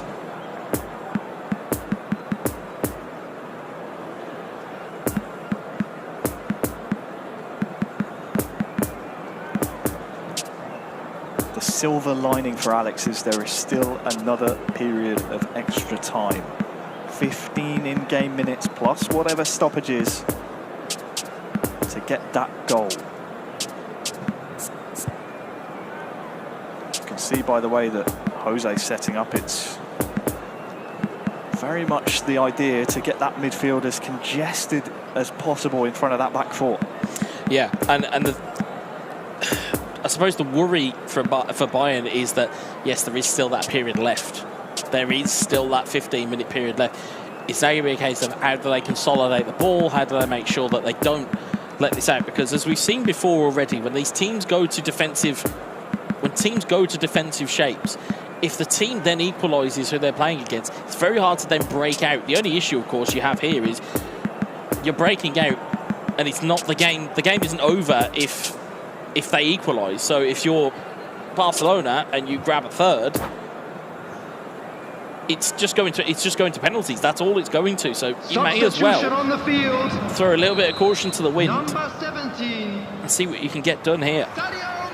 Final 15 in-game minutes between Jose and Alex. It's a 3-2 lead Number 38. for Number Bayern. 23. It's a lead they'll want to defend here. Headed down towards Ansu Fati. You can see no pressure on the Barcelona defenders. That's to be expected. Jose knows the job here. Fati trying to get his strike away. He's bulldozed off of the ball. In terms of playing the territory game, that'll do nicely. 10 in-game minutes to go, less than.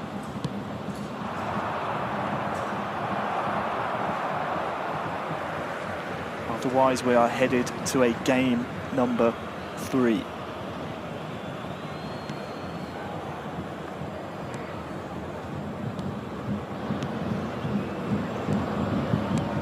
Alex building. Sergi Roberto.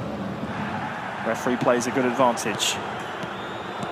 Fati, Lewandowski's in the mix. 5 in-game remain. Anywhere will do if you're Bayern. They keep welcoming the pressure back onto them, though. This is perfect for Bayern because that clock keeps ticking here in extra time. Christensen. Good read from Jose. I think it might just be Fati who gets on the other end of this. Who is this bounced off last? Pavard will get there first. Doesn't want to run the risk of letting it run. And we're in stoppage time now. Last attack as Sangel is almost in. And we are headed to game number 3 in our first semi-final. Oh, pointed. Jose's done the business. And now we wait and see who the Palma's opponent will be. Some last-minute words from the MVP. Do not miss this next 90 minutes of eFootball, because this is everything for these two clubs. This is so close that this game was in terms of how quickly he took off at the start of the game. We'll see here, accompanied by Peter Drury's commentary there. Feels like a lifetime ago. It was a lifetime ago. It feels like it. It was a fantastic finish to open the scoring. And then Barcelona got their foothold back in, and Barcelona started to play well. And then it was one set piece that undid it all. As we see that slight bit of luck there. Okay, you can see the power bar there. Jose had done everything he could to try and clear that football.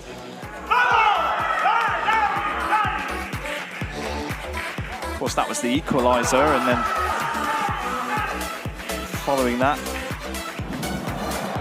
we saw this that set Barcelona in the driver's seat around about the hour mark. Had 30 minutes to hang on to it, possibly add more. But in the end, it took extra time to split the two after this De Ligt header. Great header. A bullet header. I hate when people use the commentary line, put as many keepers as you want in there, they won't save it because... It's a cannonball is what that was. It wasn't a bullet, it was a cannonball. It was an absolute cannonball. And what better way to separate these two clubs than a game number 3, Ways? Game 3. Game 3. We'll find out shortly who the Palma has aligned and waiting for him. It was Tell in extra time that was the difference maker. And interestingly, you can see Jay Victor really getting amongst it to say, look, you guys can do this. Well, the options, of course, are either Jay Victor, who hasn't yet featured today, or Mestre, who put in a blinding performance earlier on. 5-1, I believe it was. And it's the Palma to step up for Barcelona. It is Mestre in the hot seat for Bayern Munich. So we trade one set of Spaniards on the stage for another. 2 more players that will be very familiar with themselves and with each other. And we always say about the Palma, we're just waiting for him to come to the boil. Now is the time to do so. Of course, you can keep up to date with eFootball. Why wouldn't you after this incredible knockout stage thus far with all the links on the bottom of your screen? But importantly, Wes, for Bayern fans at home, the Palma is coming off a 3-loss streak. 3 losses on the bounce. Hasn't won since match day 4. It's a long time ago. We say a lot about momentum, and mentioning that as a stat, you're coming off a 3-game loss streak into you now being cold on the console, whereas as we saw earlier, it was 5-1 for Mestre. And that in itself would say that, if we had the stats up of the, where do we think the fandom is going to be here, you'd probably say overwhelmingly they'd actually be saying the Bayern Munich should be taking this. But as we know, knockout football, we know the Palma has it in the locker to undo even the best of players on his day. We just have to know whether today is that day.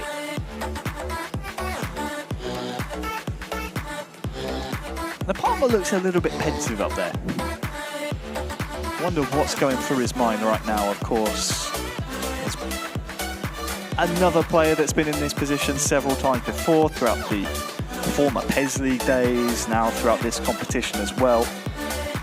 Mestre on the other side was smiling, looking pretty relaxed. He relishes this type of opportunity, of course. You think back to last year, Mestre's incredible game with his Maccabi in the final. I think it ended 5-4, 4-3, something like that. I remember vividly in terms of it was in that competition. Yeah, there was no giving either one of those two on that day.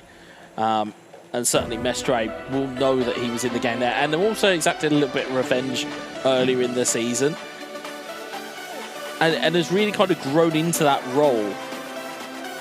Really has grown into that role between the two of them. As you can see on your screens there, you can see what this will mean. It's that obviously the winner of this game, if you have just joined us or if you are just catching up, the winner of this game will go on and will play either Manchester United or AC Milan in the grand final of the eFootball Championship Pro. Best of threes here in the knockout stages. We're in the semi-final round. Barcelona got to this point thanks to a bye. Due to them winning the regular season, they finished top of the tree. On the other side, Bayern had to go through the, I say, gauntlet of AS Roma. Roma gave it a good go, but in the end, Bayern were able to just outclass them to find themselves in the semi-finals in 2-0 fashion. This was the game we all wanted to see. And we're going to see one more game of it, Wes. It's going to be a game 3 between these two. As nervy as you like, if anything you've seen today is anything to go by, you know these two men on the stage are going to give it absolutely everything. And we're going to see some incredible action here. Yeah, absolutely. If anything this is to go by, it's quite literally on a knife edge. Right here, right now. It is now or never for either one of these two teams. Barcelona have been brilliant through the regular season. Well, this isn't the regular season anymore. This is win or go home territory. Well, as you can see, we are moments away from kickoff. The eFootball Championship Pro 2023 is about to find out its first finalist. Is it going to be Barcelona or will it be Bayern? It all rests on this one game. Game 3 is now underway. Extra time and penalties if we need them. You know the drill by this point. It's the Palma versus Mestre. Here we go.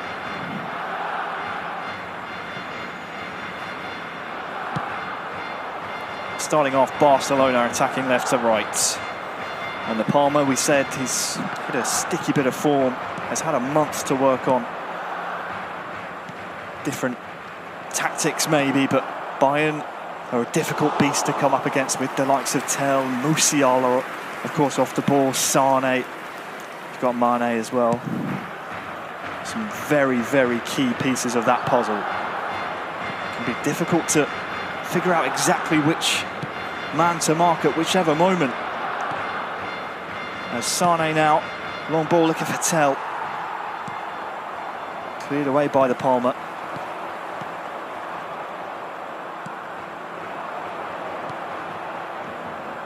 Bayern building again.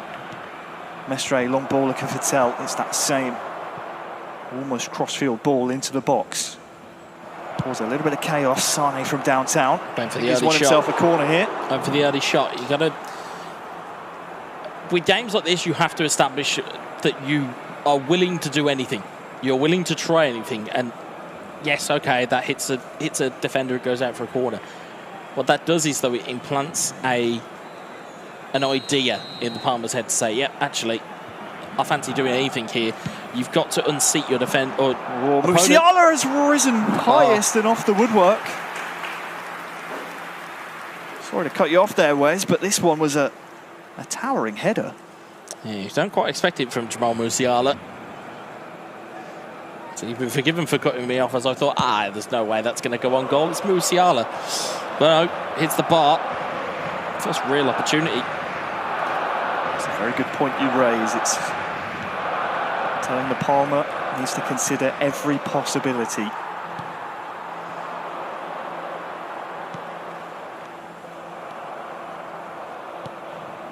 eFootball turned poker at this point here in game 3.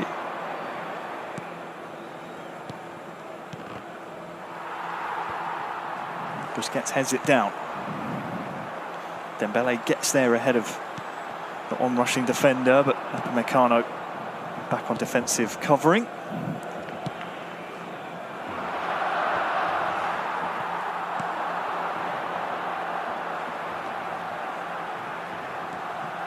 Dembele here on this right-hand side. Oh, neat little trick there, and skips past the defender. Bayern defence don't know which way De Palma wants to go. I don't think De Palma did either. And it's sprung now, a Bayern counter. They're lethal with these. Kimmich to Sane is the 1-2 there.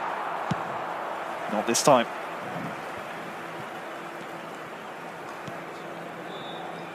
Goretzka. Oh, that's a mistake to Kimmich. Back heel to Tell, and Sane from downtown!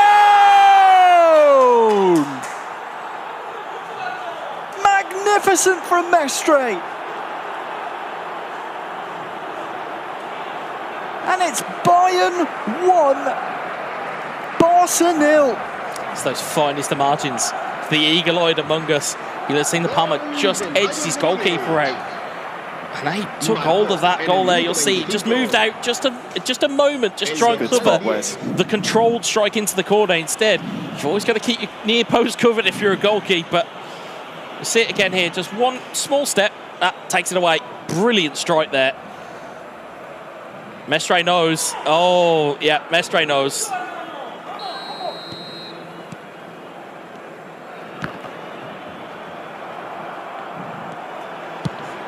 1-0 to Bayern. What a big goal that could be in the complexion of this tie. Oh, and there's a mix-up at the back.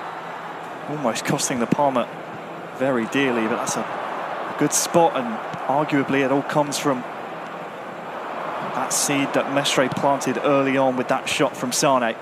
He's coming forward again. Here is the man across the face of goal, but cleared away gratefully by the Barca defence. Falls to the feet of Pedri. De Jong just covered. And Mestre just smells blood in the water.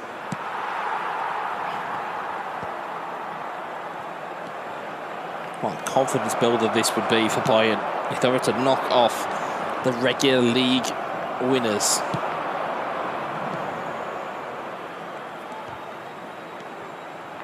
You saw there, you'd have to scroll down as far as 20th in our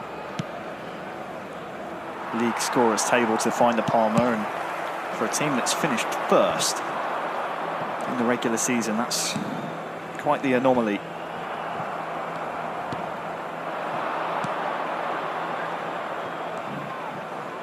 Bayern going in search of their second. Sane. Kimmich rises, and thank goodness for Balde, otherwise could have been yet another attack for Bayern. It will still come back at them here. It's almost too predictable. Seem to take care of the ball, as you say. Sane far side. Kimmich towards the byline, looking for Musiala. That one's cleared away. Good interception now. What can this counter bring? Nothing but Kimmich pressure. Habrá un minuto de descuento. 1 minute added on here at the end of this first half. De Jong snuffed out by Stanisic, and the referee, I think, has seen enough here in the first half, unless there's a chance here for Pedri. To the feet of Lewandowski. Gavi arriving, but Upamecano away. Too predictable. Finishes Bayern 1, Barcelona 0. It's too easy to read De Palma at the moment. Mestre has an answer for absolutely everything.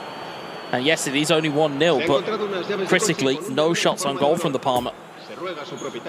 It's too easy to read when he's in transition with the ball. He's got to do something better than what he's conjuring up right now. Not much to write home about, and as things stand, the MVP season coming to a premature end.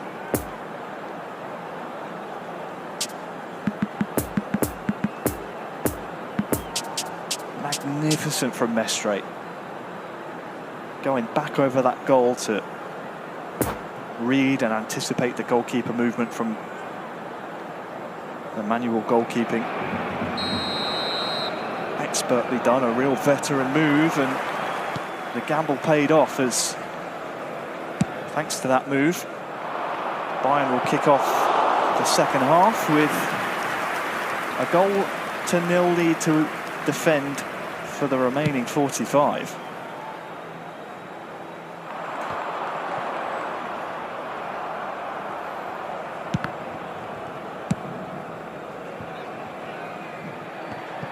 We need to see the Palma turn up in this second half. There's no ifs, no buts, no coconuts, because otherwise... Oh, Mane's through! Bayern 2, Barca 0! Game 3 is slipping away from the league leaders. And this move, magnificent. It's Magic Mestre. And Bayern keep the dream alive. Sometimes the most simplest of ways to score, and perhaps the most effective. It's route one. And the job may just be done.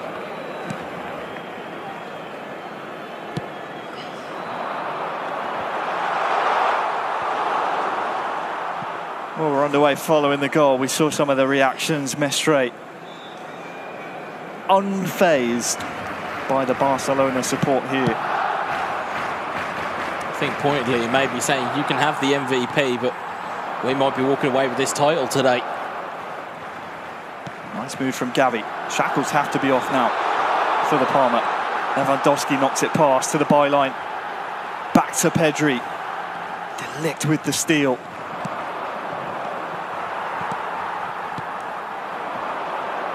Frankie de Jong. Dembele's have gone too soon. The linesman says yes, and what looked like a promising chance for Barca is now turned back over. Yeah, it's played, this whole tie has just played right into the hands of Bayern Munich.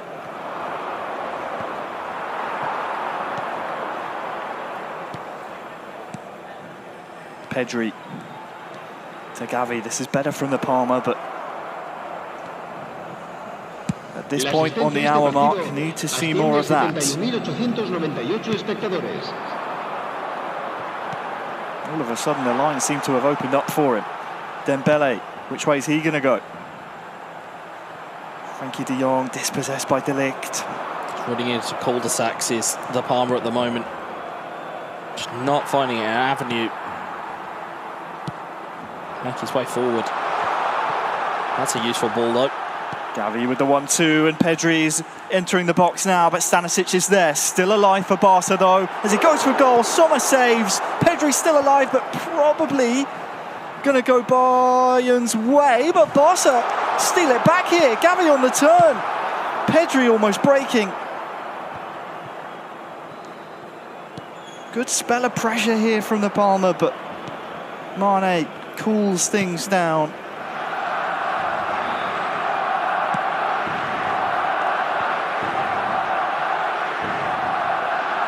20 in-game minutes now.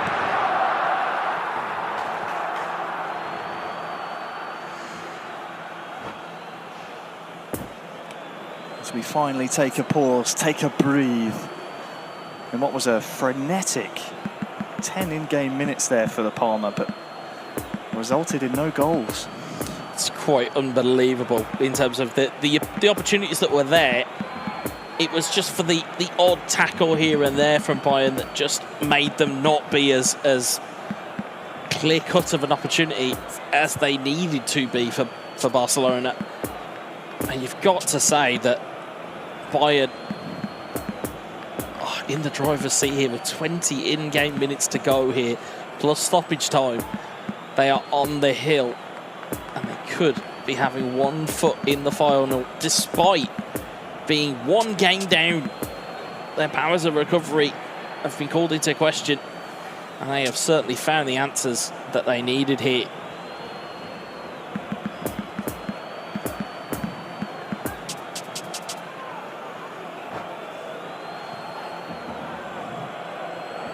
Cambio de jugadores en el Barcelona. El dorsal 30. El dorsal 21. Play resumes with this throw-in. Situation remains the same. Bayern 2, Barca 0. Se va a llevar a cabo un cambio de jugadores. Barcelona's season rests on the shoulders of the Palmer.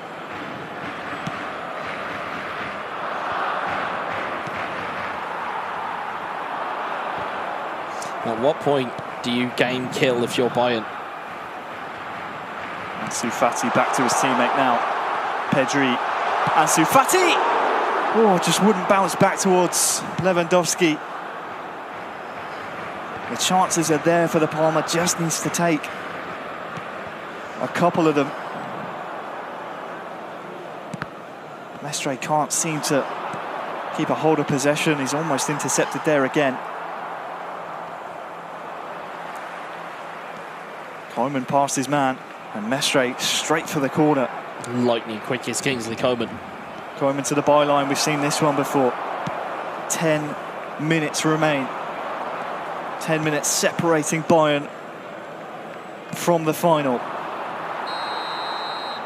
That's an offside though. Possession will swap over. And in the most unlikely fashion, having to play through the quarterfinals. Bayern look primed and ready to battle for that trophy later on.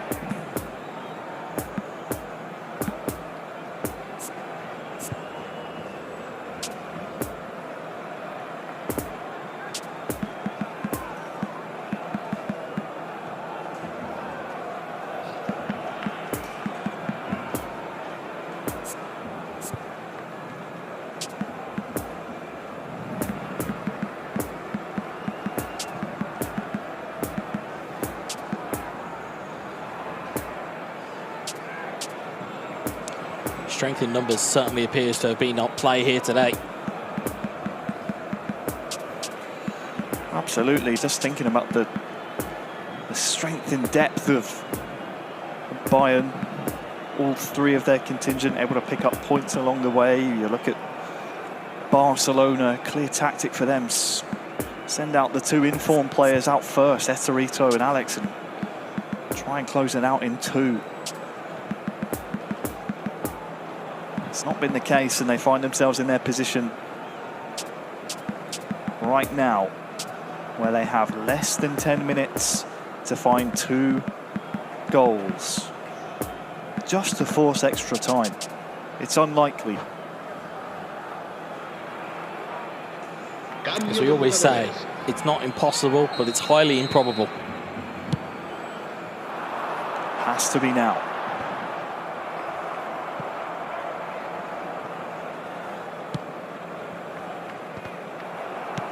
Cancelo clears. Christensen forward. Garrido, nice turn inside, looking for Dembele, but that's cleared by Pavard. And the time ticks further down. Tell will be reprimanded for that one. But anything to break up the play. An inch Bayern. Closer and closer to that final. Dembele almost through, but again, cleared by Mestre. A masterful performance. And what an ace up your sleeve to send out third. The man who won his quarter-final match, 5-1. Dembele heads it down to Lewandowski. Oh, great finish. Okay. Great finish. Now hang on a minute. Still time on the clock here. That is some finish by Lewandowski. But importantly, there's still time on the clock here, Wes. Thunderous for finish. For it to mean something. Still Absolutely. time. Absolutely, but they need to regain the ball from kickoff, and they need to hope that Bayern don't close this out completely. It's a wonderful finish. It's a dipping strike. Goes straight into the back of the net. And they may not be going down without a fight, but they are going to have limited availability of this ball upon restart. So you're saying there's a chance. Christensen wins the ball back. 90th minute now. Balde going forward. Surely not. 4 minutes added on. Pavard wins a throw-in for Bayern. valuable seconds off the clock.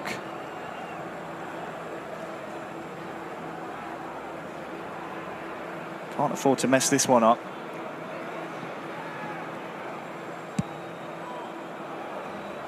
Up the line from Pavard. 2 minutes remain. Barcelona season on a knife edge. Lewandowski down to Pedri. Final minute has to be now for Barca. Garrido, Dembele. Here's Fati, still alive.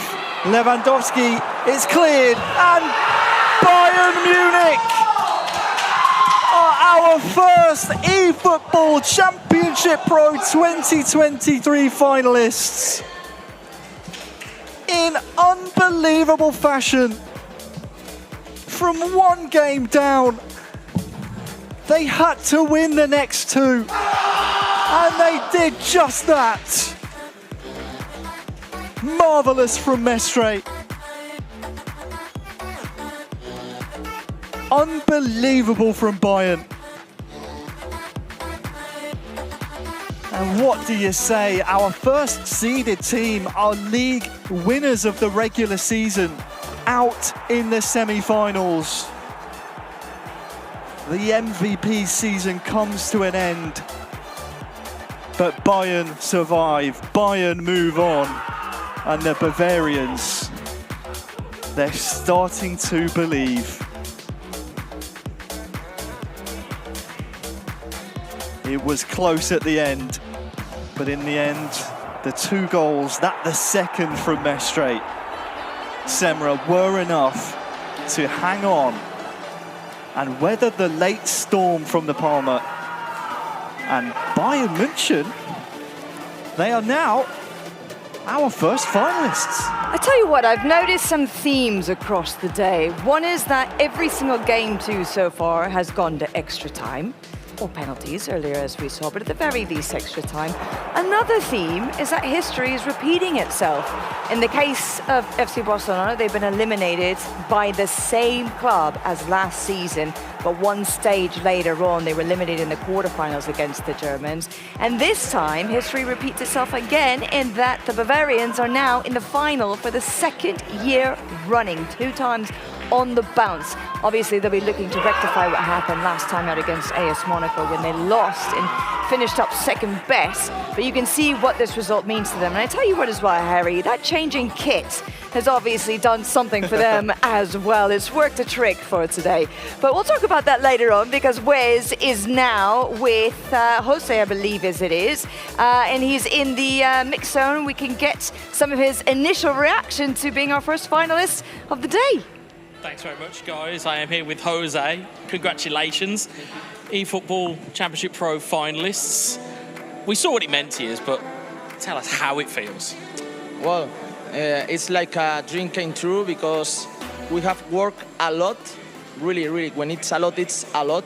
And I think it's really deserved, because I have an amazing teammates, not about the level, also in personal terms. So I'm really happy to reach the final, and we will give our best.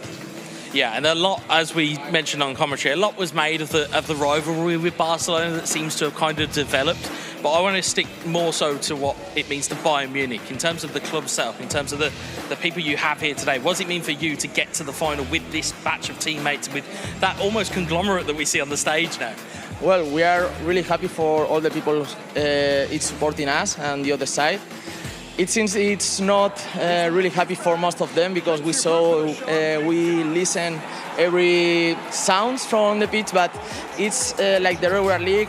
We are alone, but we are together, and we are strong because this.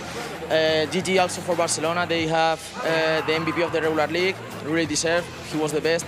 He won the regular league title, and I think the best team it wins. It's also helped because they have the best in-game squad, but I think there are some attitudes outside the pitch that it's not good.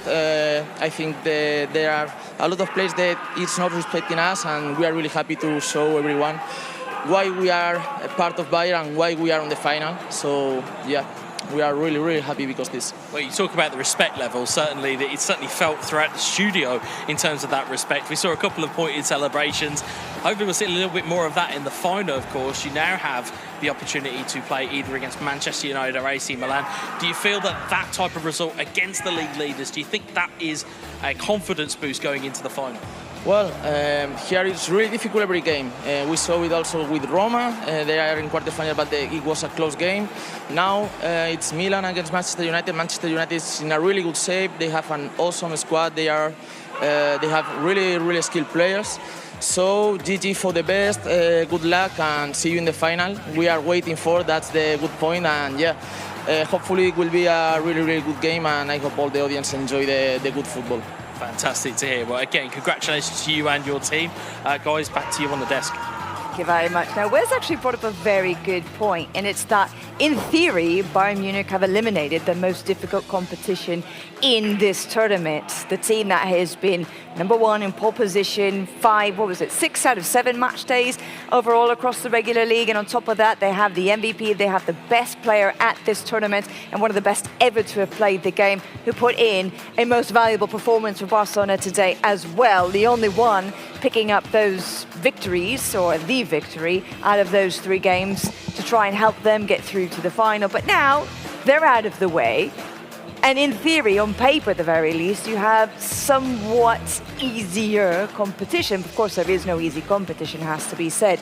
But it's nice to see we have our first finalist up on the board, Bayern Munich. They'll be looking now with close eyes as to what is going to go down between Manchester United and AC Milan. Since that's up next, Harry, should we talk a little bit about what we might expect in that one? Yeah, really looking forward to it because, as we said before, Manchester United this season, after participating in this competition, not having the results they wanted, went out, they got their squad that they wanted, took a little bit of time to gel, but once they did, became real forces to reckon with. And AC Milan, who doesn't love the Cinderella story? The Milanese miracles, we call them. Hopefully we'll see a little bit more magic from them there in the semi-finals, because if we do, we will see, again, more explosive games as we just saw in our first semi. Well, I do hope we see more explosiveness, because it has been such a dramatic day so far in all kinds of fun football. Whenever it comes to this competition, I'm sure more awaits for us then as we head into our semi-final, the second one of the day. As we said, this one between the Red Devils, Manchester United, and newcomers AC Milan.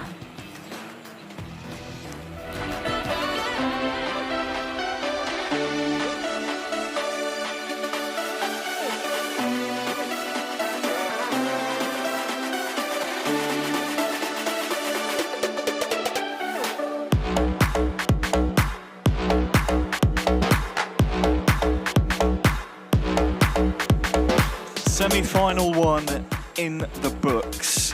Time for semi-final 2, and it is a doozy. Our first glimpse at Manchester United today. We saw Milan earlier take down Arsenal in unbelievable fashion, just as they did on match day 7. But now we get to talk a little bit about Manchester United, because, as I said just then, didn't have the best results going into this year, but went out in the off-season, got the players they wanted, Lotfi, Kilzu, Nexa, incredible talent, and they're starting to put it together now. Absolutely, and they really have evolved as time has gone on. I harken back to match days where we talk about the match day I think that really changed it was Manchester United versus Arsenal. That was that real turning point. After then, they went away, they worked on themselves, they worked on their mentality, and they worked on almost the psychological side of the game, which, as we've seen, has proved complete dividends going forward. Because, again, if they somehow manage to get through AC Milan, they have Bayern Munich, who they are waiting for, which, if you cast their mind back to match day 7, they took all 9 points against. So if they can get a replicant of that, it'd be fantastic. But, of course, they've got to get past AC Milan first.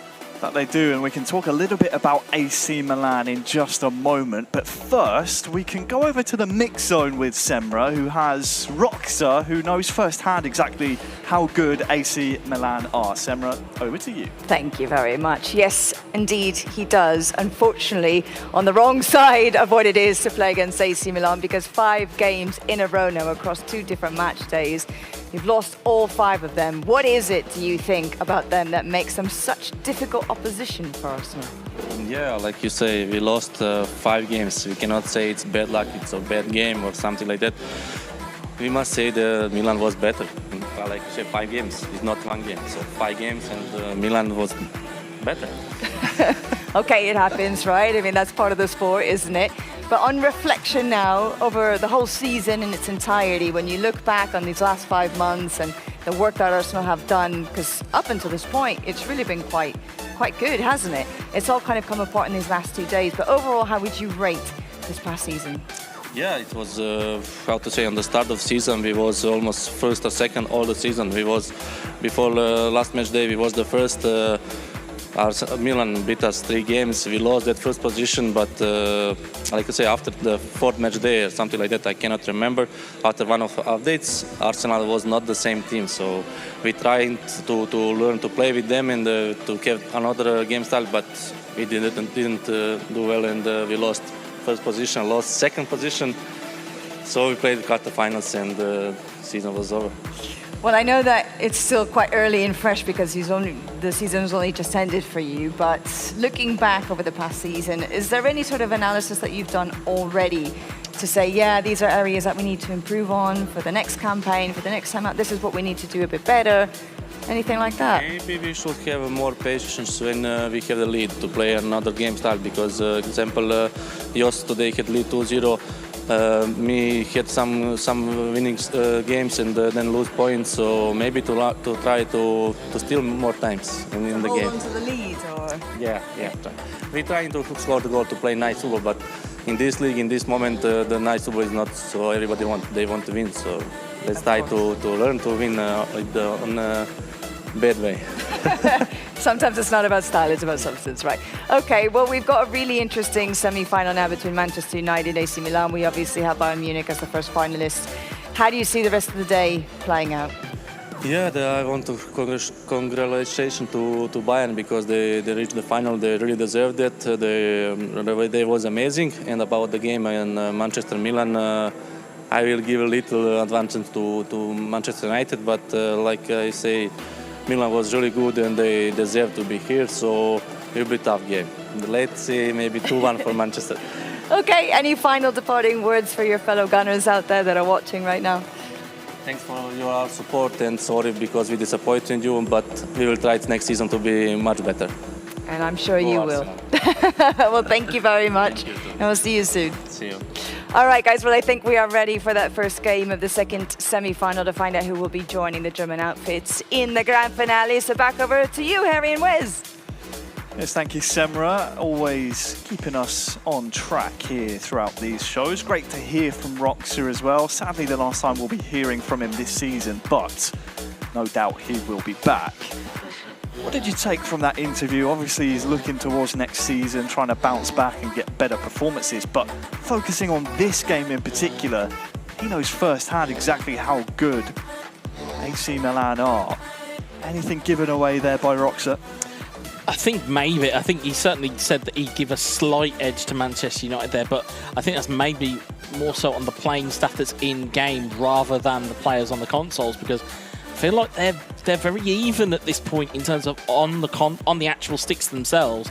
It's going to be a case of, as we said, it's execution under pressure. Can you bring your game and can you make your game plan work in pressure situations? And again, as we've likened before, Nexa, Lotfi, kills you, all expert under pressure because they have been there and they have seen it and they have done it. They have won competitions. They have beaten big teams, taken big scalps. They have that in the locker. It's a case of whether they can put that to good use against AC Milan. Of course, AC Milan, they just want the story to roll on. It was always a fantastic and fascinating listen to Cercinho when he speaks to you after the games and figuring out exactly where their mental is. Obviously, would have been over the moon with the performance in the quarterfinal, but to hear him say, we want the miracle to continue. We want the story to continue. They have a really good chance here. They're in the final, I was about to say the final four. We're down to 3 now, as the victor of this semi-final will join Bayern Munich for a chance to lift that trophy. And I wonder whether or not there's just a set game plan here for AC Milan, because just as they did in the quarterfinal, it's Franquinho out first. Yeah, a little bit of continuity from AC Milan, which is what you need. But of course, it's the story of the young guns. I mean, as much as we say Nex is experienced and he knows his way around the game, he's still a young pup by many people's, yardsticks. Of course, Franquinho, one of the youngest in the competition as well. So, maybe that kind of youthful exuberance will prove to give us probably a game of the day contender, or at least we very much hope so. Of course, the 2 clubs participating in the competition this season, we've got their banners hanging from the coffers here, but our attention's turned to our 2 competitors on the stage. Nexa up against Franquinho.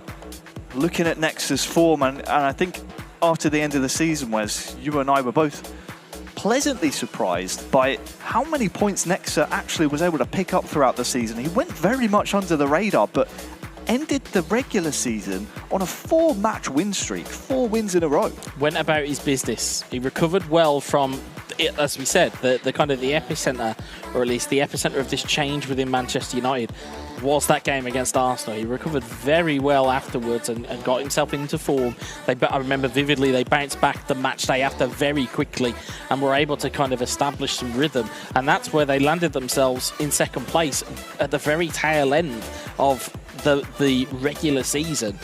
And he's a big part of that performance. As we said, looking at him, he really is their go-to guy at the moment. He is 16 points he was able to accrue across the 7 match days, picking up a goal of the day award back on match day 2 with his 3-1 win against AC Milan, actually. So Nexa has had joy in this particular matchup. Back on match day 2, a 3-1 scoreline saw him win over Sassinho, his opponent this time around. Franquinho, fellow goal of the match day winner on match day 7, one of the goals that helped them secure their spot in the knockout stages. We'll see if their knockout stage journey will continue here. It is Manchester United versus AC Milan, eFootball Championship Pro 2023, semi-final number 2. We're underway. And it's Milan attacking left to right. They've had joy already in the quarterfinals. United have been sitting, waiting, watching.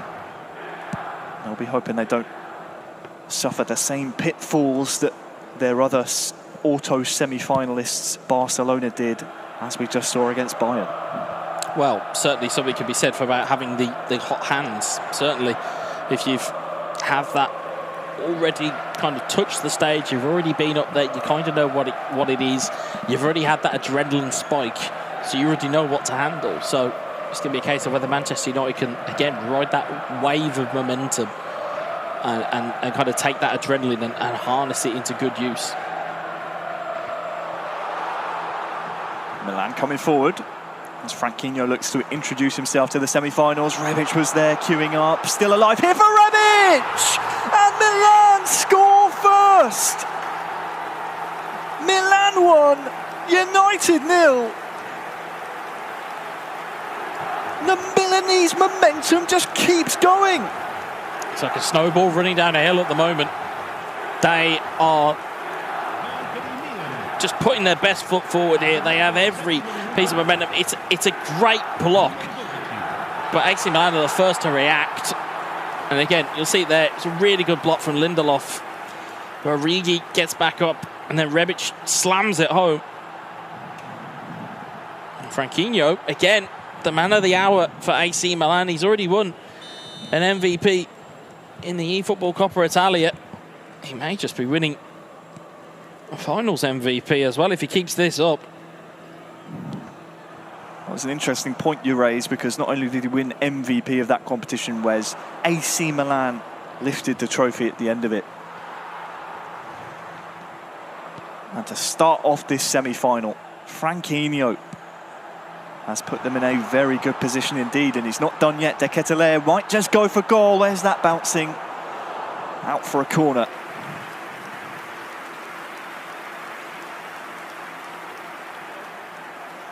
Great play again from Franquinho, just to build that up. It's a good block there from, I think that was Lisandro Martinez.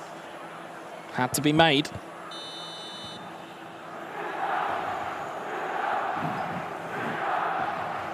Here's the following corner. Lindelof clear.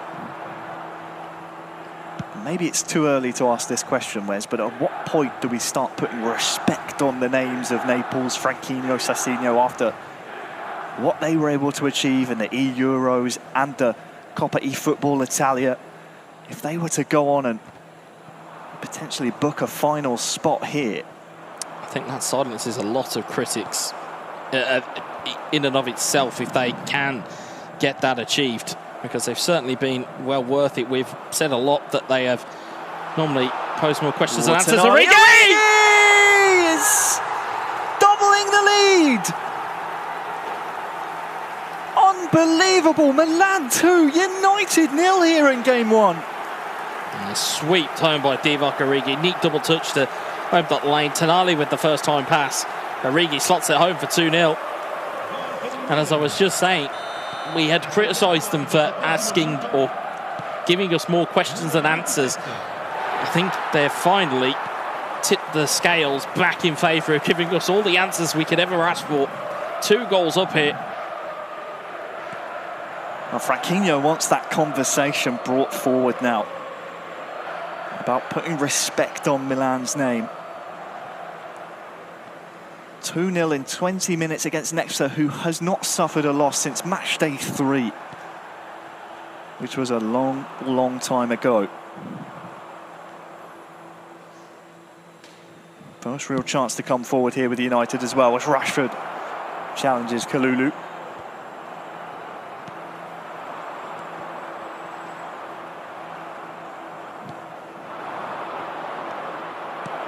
Fred, Martial dispossessed by Kier.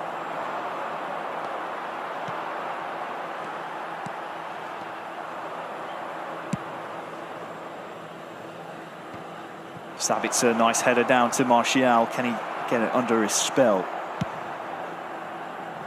The Milanese defence definitely shines because of one man, Simon Kier. You'll see him time and time again at the backbeat, a valuable asset to them. That's a dangerous ball. Handled coolly in the end by Nexa. Still time here for United to get themselves back into the game here. It's still in the first half, still got plenty of real estate and plenty of time to work with here. Oh, and Rashford's been the benefactor there. Takes a strike, and Magnan deals with the first attempt. The defence blocks the second. It's a reactionary strike. Don't think Nexa had any idea that ball was going to fall to him. To Rashford. Oh, manual save. Goes the wrong side. Mainan with a huge save, and Franquinho reading where that ball was going. It's exactly the man you'd want the chance to fall to. But as you said, picks the wrong side. The read from Franquinho was perfect to deny that United goal. It should have been a goal. Yeah, it's a big opportunity for United to get back into the game.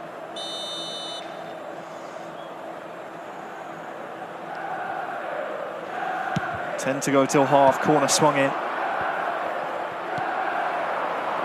Danger cleared. And a reminder, if you're just joining us, the knockout stages are approaching the climax with this second semi-final. We're in best-of-3 game territory here. Sabitzer with the dummy. Tomori, will he get there to prevent the corner? He will. A date with Bayern Munich is the reward for one of these two clubs. Bruno Fernandes, Simon Kjaer, call as you like. It's another mistake up top though for Milan, and that's going to allow so many red shirts to go forward. Here is Fred. Still alive here for Fred! Just as that Rashford chance moments previous landed to the exact man you wanted it to. Well, fill in the rest after that Fred chance.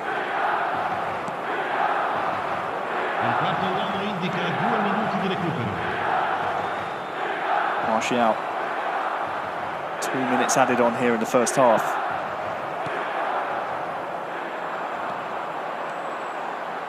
Benacer will take this over the halfway line, and I think this will be the final attack of the half. Shaw deals with it, and it is AC Milan 2, Manchester United 0 at the end of the first half. Not for the lack of trying from Nexa. 5 shots, 4 on target. Magnan and Franquinho's manual saving has been spot on here. Second half underway.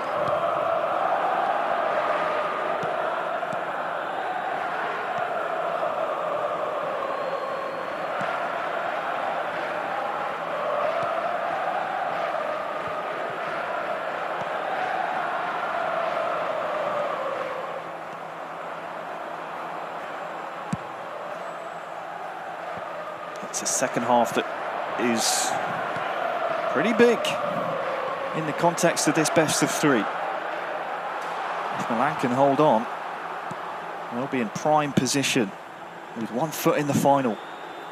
Leao near side, trying to get to the byline here, but Martinez defensively absolutely astute.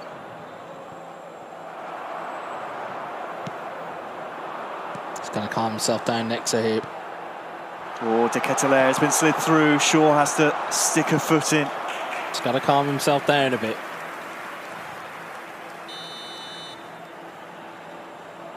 It'll be a Milan corner, Tonali to take. Shaw heads it back, but Tomori's keeping it alive. And De Ketelaere, oh, where's that going? Over the bar. Franquinho just going about his business. He's not worried about anything else that's happening on that stage. He's only concerned with what is in between his hands right now. Savitzer, Martial, Fernandes. That back line, Kalulu, Hernandez, Kjaer, you've got Tomori back there. It's one of the reasons that Milan are so difficult to break down when you do get the ball, whereas it's a very difficult conundrum to get to the bottom of.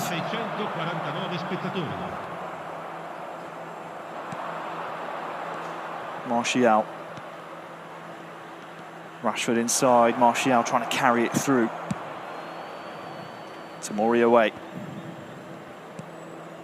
Slid in Leao here as he stayed on side. It's essentially a one-on-one. Varane for company! Milan 3! United 0! The miracle continues, Wes. They just won't be stopped. They can't be stopped. The way that they are performing is at a level that I don't think anybody expected here. And again, sometimes knockout football suits certain teams. We spoke about Roma earlier on about how difficult they are to play against. This is a different breed in terms of how quickly they can move on the counter and how quickly and how clinically they can finish off the game. It's brilliant running from Rafael Leao. It's one flick down from Divock Origi. I think it was De Ketelaere with the through ball. And once a big-time Rafael Leao is in on goal, it is very hard to stop him. Well, Milan fans might be asking why it took so long to introduce Franquinho into this squad, because since joining on matchday 6, he's been undefeated, helped secure the knockout stage, has got them to this semi-final. And now 3-0 up with this amount of time left. We're halfway through the second half, there or thereabouts. Franquinho is looking like a hidden gem here for Milan. Difference maker is what he is. He is that and then some.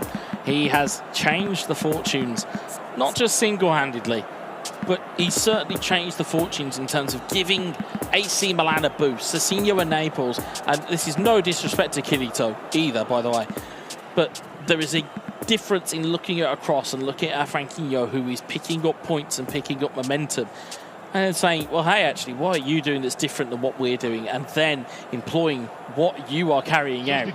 Because the way he's playing at the moment, it's beyond his years in terms of maturity.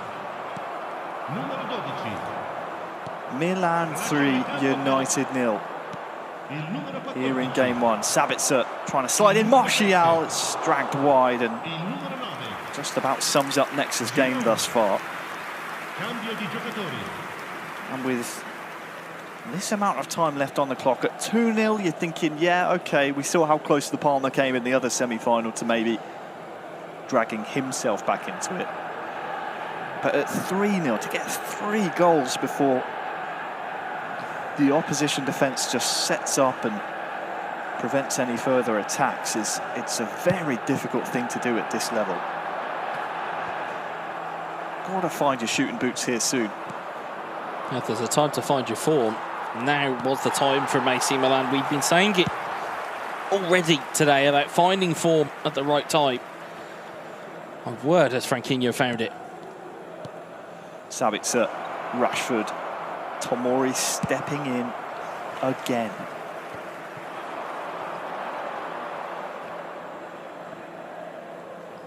Nexa just outside the top 10 goal scorers, but has yet to find the back of the net here in the knockout stages. It's been difficult for him. Here's Christian Eriksen just dwelling on the ball. That low block is everything to AC Milan currently.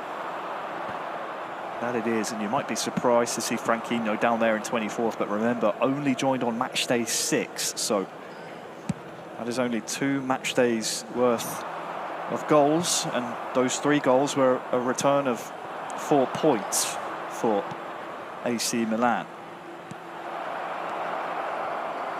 So a very good return on your investment.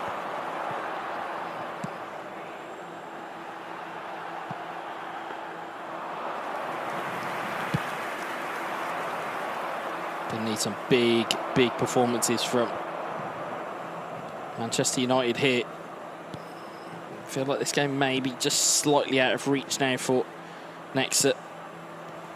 Eriksen through to Rashford. Magnan is cleared it off of Rashford, so not even a corner for United's efforts. And unfortunately, you see Nexa animated. He's frustrated with himself.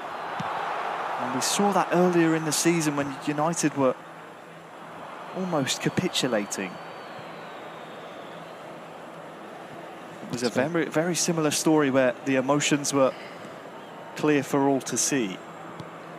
You've got to hope that Kilzu and Lotfi are not going to be too much affected by this result. They will know what they need to do in games perspective of 2 and 3.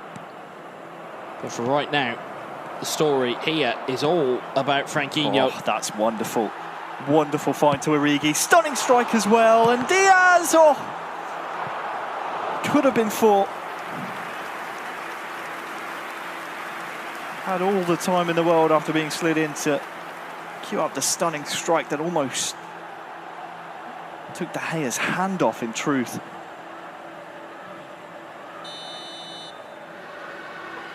And that's the smile of a man who knows his job is done. There'll be another corner following that one, but Milan, AC Milan, in the eFootball Championship Pro semi-finals are about to go 1 game up in a best of 3. A reminder, this was a Milan team that on match day 7 needed 9 points of 9 just to qualify for this stage of the competition. Now they find themselves one game away from the final. Double touch from Benacer. This one's a formality. The referee makes it official. And Franquinho, in 3-0 fashion, puts AC Milan on match point. Advantage Milan. Very much is so at this point in time. 3-0.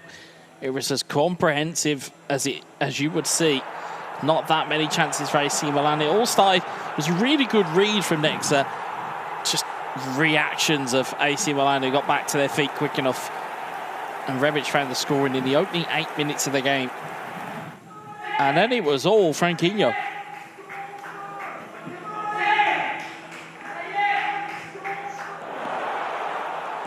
We'll see the replays here. Clinical. Really, really clinical from Franquinho.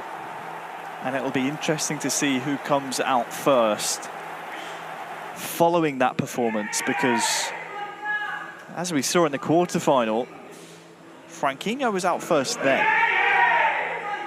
I wonder whether or not they're going to stick to the same formula that's gotten them to this point. And if it's true, then it'll be Naples up next. Well, if they don't blink and they just say, look, we'll play how we want to play, then that's what we'll see.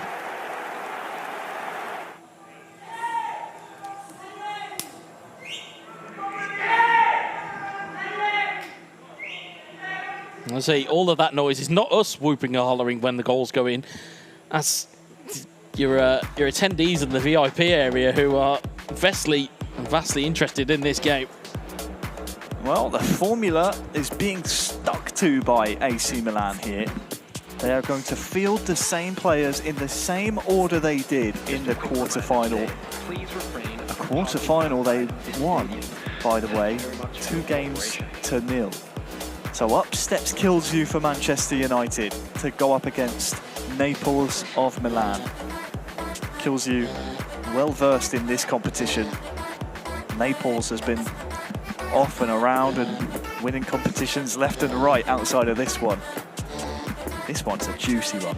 It very much is, and again, in the confines of what it means to Manchester United, they need this result.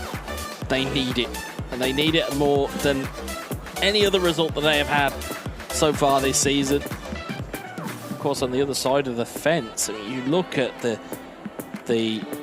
abilities that are on show here in terms of the players' capabilities. You've got a lot of powerful players there, and we have seen Naples already be proficient. And it may have taken him to a penalty shootout, but he got it across the line. Well, the players have taken no time at all to get us ready and into game 2 of semi-final 2. A reminder, Bayern Munich awaits the victor of this semi-final. United versus Milan, Kills You versus Naples. Strap yourselves in, because we need a winner. Something tells me these are going to go blow for blow here. Tonali, Giroud around the corner, Leao early on here for Milan.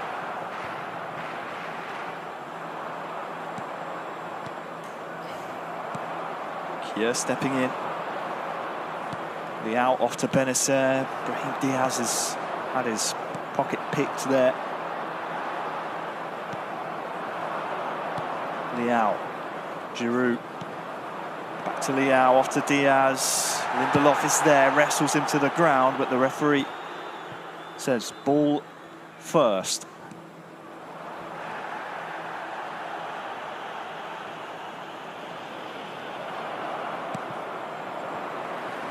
Of course, this is Kills You, who's won match balls from this competition. I remember his debut season way back when, I think it was 2019 for AS Monaco. taking home a match ball for 4 goals in a co-op game. I'll come back to that as Leao maybe can try and open the scoring. 15 gone. Kilzu has been there, done that in this competition. He still has youth on his side as well. But although he has the youth, Wes, he's going to have to dip into that wealth of experience in this type of knockout game. Yeah, he's going to need everything here. He's going to need every ounce of experience that is at his disposal, because he's going to need the victory here. There is no other way to cut this. Manchester United need a victory. Fred. Martial through! And that's United's opening goal here. Their first goal of the knockout stages comes from Martial. Disguised the ball and he disguised the pass, rather than what we've seen already today, where it's a pass out and then it's a you know, a lofted through ball over the top. Instead, plays it infield to Martial, swept home, and it is a goal ahead for Kilzu.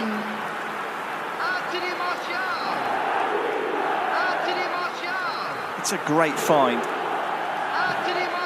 And it's tonic for the wounds of United after game 1. Just disguised the ball enough. He made a dummy runner almost, and then instead waited for that movement from Martial. Found the back of the net. 1-0 United. Kilzu starting to build here for what would have been a second. But United fans won't want reminding that Naples, of course, in the quarterfinals went 2-0 down. Was able to come back against the dominator.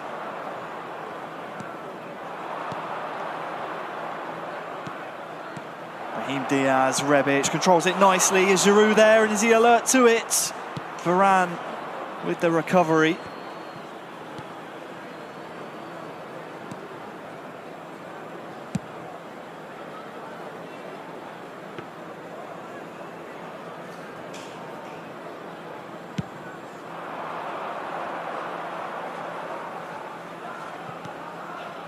Giroud. Benacer back to Leao now. Good defensive work from Kilzu. Ball finds itself in the hands of David De Gea, and now United, they could think about maybe going forward, since scoring the goal, it's mostly been Milan on the charge.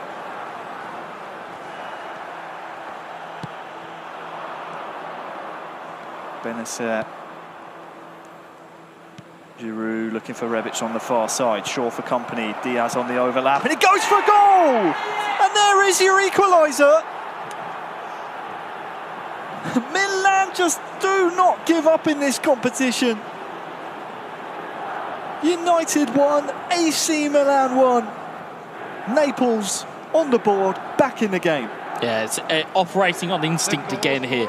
You'll see the ball come in here. Instead of just making any kind of movement, instead just hits it as near post as you'd like. You'll see it again here, and hopefully it'll cut to a better angle. It just goes near post, just strikes the ball. Day has beaten near post. Brilliant finish from Naples, and parity restored.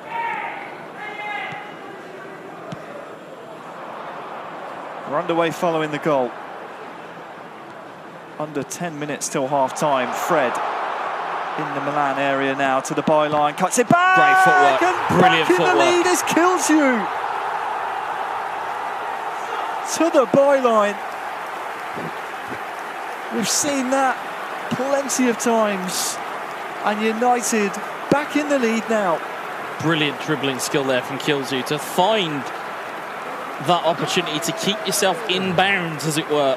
After 37 minutes is It's great to see. You'll see it again.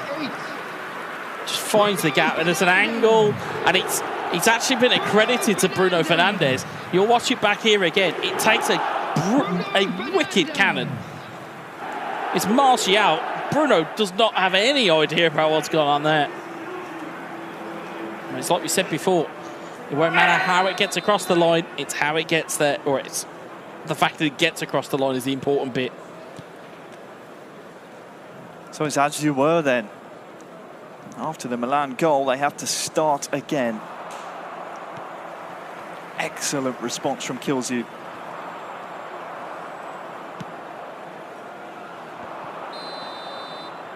The Frenchman again just dipping into that bit of experience. Able to bounce back and once more puts Milan on the back foot.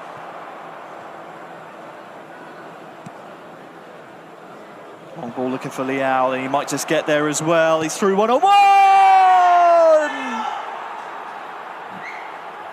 Never count out Milan! You just cannot.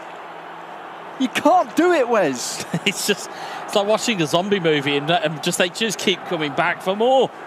AC Milan, again, they just will not be denied. The goal scorer for Milan after 42 There's minutes not been a club really since match day 7 that's been able to break clear of AC Milan. And this long ball looking for Leao on the break. Has the pace, has the strength, and most importantly, Wes, has the finishing to tuck it home. Clinical from Naples. Yeah, you can see that big smile from Cecilio. They know what he means to them. And as we said, anything from here, if the expectation is just keep the fairy tale going, they're playing with no fear. They're playing with no expectation. So again, you'd feel like almost the pressure is all on Manchester United here.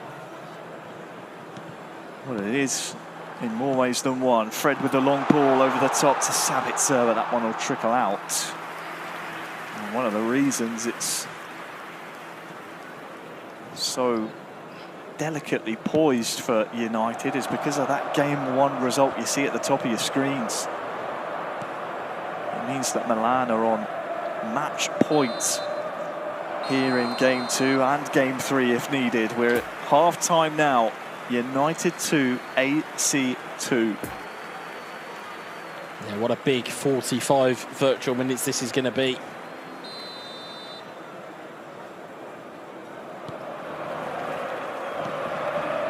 We're underway. Milan's kick-off.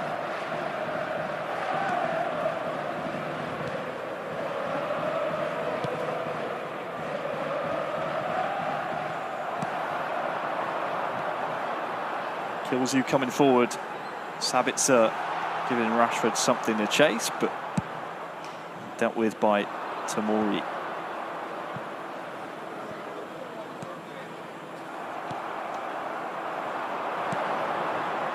Milan break doesn't work out in their favour, and now Sabitzer for United finds Bruno Fernandes. Oh, it's off the back of Magnan and finally into his hands. What a find that was. How it didn't end up in the back of the net after all of that. Pinball is what that was. As soon as I hit the post, it was all pinball.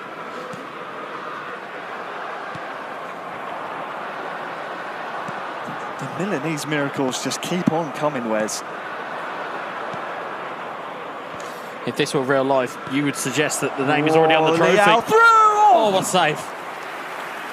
Much needed save from De Gea. Yeah, it's a big save that was needed there as well.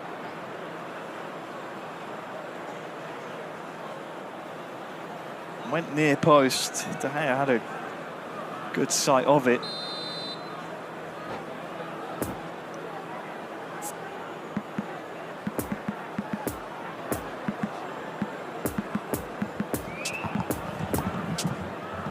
And now, finally, following the commotion, changes are afoot.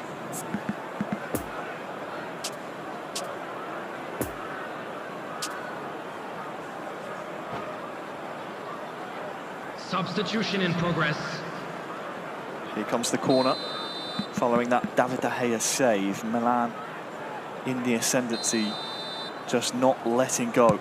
Here is that corner, Giroud and Rebic! Oh, off of the line. There or thereabouts.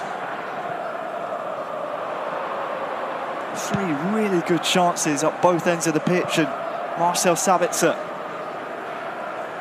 on the right-hand side can't beat the first man. The attendance for this match was 71,898. 1 hour gone. Fred to Rashford.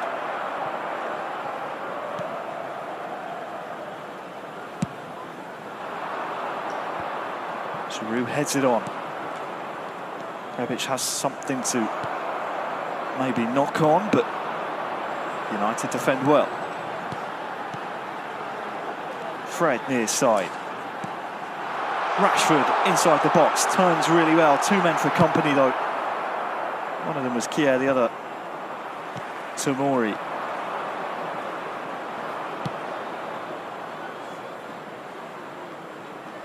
Now Milan's turn to try and come forward. Benacer with the cross. Can't beat the defender, Tonali. To bring it out again, but United's press is difficult to beat. To Ketelaere.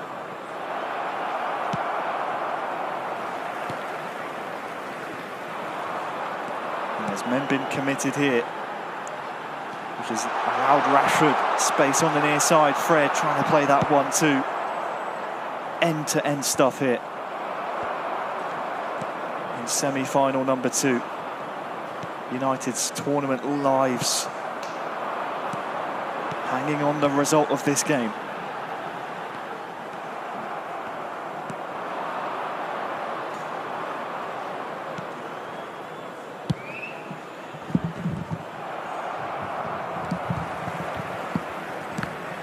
In-game to go,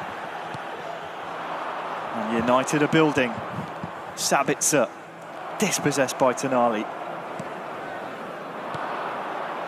If ever there was a time to strike, now is it for either team. Sabitzer, oh, they can't get a foot to that one. Luckily Magnan is out swiftly.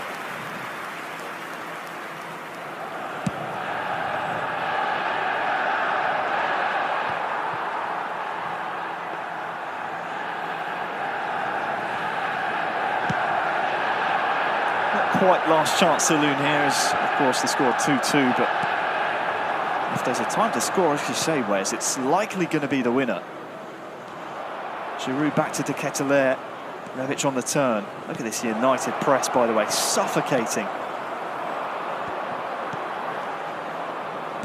Could pay dividends. Rebic has the man on the near side, should he want him. Rebic was the man who locked onto it. Not sure it was the intended recipient.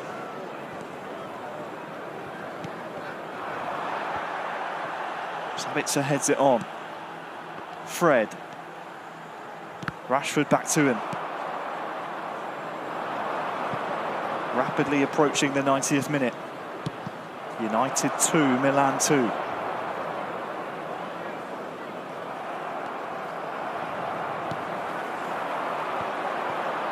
No minutes added on, so this will be no doubt the last attack of regular time.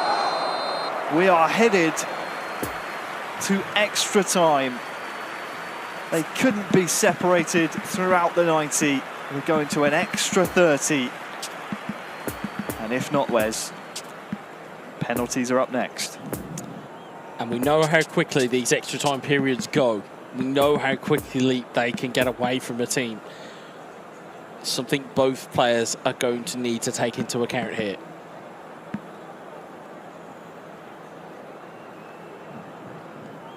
You can just see from the body language of Manchester United after the result in Game 1 going AC Milan's way, how important they know this next period of play is. They did so well to finish the regular season in the top 2. And looking at this side of the tree, looking at this side of the bracket, I fancied United with the best chance of getting to that final. But AC Milan, I don't think anyone anticipated them turning up in the fashion they did here today. We're underway in extra time. That's what we say. It's that decision, not even the decision, but it's the impact of already having a game on stage, already having something that you've already tasted this environment, you've already tasted this pressure coming into today. Number 21. You certainly would have suggested that the hot hands would have been the better situation to be in, and as it's proving currently, it is there. But here comes Jadon Sancho. He's fresh on the pitch as well. Came on here in extra time, tries to turn inside. Sabitzer into the box and pushed out for a corner. Encouraging signs for United. Skills who starts to find his feet with both Sabitzer and Sancho. Good footwork from Sancho.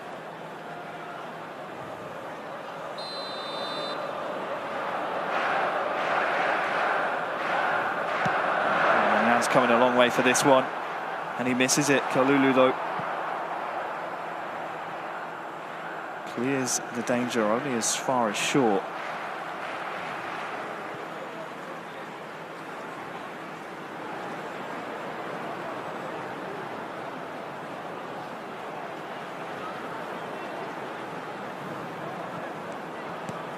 Sancho, Sabitzer, McTominay. Perhaps tried to do too much there. But it's been a first period that's been all Manchester United. Only 5 minutes of it remain.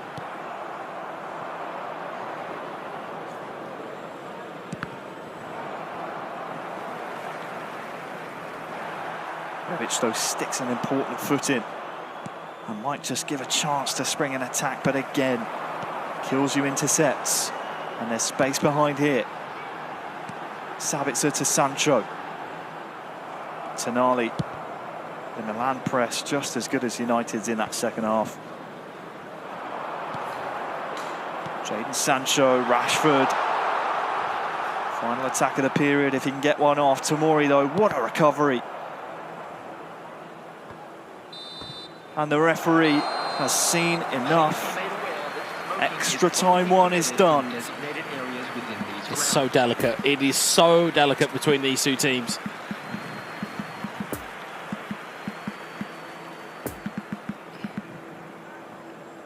It's been a very, very long day. United have had to wait to play their semi-final. AC, they've had their nose to the grindstone, battling through that quarter-final.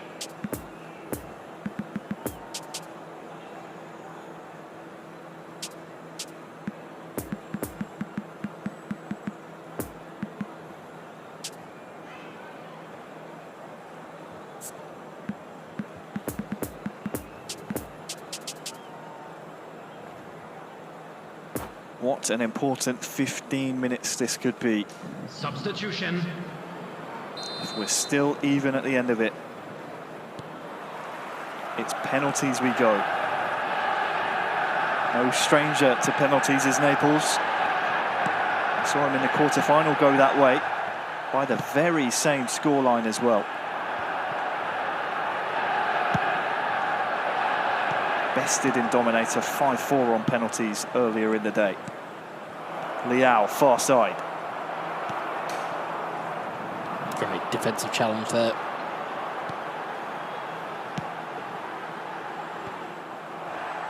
All the way back to Magnan.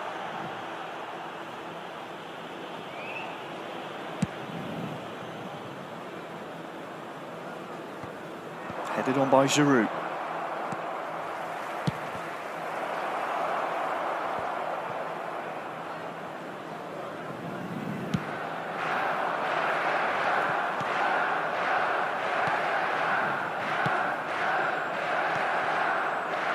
.5 minutes to go in extra time number 2. 5 minutes to find a winner. Just seem to be cancelling each other out here. This one will trickle through for a United throw in the final third. Not long left here. Got to make it pay from this position. Anthony has a defender to wrestle with. Since the equaliser, it tends to be very cagey. And oh, Rashford through here to maybe win it! it's an explosion from United.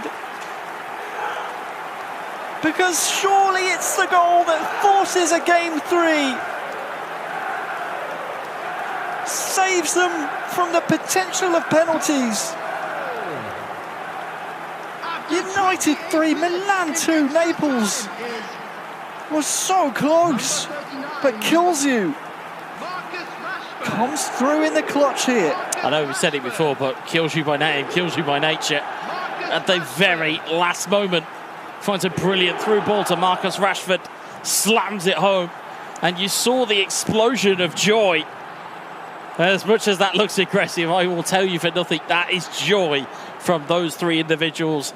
They are delighted to have the lead, but, and I say this is a but, there is still time on the clock, and it is an AC Milan kickoff.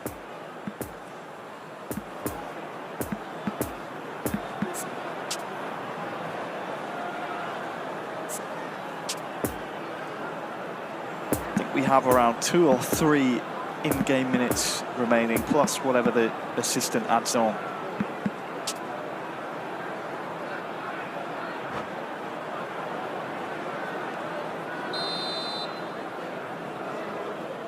Kills just needs to hold. And we'll be going to game 3. Just as we did in semi-final 1. And there you go. No minutes added on. And we will see a game 3 here. Manchester United stay alive. For Milan, And a quick reminder it's today, one everybody, more to make game sure to put any litter for a chance at the trophy. Bayern Munich wait in the final. Up steps Sassinho. And no doubt it will be, yes, Lotfi for United. I'll give you something to maybe chew on and maybe analyse at home. We talked about hot hands. Sassinho didn't play in the quarterfinals. So that is pretty much null and void as an advantage now, because Lotfi has played the same amount of games as Sassinho has today, and they're going into a crunch game. They are going into the crunchiest of games. A win here, and you are through to play FC Bayern Munich in the final. Well, we saw some bangers in that game too. That one from Diaz was the equaliser, the first of 2. But it was always kills you. Creeping forward, always the one to gain leads, and it was Naples trying to climb back into it. So in the end, you'd say, yeah, kills you a worthy winner, having taken the lead 3 different times. Finally, pushing us to game number 3. And it's a cruel, cruel way to lose if you're Naples. It's now out of your hands. It's all up to your teammate. You've got to sit back and hope that they can bail you out now. Of course, that was the second equaliser from Real. That long ball. Real's pace was just inviting him to run onto it, and then this 119th minute eventual winner from Marcus Rashford. It's the resiliency of them. And I know we've mentioned that quite a fair bit in terms of over their progress over this season, but it really has become the staple of their gameplay now. There's no longer that kind of, I don't like to use this word when I talk about esports players, but there's no longer that fragility of, oh, if things go against them, then they're all going to get down, they're all going to beat each other up, and you know, they're going to beat themselves up about how things are going. Instead, they're like, no, okay, that's been and gone, we'll box that off, we'll go again. And that is typified by that there, because you could see Kills was disappointed to get into extra time. The fact that he then came away with a 119th minute winner, again, just shows you that mental strength that seems to just be growing with every single game they play. It's the beauty of knockout football. That extra time winner from Kills You sees us run it back here in game 3. Milan thought they had taking it all the way to penalties, but it was Kilsey who says no. And now Lotfi has Sassinho between him and a place in the final.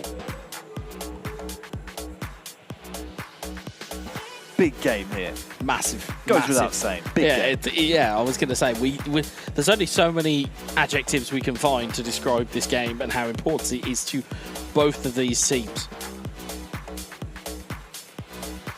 Sometimes you just have to let the picture say what they need to say here, because it's such a big game, you almost want to throw form book out the window. But for those who are interested, of course, Sassinho, 6 points throughout the season.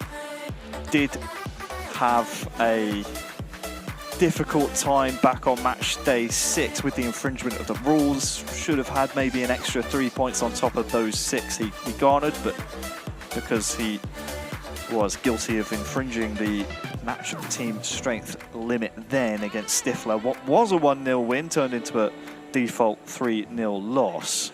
So just 6 points for Sassinho. You look at Lotfi's form, 9 points and undefeated since match day 3. So Lotfi really has come to the boil at the perfect time for United. And if you do cast your minds back to the regular season, in terms of these two teams meeting each other, Quirito walked away with a draw against Lotfi, and Sassinho walked away with a 3-1 loss against Nexa. So whether you want to read anything into that or not, obviously that is your prerogative, but certainly these two will be looking to improve on their results. We've been around a little while, Wes. We know at this point to throw form book out the window doesn't really matter, because it all comes down to this 90 or 120 minutes to decide who has a date with Destiny and Bayern Munich in the eFootball Championship Pro 2023 final, coming later today after this. It's been a long day. It's been a very long day. We've seen a lot of all of these players that are here today. We have seen a lot of them. Of course, wherever you're watching in the world, thank you so much for tuning in. Our friends all across the world.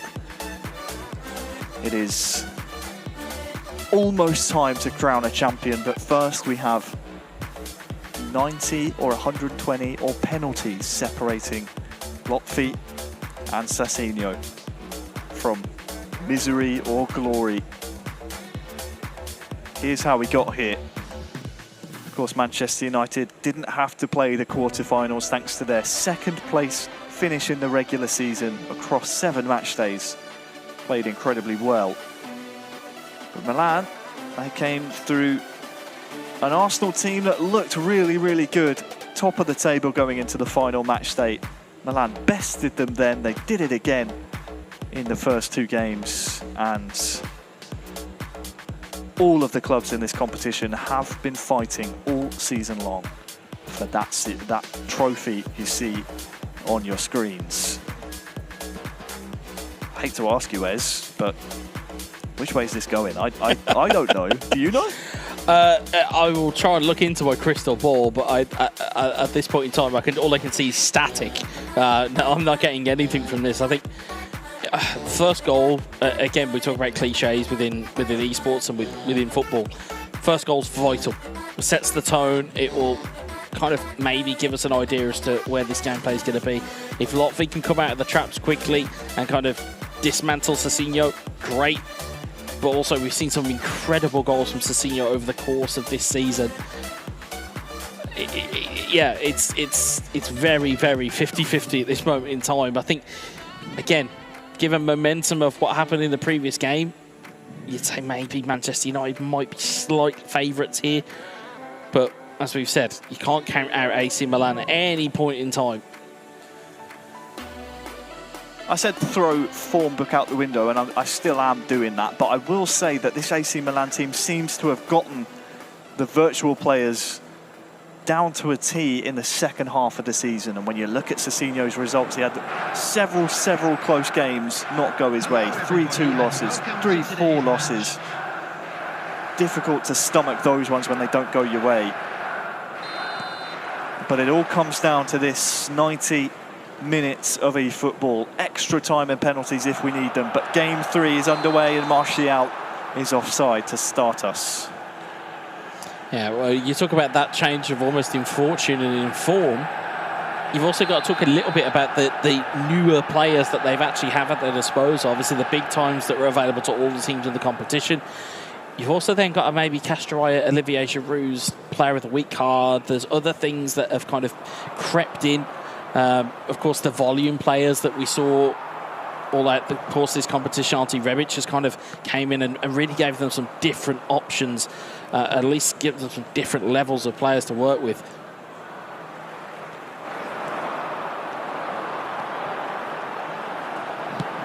My question is, who's going to step up when the lights are the brightest, as they are now?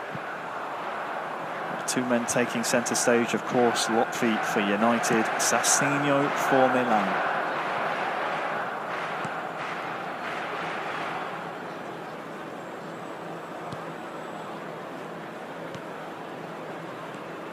Diaz around the corner.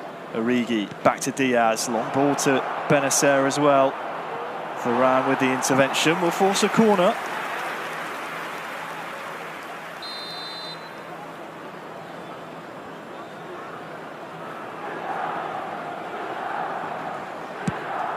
Diaz's corner towards Kiel! Oh, half the ground thought that was in. Had everyone fooled.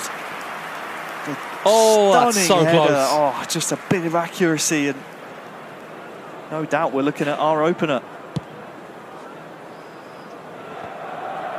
Manchester United will be very happy to see that one sail past the post.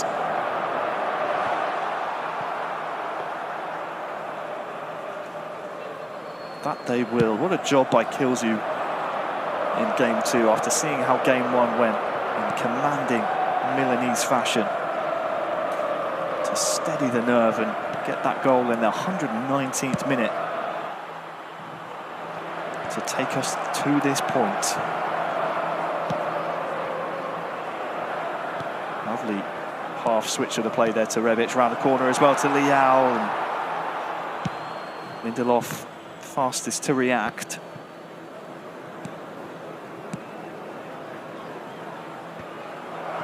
Origi. Rebic, Origi again. Oh! Forced the save.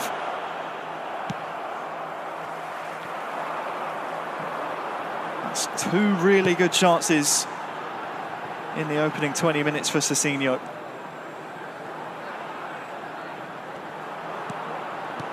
Here comes Lotfi.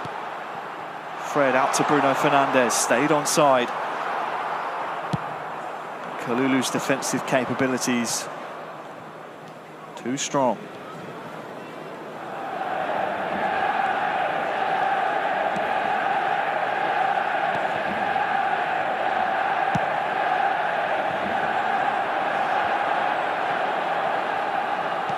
Anthony Martial, oh, that's a mistake, but Savitzer's animation lets him down. I think it was more so he was looking for a side-by-side shoulder charge, and instead ball didn't quite set up in the right fashion for it.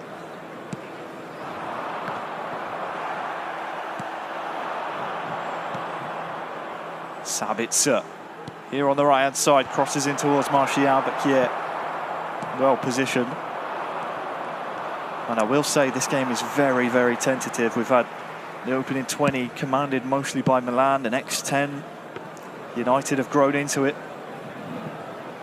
Difficult to see which way the pendulum will swing next. And that is it. Where will it stop when it is all said and done? Origi with a shot from distance. Gets that corner. And if you remember that corner and that header from Kier. It's that knock-on controlled strike they keep going for. But yeah, quite rightly, Kier's already had one sighter for a corner. Could potentially have another one here if Brahim Diaz can find the right delivery. Here it is then, flat towards Kier!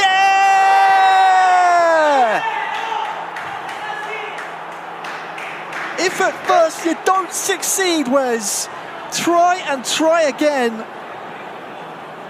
Solid at the back, now turned goal scorer. Kier for Milan puts them up 1-0. That's a double dinger from where I come from, off the bar twice. And again, as you said, it was just the way it was lined up. You'll see it again here. Off once, off again, back into the back of the net. Wonderful finish from Kier. And that gives AC Milan the foothold that they desperately needed.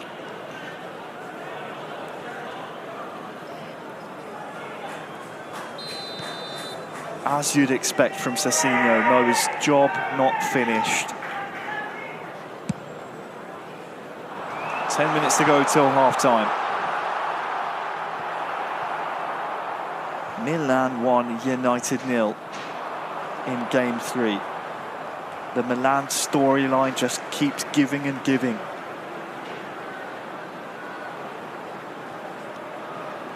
Sabitzer, plenty of time for a cross. Kier, the goal scorer, able to head that one away.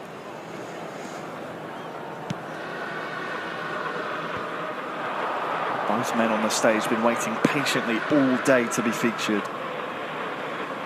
And now's the time to prove your worth. 5 to go until half-time.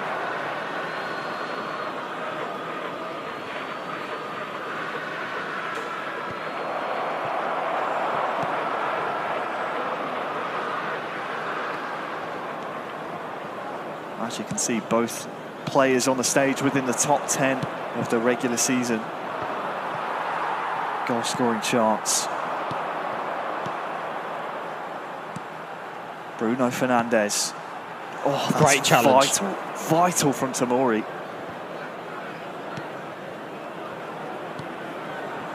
There will be 1 They minute try it again. added time.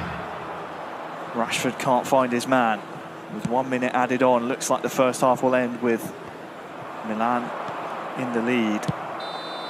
And that is the case.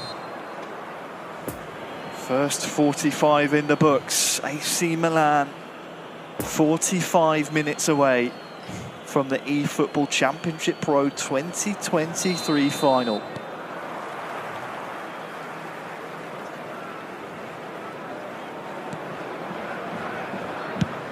Regardless of what happens in this game 3, what a story we've seen from them this season. Yeah, they have been value for it. They very much have been, AC Milan. The highs and the lows this club has delivered. That's a long ball towards Rashford, heads it back to Martial! Great finish! What a goal! Game on! Milan 1, United 1. And that extra pass to set up the finish sets us up now in this second half. What a ball. Great crossfield ball again. Rashford knocking that down. Martial, first time strike, knows that he had players coming to close him down. And it's Martial on the volley, passes it into the back of the net. And leave it to be the most experienced man in the Manchester United ranks to be the guy that pulls this back around for his team. This Lotfi converts his equaliser. It's as you were.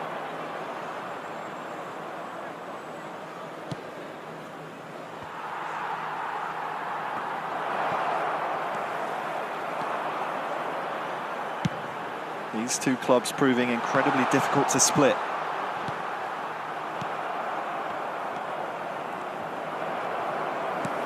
Fred for United finds Rashford. Nice idea to try and feed Sabitzer there, but too close to Mike Magnan.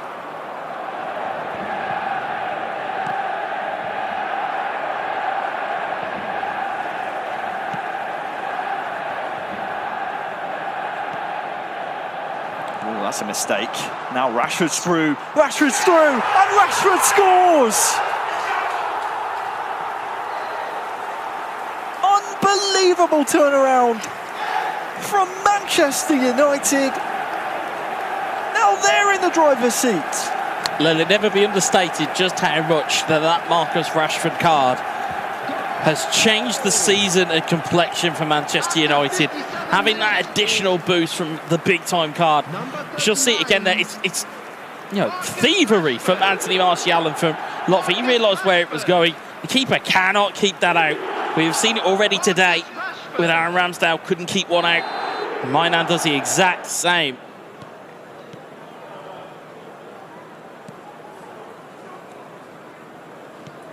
Poor Sassinho now having to play on the back foot. As that goal, near enough on the hour mark, makes it United 2, Milan 1. 72,306. Tonali, Diaz, Rebic looking for Origi.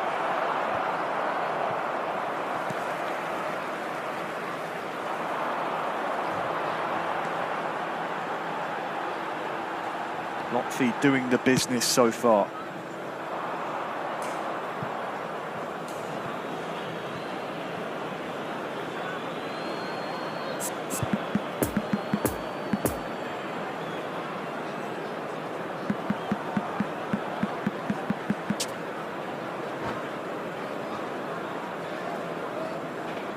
Substitution in progress.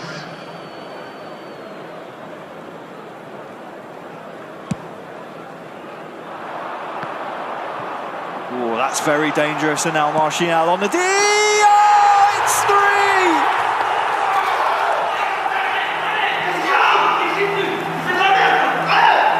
3! It's a goal that gives them a 2-goal cushion in the semi-final. It's a mistake at the back from Kalulu.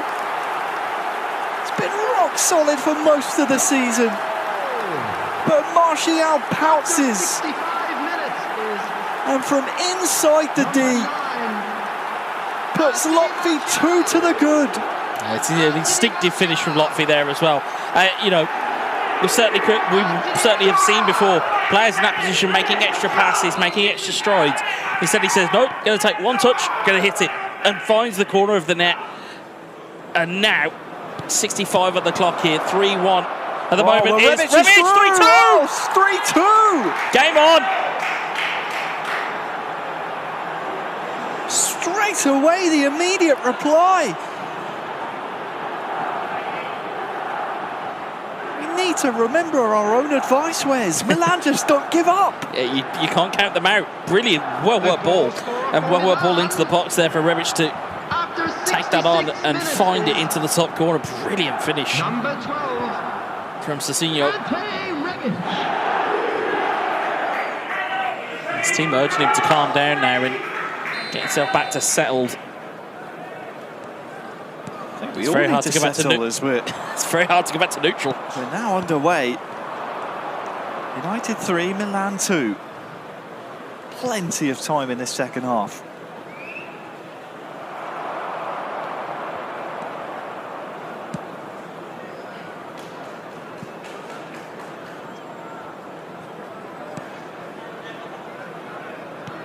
Manchester United, you've just got to keep the clock ticking. Will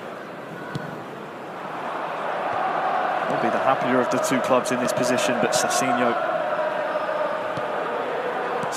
believes.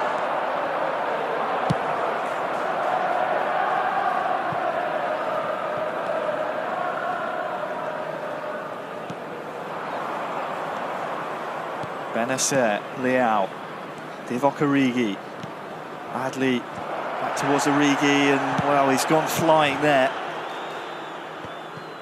The referee unmoved.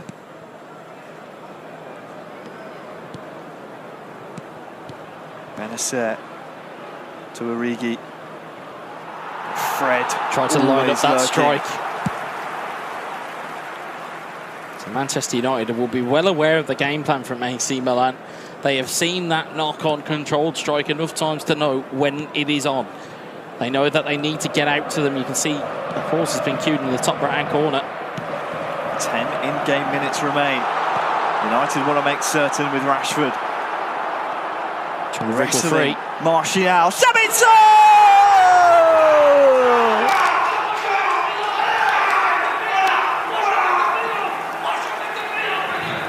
Et voila! United 4, Milan 2. It's times like this I wish I spoke French. It's times like this I really... Again, it just wriggled free of the defender. Rashford just managed to retain the ball. It's one-touch passing. Goalkeeper is left flat-footed, doesn't get across his goal. And Sabitzer has arguably one of the easiest tap-ins you're ever likely to see.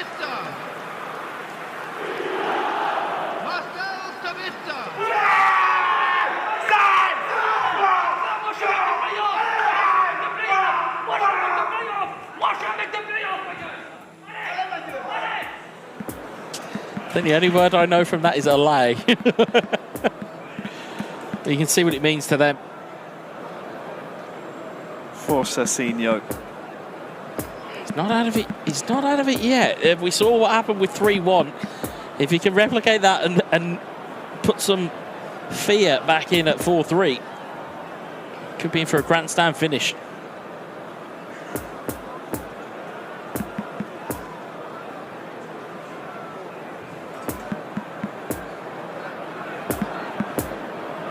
So difficult to try and describe the roller coaster of emotions of this semi-final. After an emphatic win in game 1, AC Milan looked the favourites to go through. They certainly did. They looked like they had the box seat. They looked like they were the most in control. They looked at the match one, and instead, Kills You and Lotfi both come along and went, no, we're going to upset the apple cart here, and we're going to completely turn this game on its head.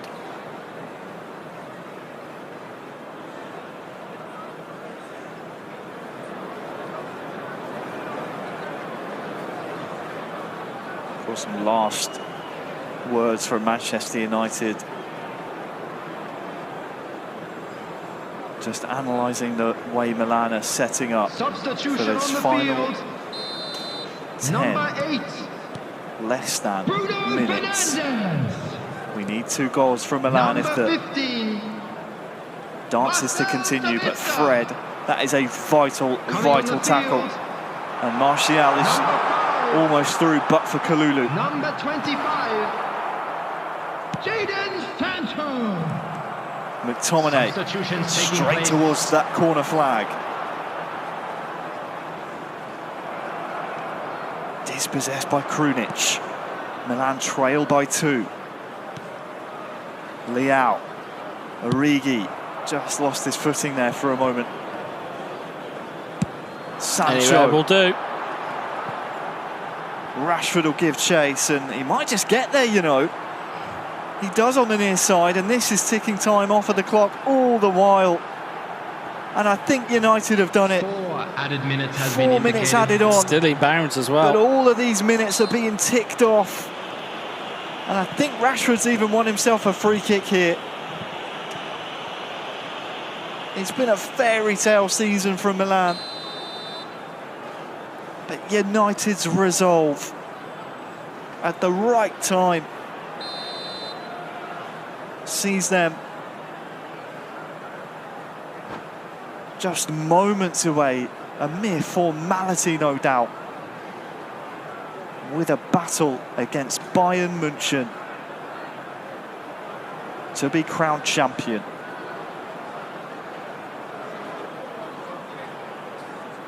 Just need to grind these last few minutes out here.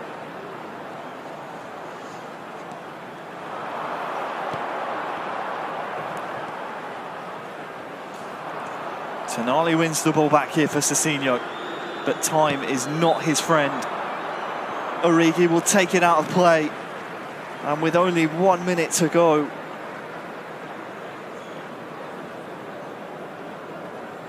it's been a while since United found themselves in a final of this competition.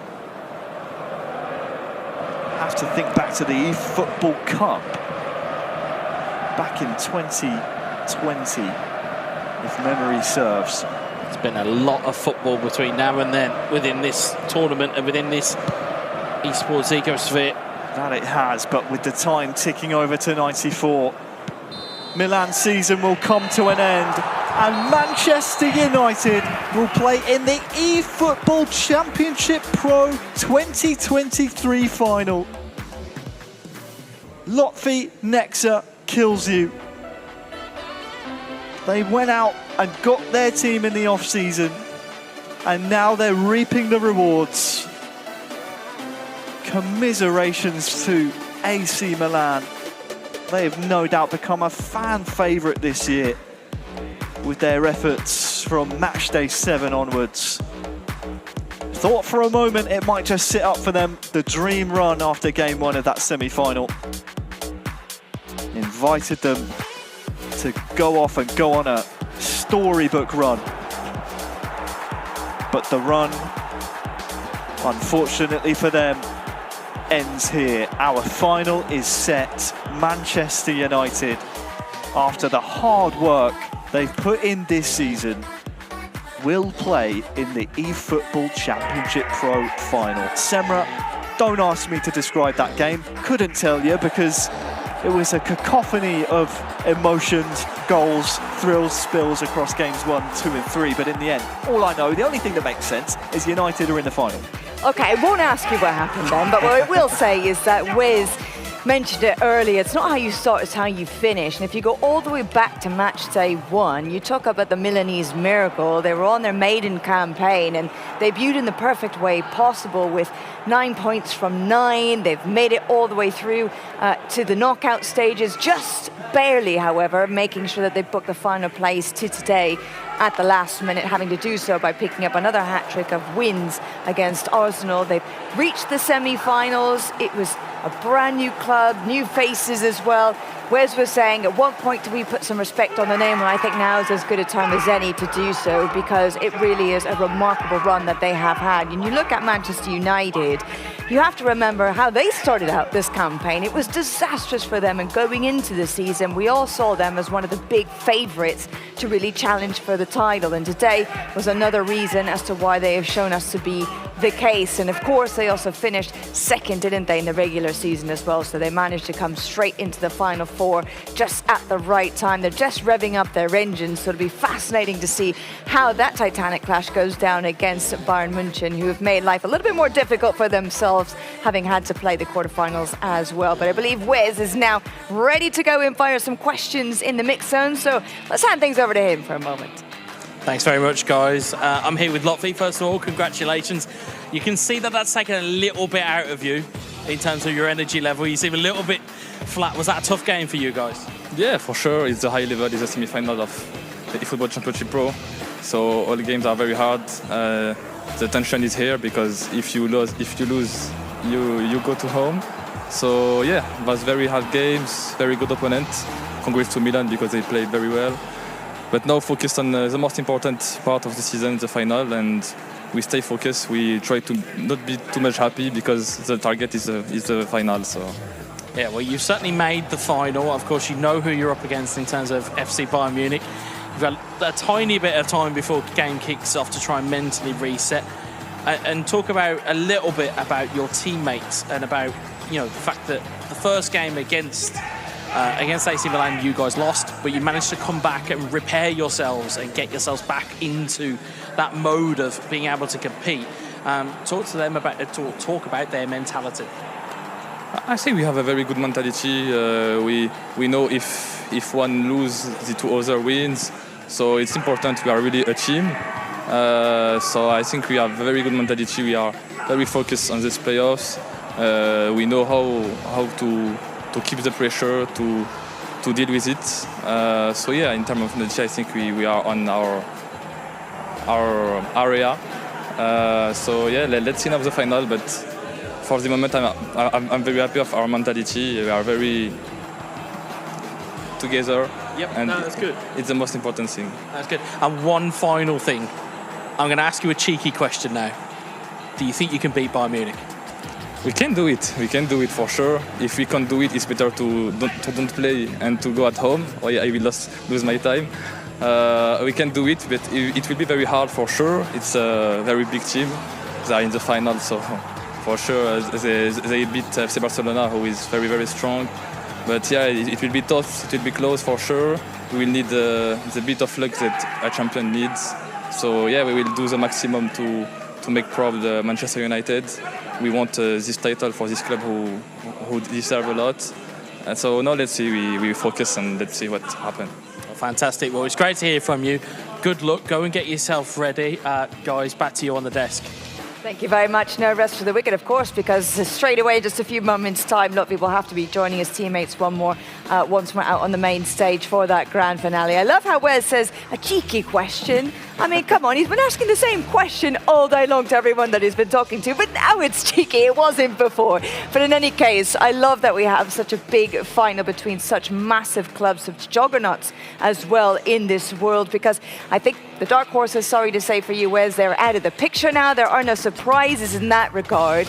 But this really does look as though it's going to be a very even, hard-fought battle, one in which I could easily see games going to extra time penalties, or even 3 games, all 3 played out between them.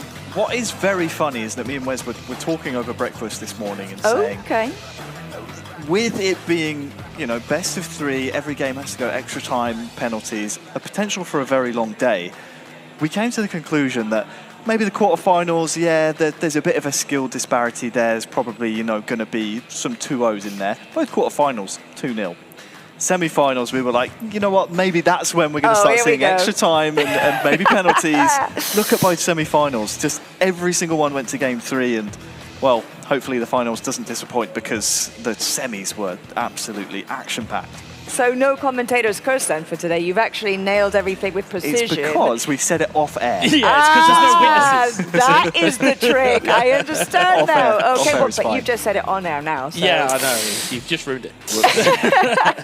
Well, my friends, it's been a long day. It's been a very long season, but it's all been building up to this very moment right here. We can finally say that we are ready to go for the grand finale, and it's between FC Bayern Munich and Manchester United.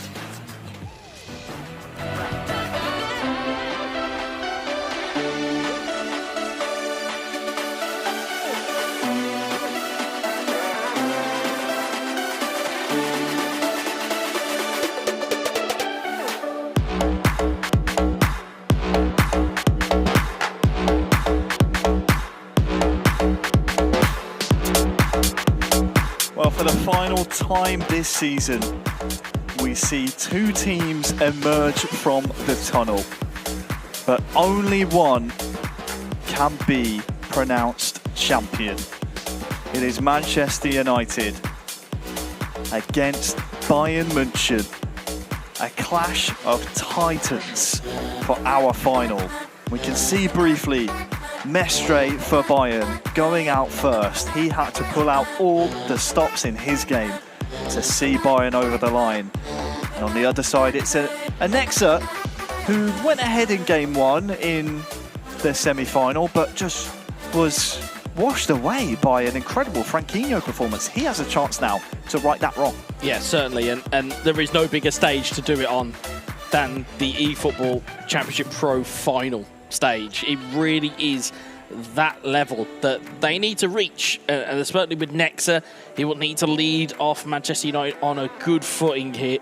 Of course, you have got Mestre, who has came through both quarters and semi-finals with victories. So looking at that, it's really delicately poised. It's delicately poised, it's a grand occasion, and I tell you what, there's no one else I'd rather speak to before a grand occasion than, of course, the big man of adrenaline. Of course, it's Jordi Semras with him in the mix zone. The head honcho, the director of the tournament, call him whatever you want. He's a man of many names, Jordi. It's been a brilliant day. Have you been enjoying it so far? Yeah, well, it has been an amazing day, you know, sitting my chest, so I'm so happy of the tournament, the people enjoying it, the teams, and also, well, I think that now we have a exciting final that is going to be right now, so can't wait to see this final. So, yeah. And what do you think of the season, its entirety in the last 5 months and how everything has gone?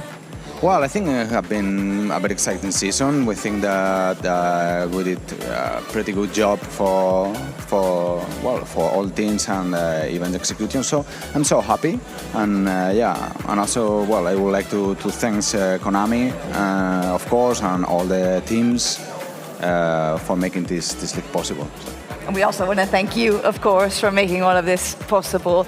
And is there any just final message that you would like to say, as this is our last opportunity to speak with you before the end of the season? Yeah, well, I will say thanks to all the fans that play football and keep playing and keep watching the efootball Pro League and enjoy the game. That is probably the best game in the world. Probably? Come on. Yeah. The best. The best. The best. There you go. Well, thank you very much, Thanks Dorothy. Enjoy the rest of the day. Enjoy the grand finale, because it's going to be a cracker. I have no doubt about that. So I think we're just about ready. It's just about go time then between those two. I'll hand things over to Harry Wes one last time. Guys, ready for this? More than ready, as are the players on the stage. That is what is waiting for Manchester United or Bayern Munich. The trophy lift is one of the most emphatic things you can do in any competition. We're going to see it in a minimum of 2 games' time, Wes. Bayern or United? Who's it going to be? You know, as much as Semra made fun, and we obviously thank Semra for all of her hard work this season, as much as she made fun of you sitting on the fence, it's a very comfortable position. It really is, because you could make equal arguments for either one of these teams to walk away with that trophy. You really could. If you look at Manchester United, look at Nexi, look at Lotfi, you look at Kilsju, you look on the Bayern Munich side of the fence, you've got Mestre, you've got Jose, you've got Mukahit. At a minimum, of course, you've got Lutti and Jay Victor backing them up. There's so many elements to this that are, for lack of a better phrase, combustible. That anything is possible within this game. And as you quite rightly said, as much as the form book will give you a little bit of an idea as to how things are going to go, until the game starts, you have no idea what you're in for. No, you don't, Wes. And I'll tell you what, one of my favourite things that happens in this studio, just to give people, as we look on to this fantastic piece of silverware, you don't see it at home, but as we get ready to jump into the game, the lights on the desk here just dim down, and it's one of my favourite things that happens because it means we're moments away from game time. Something you don't quite realise from home is just quite how bright the lights are on that stage. We saw Nexa there just for a moment, just head below the desk, taking a moment to himself. The disappointment from his semi-final performance can all be washed away here with a chance to turn up against Mestre. It's difficult to do, but if there's someone who can do it, it's Nexa. He's former league MVP, knows his way around, former winner of this competition, knows his way around. But as does Mestre. Mestre has been here, done it, and seen it all before. That's what makes it so intriguing for these matchups to occur, because we don't know until we see them in the chairs. So we have to kind of almost make a snap decision based on what we see. Both of them look very calm, they look very cool. I'm sure that'll change within about 5 or 10 in-game minutes. But they all seem very relaxed, they seem very kind of loose, which is what you need in a final, to be able to just relax, play your natural game, and find your best level and just exert that will on the opposition. Well, speaking of the final, we are now underway. The eFootball Championship Pro 2023 final. Underway between Bayern and United. Mane looking to start things off really strongly here for Mestre. We started with 8 clubs back in February. We said goodbye to 2 of them in May. We said goodbye to 4 more here today in the knockout stages. That leaves us just 2. Bayern and United. Sane to tell with the back heel. And De Gea's made a real hash of that one. Luckily, no man in a red shirt to try and pounce upon it.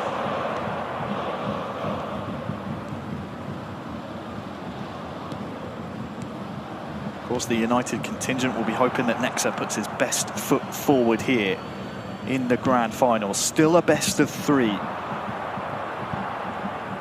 So extra time and penalties if we need them, but Nexa,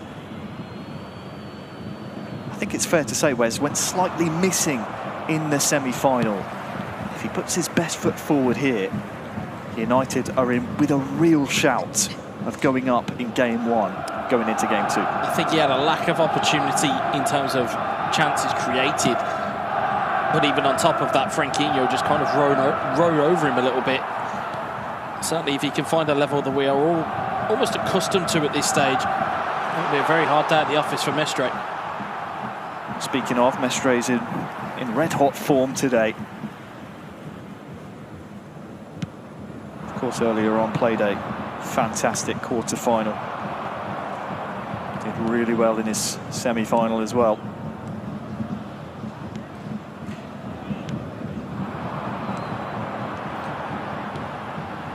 He's looking to continue that fight for Mane. Ventured into the box, but denied by the United defence, and now chance for a bit of breathing room as they get the throw in.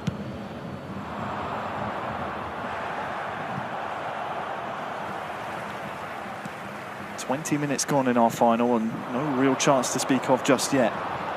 Is that about to change? Musiala miscues his pass.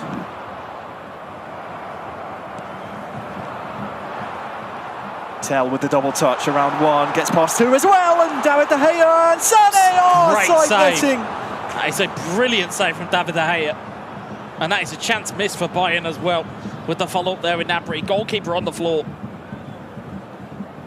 There was the first chance, the second into the side netting.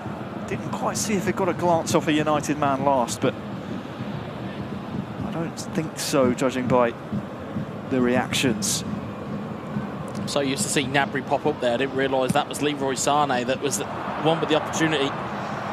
Again, it doesn't really matter who it was that was shooting it. The fact is the chance has gone by the wayside. Game one has come to life now as Mestre still knocking on that back door. Pavard with the cross. Nexa has to weather this storm. The problem is he's given the ball away very cheaply, trying to start counter-attacks perhaps a little bit too early here. Fred turns Kimmich very well. And Rashford dummies it, lets it run. That'll do if you're United. Throwing in on the half-hour mark, taken very quickly to Martial.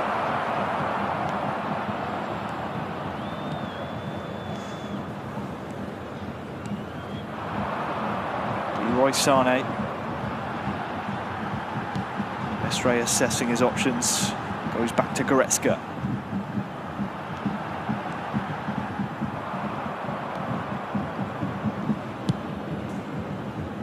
We expect this to be a very nervy affair, and we said before the first goal so vital. Martial trying his luck against De Ligt there, but it's so nervy because these clubs, of course, all been playing since February to get to this very point.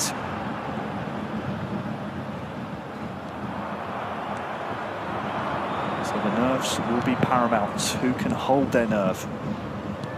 Rashford, Fred, back to Marcus Rashford, crowded out. It's been a very open first half of game one. 5 minutes till half time.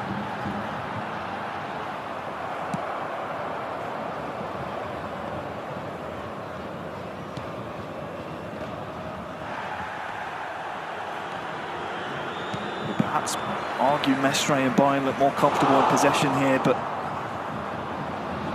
still 0-0.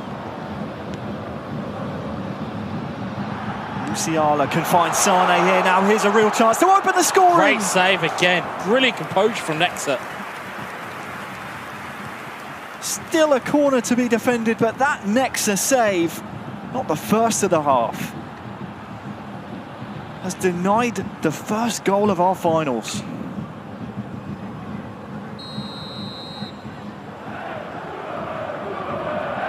Bayern corner. Definitely one to forget there.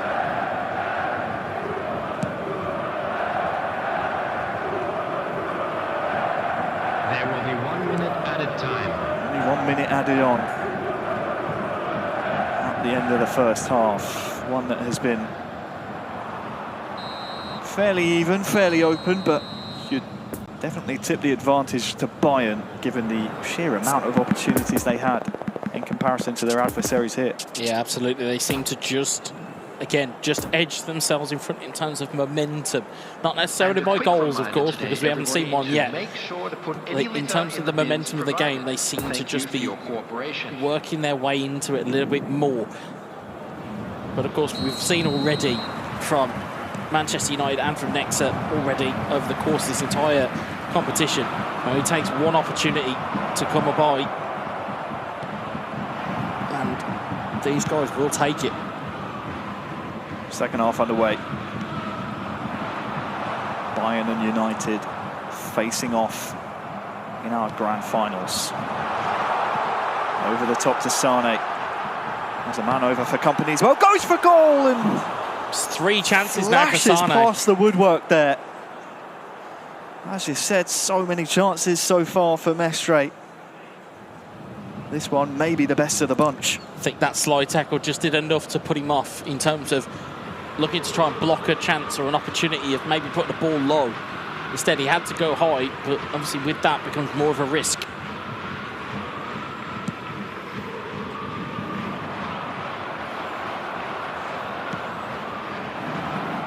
Rashford. Who can he find here in the middle? Pavard for company. Sabitzer. Looked like he might just get a head onto that, but over his head it goes. Defence into attack here from Bayern. And likewise for United, as once again it's Marcus Rashford.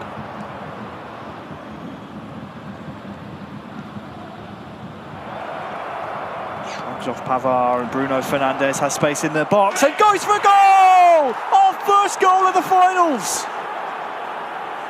Scored by Bruno. Puts Nexa and Manchester United in a commanding position now. In terms of threat assessment, if you start worrying about too many players too closely, for example, with Rashford, with Martial, you're going to leave a threat open. And one of them is Bruno Fernandes.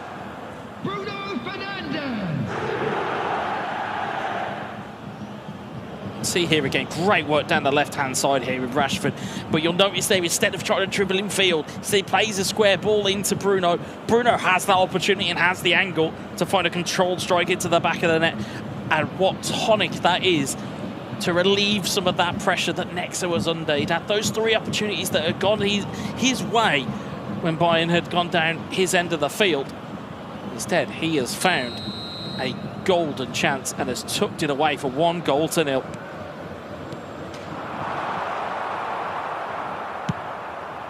You read my mind, Wes. My mind initially went back to those chances as Martial gave chase there. That Mestre had so many. Didn't take them, and Nexa's made him pay. At this level, on this stage, it's about being clinical, and Sabitzer's latched onto this one. Rashford!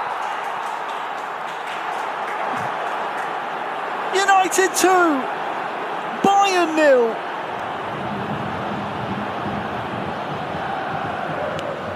It's just like that, and it's 2-0. You see there the awareness again. He knew that he was going to get caught with Sabitzer. He says, there's a Marcus Rashford over there. We'll play that over there. You can see all of the pressure went there. Rashford ahead of his man. But no chance there. Tucks it away for 2-0. And gone is the emotion from Nexa. It's the calmness that's been replaced with it. And again, if I was a player, that's what would terrify me, is if he's calm. That's what would terrify me completely. Well, it's almost like watching 2 different players up there in comparison to his semi-final 3-0 defeat to Franquinho. His emotions were all over the shop, on display for everyone to see. As you said, cool, calm, collected customer now. Has a 2-goal lead. to defend here. Mestre had his chances, but really, thinking back for Nexa, it's only been those 2 opportunities. He's taken them both, and it's all about being clinical at this level. That's what we've said. We've said it all day. We have said it about when those chances come by to you, you have to make them count. It doesn't matter about, oh, well, we had these nearly opportunities and, oh, we almost scored. The only stat that will matter at the end of this game is the one that is in the top left-hand corner of the screen. It's the score line. And if it reads 2-0 at the end, nobody's going to really remember those 3 chances for Sane. I would venture to say that Mestre may. Nobody else will. The history books will tell you it's 2-0. Number 44. Coming on the field. Well, well, well. Number 11. Nexa 2, Mestre 0. Number 22. The Just kept that in. For this match was 70,987. Double touch lets him down. He just ran out of real estate.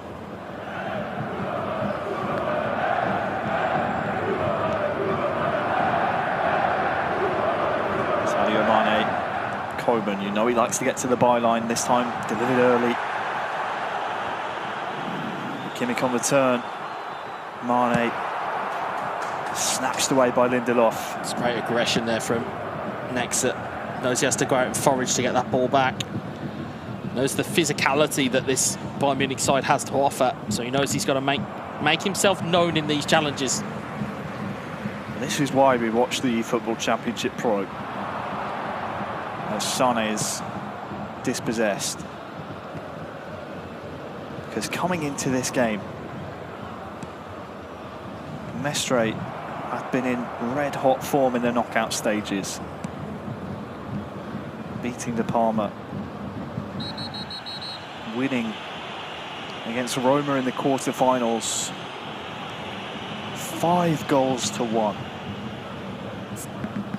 Then you look at how Nexa performed. Again, I'll keep bringing up that Milan 3-0 loss. Because at that point, it looked like United down and out. Not expected to reach this game. Now he gets a second chance. And it's like old sportsmen used to say back in the day, don't let me get 1. Don't let him get 2. Nexa doesn't look like letting go. Very much so. If you're a 90s child, you know that you don't give any impetus to Manchester United to get on comebacks. You don't do it because they will take advantage of it. And certainly as they are playing at the moment, Manchester United and Nexa especially, very, very well indeed. But Bayern Munich will always cause problems. They will always cause you to question what you are doing. But as you can kind of see here from Nexa, it's very much the clear the lines and keep it in play. Which is why we keep hearing it be applauded every time it goes clear, as Rashford looks to make his way down the left-hand side here. He's got players in support if he needs him. Instead, he's turned himself around, and this is the early beginnings of time wasting. Maybe here's Fred. It's Fred now. So Meccano has to step in, but I was just watching Mestre's player cam in the bottom right. Every single time the ball gets away from him, visible disgust. Mane on the turn, double touch, but nothing coming of that time around. Savitzer with a nice dummy. Kept it in as well as Sabitzer. He's got players in the middle. Pavard has brought him down. Advantage is given. Savitzer to Eriksson. Martial just couldn't match the pace of the ball. Clock keeps ticking here. Lindelof with the header. It's like that's a offside there, the referee's called, and well, changes to be made. 10 minutes to go, Wes. Those early chances we saw from Mestre just seem to be non-existent now. Yeah, they seem to just completely droid up those opportunities. The minute the ball goes anywhere close to that Manchester United backline, it is cleared away and then is applauded with the clearance. Because so long as it stays in play, as we've said before, that clock will keep ticking. And that's all that Manchester United want at this point in time. They have a 2-goal lead. As long as that clock keeps ticking, I think I've clocked there, 9 minutes in game plus stoppage. They're in the box seat here.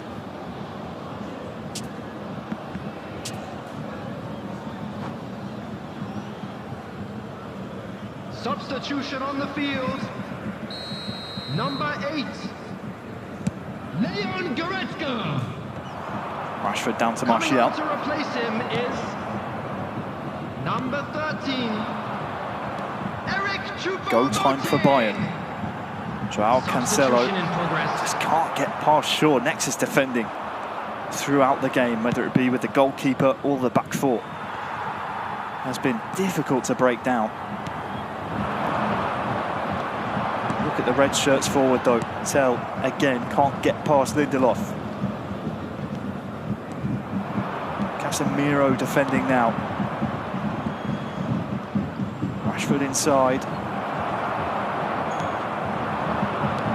Time is ticking down here for Bayern. United have the ball back and anywhere will do. Applause from Lotfi. In the 90th minute now and United still have this 2-goal lead. 4 added minutes has been indicated. Fred intercepts up towards Rashford and now Martial can backheel it to Anthony. Where does this one go? Martial maturely to the corner. It runs out of play, but it's at the right end of the pitch if you're a United fan. They win the ball back as well, and Rashford might fancy himself here. Maturity from Nexa coming through. Game 1 goes to United. 2-0, and there's the Nexa we expected. Puts United on championship points. He may have disappointed in the semis, but he hasn't in the final. He has given them a big advantage going into game 2 here. Wonderful, as you said, mature was the right word. Maturity in that performance. And we'll see it back here. The chances that were there for Mestre. But in terms of the manual goalkeeping, Nexa was equal to them all in terms of the abilities that he was finding here. But again, it's this goal with Fernandes. It's a brilliantly controlled strike into the right-hand side of the net. And from there, you thought, OK, you've got yourself a foothold. Are Bayern Munich going to respond here? And instead, Nexa found even more than what he... Because we've seen it before from him. You'll see there, again, the awareness and the coolness under pressure to find the extra pass across. We've seen it time and time again from Nexa. So it isn't too much of a surprise to see it in the final. Again, though, against such a high-level player in Mestre, that's where the surprise comes in. It's almost as if that second United goal knocked the wind out of Mestre and he never fully seemed to recover from it. And thanks to Nexa's performance, they are now on championship points. Game 2 moments away and the two men taking the stage matched up against each other on match day 7 around about a month ago. Jose for Bayern bested Alex earlier on. Will have to do so here again against Kilzu. Kilzu's performances throughout the season have been stellar. But for Jose, it's a bit of a conundrum because back on match day 7, these two men played already. It ended in a 2-1 win to Kilzu, so advantage the Frenchman. It's only a month ago that this game happened and we're seeing a rerun now, but I would venture to say that the stakes are slightly higher. Just the small, you know, small token of an eFootball Championship Pro trophy at stake here.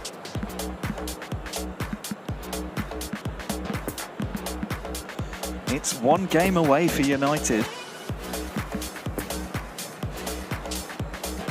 The silverware that they want to take home. Back to Old Trafford.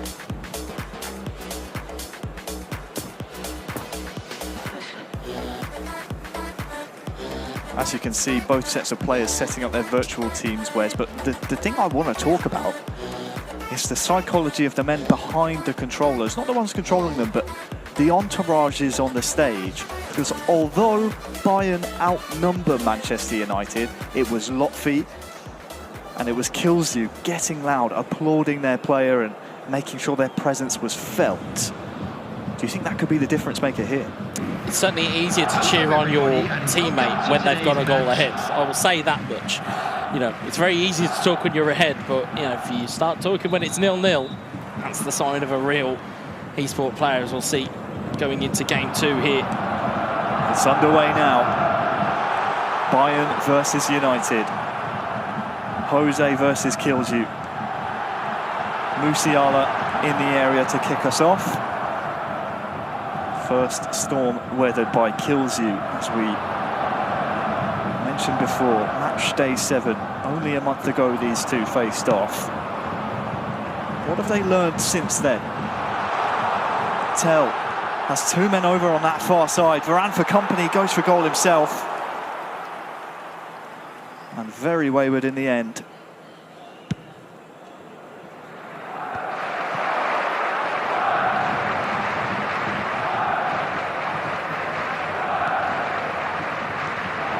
Sadio Mane keeps it alive here to Musiala.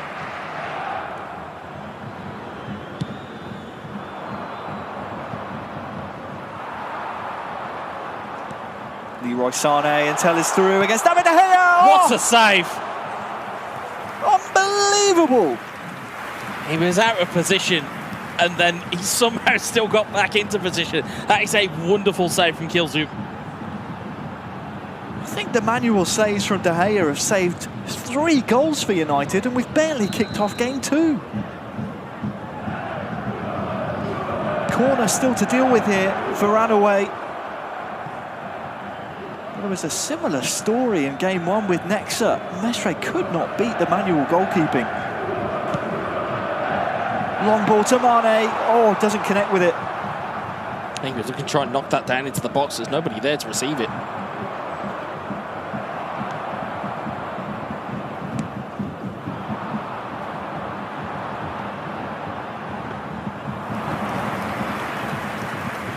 If you're just joining us,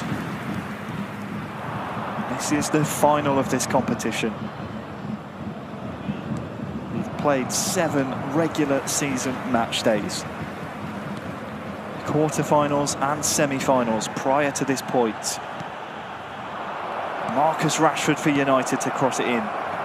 It's United who won game 1, therefore are 1 game away in this best of 3 from hoisting the trophy. Jose for Bayern wants to prevent that very action happening. Mane dispossessed. It's going to be a case of chicken here. Who's going to blink first?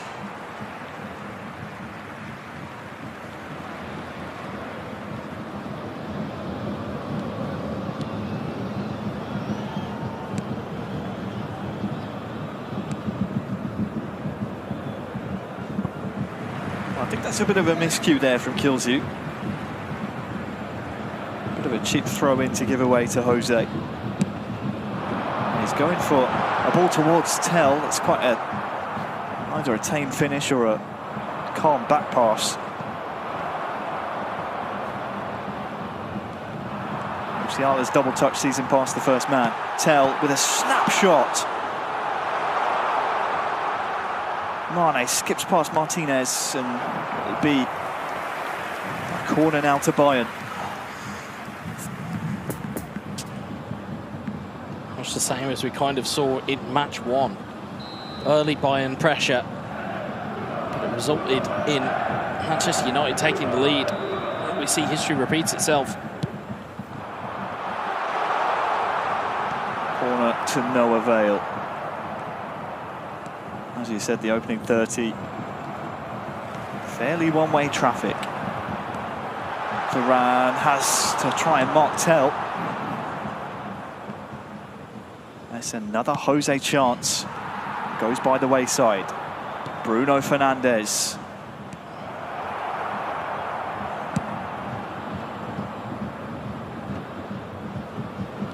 Marcus Rashford. Fred, Sabitzer, this is better for United, but fed to an offside Martial in the end.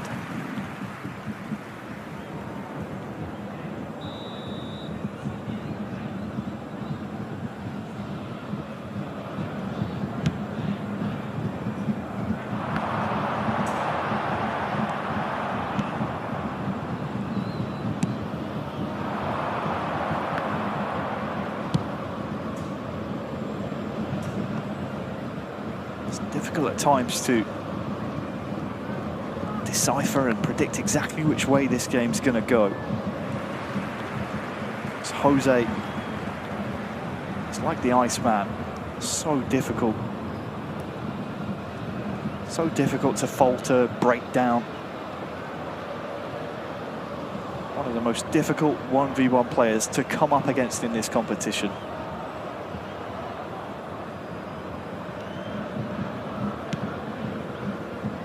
On the other side, you have Kilzu, who's playing for the trophy, essentially. Martial trying to sneak in behind. It's a better spell of pressure here, though, for United. Can Kilzu capitalise? Casemiro. And Bruno playing keep ball as Martial. Can't seem to get a hold of that one. Shaw pounces and Rashford protects.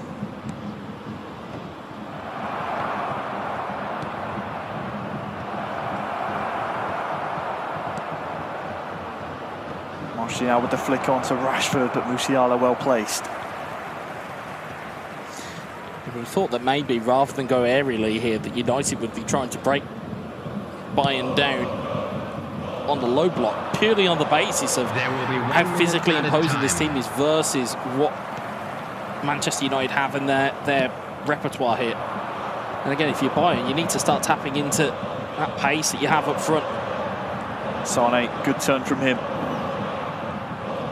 This will be the final attack of the half, and it's quelled by Kilzu. Even at half-time between Bayern and United. Still evenly poised. A reminder, Bayern need to win the next two to be crowned the champions. If not, it's United that will be lifting that trophy.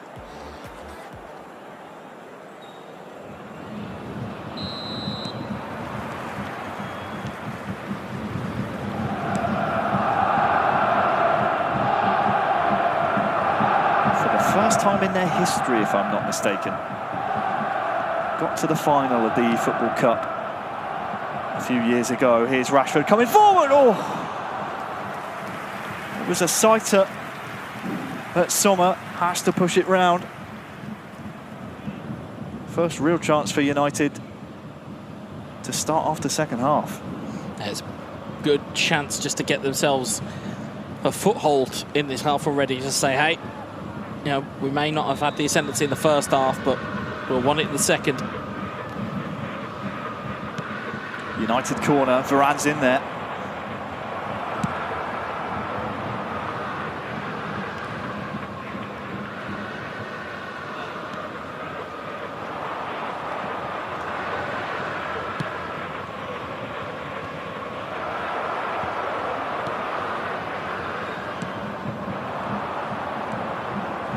This is just as tight as when these two men went to war a month ago. Advantage played by the referee, I think. No, apparently not.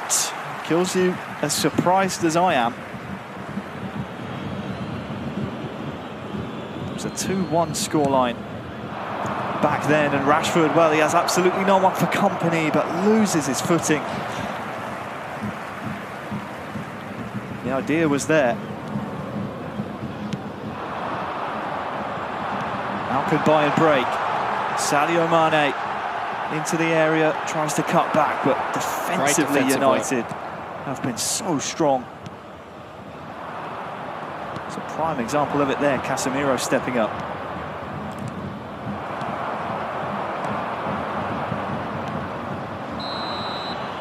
Bit of a cynical one there. Oh, it's a red card. Oh. It's a red card. Well, we didn't quite get to see it, but you called it, Wes. Kimmich has been sent off here. Bayern down to 10 men in game 2. And that might just set the cat amongst the pigeons. It was a pretty cynical challenge on halfway. But the ball had clearly gone. Well, Jose not electing to make any changes following that sending off. How big could that be?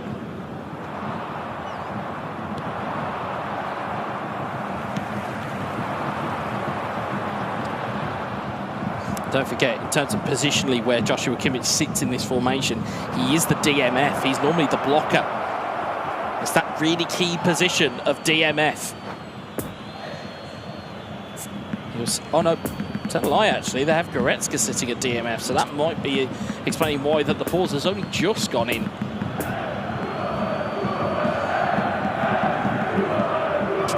Well, it's one of the very few red cards we've seen this entire eFootball Championship Pro season. I'm trying to cast my mind back, I don't think we've seen one. And it's come in game 2 of the Grand Finals.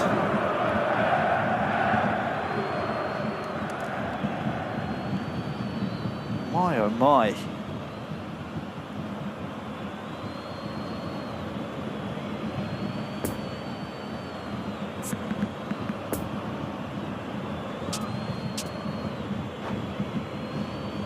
Well, see, their ball's gone. There is the red card, Wes. Yeah, that's the infringement. There, you saw ball was gone. It was cynical. United were on the counter. Yes, they are again here. Number 22. Substitutions taking place. Oh, Martial was threatening him behind, but clearly the referee not putting up with any late tackles here. If it kills you, I think the idea here would be maybe not pay too much attention to the fact that Bayern are down to 10. You've still got to play your natural game here. And if you're Jose, you've got to cover the gap. You have to cover that gap, whichever way you look at it. Bruno Fernandes trying to force it through to Rashford. There is a pause queued up. There's plenty of space in that midfield now. Cancelo.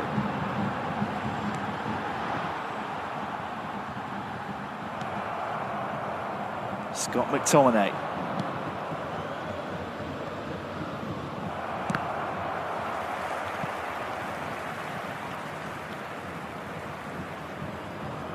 Final 15 to play in game 2. It is still Bayern 0, United 0. Nothing to separate these two. Unless Martial into the penalty area now. Pavard, it lands at his feet.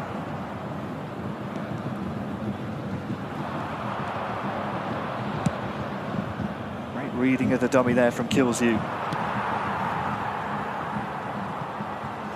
An even better dummy on the other side. Sane with green grass to run into. Tries to lay it off, but well, he will get there. Free kick. The referee, as you said, has seen something he's not happy with. Free kick in what is an inviting position for Bayern. They certainly have a welcoming committee to talk about what option they take it. You have the likes of João Cancelo, Leroy Sane. Even Sadio Mane can hit these. Stood over the ball.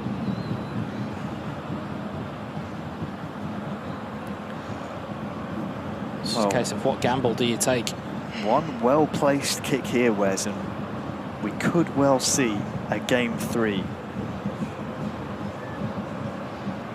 Jose taking his time. This is such an important decision. The problem you have with this type of free kick is actually pretty simple. If you jump the wall, Murphy's Law says they'll go under it. If you don't jump the wall, Murphy's Law says they'll go over it. If you move the goalkeeper, Murphy's Law says they go in the other side. You literally have no way to move here. You've just got to be correct with your answer.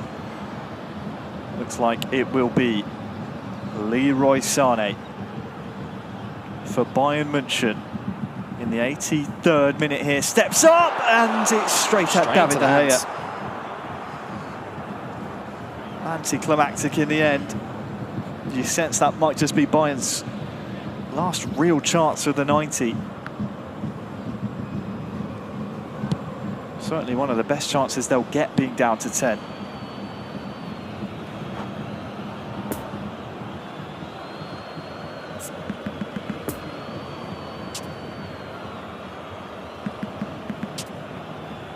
Get more tactical switches and pauses in play. Substitution on the field. Number 10, Leroy McTominay. Sané. Coming on the field is Final 5 minutes in game 2. Kingsley Coman.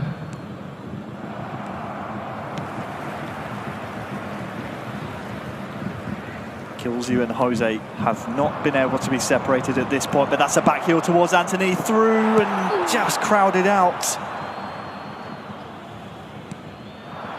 Coman. Now all of a sudden Bayern are breaking. Tell on that right-hand side, past Lindelof. Who's there waiting? Tell, he's going all the way. Out to McTominay. Up to Rashford. Back by Upamecano. Casemiro joins the fray.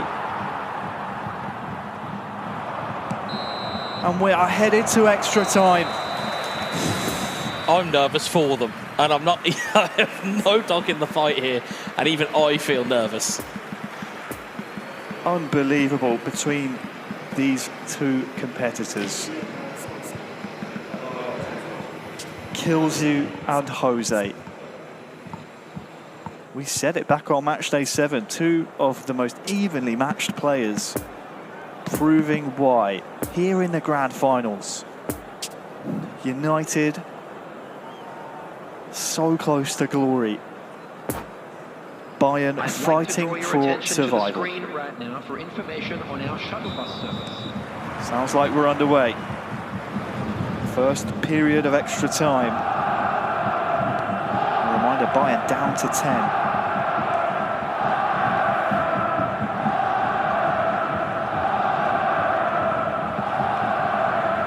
Bruno Fernandes. Marcus Rashford tries to slide in Anthony. Here he is again. Good read from Jose. Casemiro not letting Bayern break out. Anthony. Stanisic again, stepping up. Sandro Martinez came a long way, and that might just allow Bayern through here. Kingsley Coman galloping towards the penalty area. Luke Shaw across. Had to make the challenge. That's a brilliant read. Had to make the challenge there. Up to Fernandes. 5 minutes to go here in extra time 1.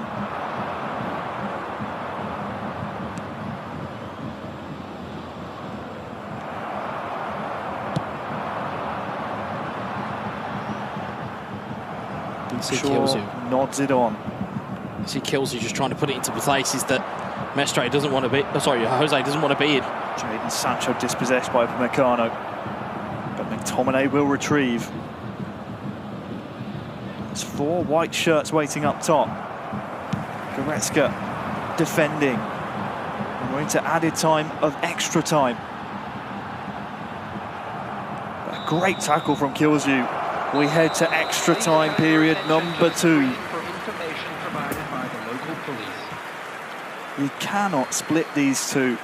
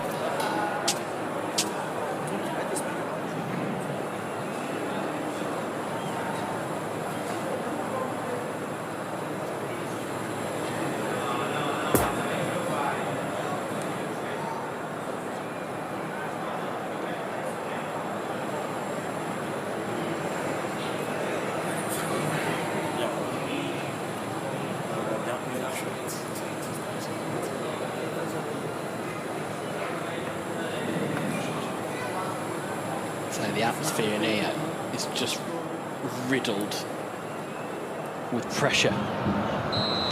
It's been a very, very long day. One less for Jose and Bayern. Playing all the way from the quarters, Anthony, to start off the second extra time period. Rashford, Fernandes.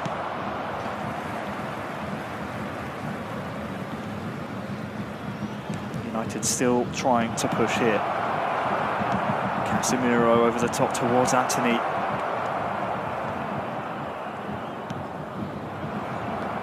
Just both players cancelling each other out here.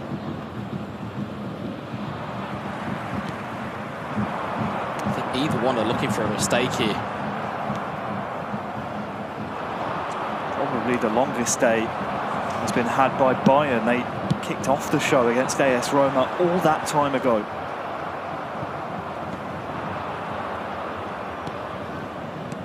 They've been waiting for this moment, and Jose has to hold strong. Rashford now in the penalty area dancing, and Bruno is there. Only a corner, but it could be a valuable one. If Kilzu can conjure up some magic here. Nearly did there. It was just a really good covering block there by Jose. Kilzu's thinking, what do I have to do?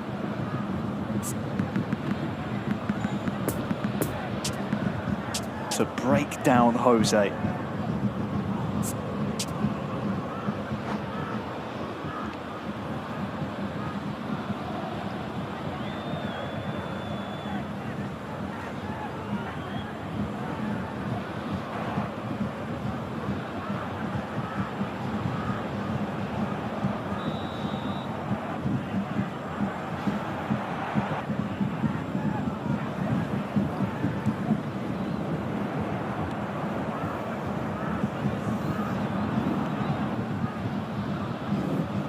Manchester United corner. Substitution on the field. Number 44.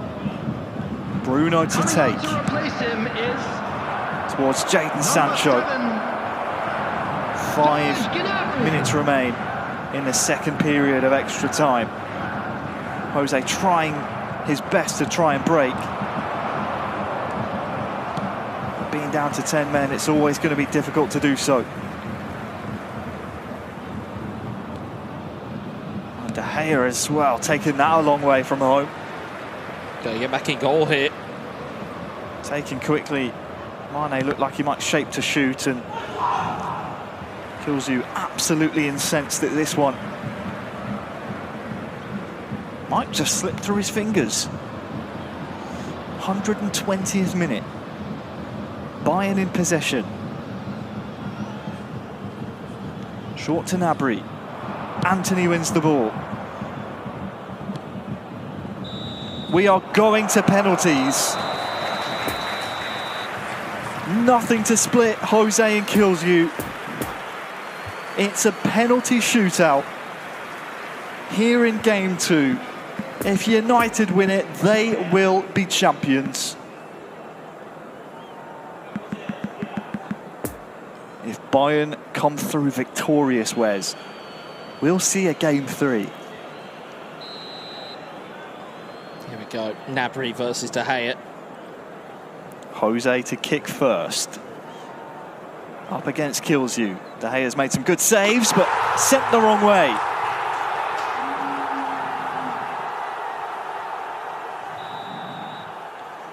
Up next, Jadon Sancho.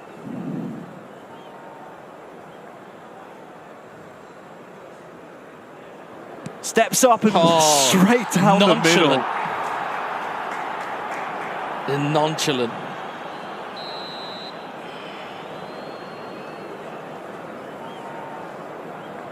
Tell up next. For Bayern, and Jose scores. 2-1.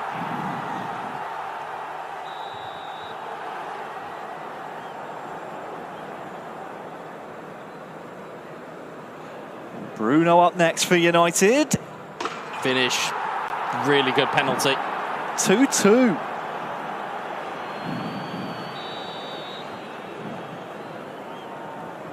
Lotfi can't watch off camera. And I don't blame him at all. Sadio Mane steps up and it's off the post. It's a Mane miss.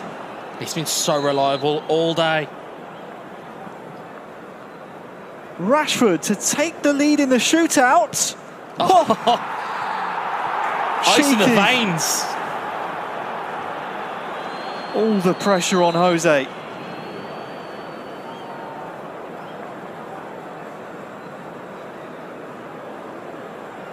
It's Koeman against De Gea, and it's saved! Unbelievable! It's match Putting point. Manchester United and kills you on match point.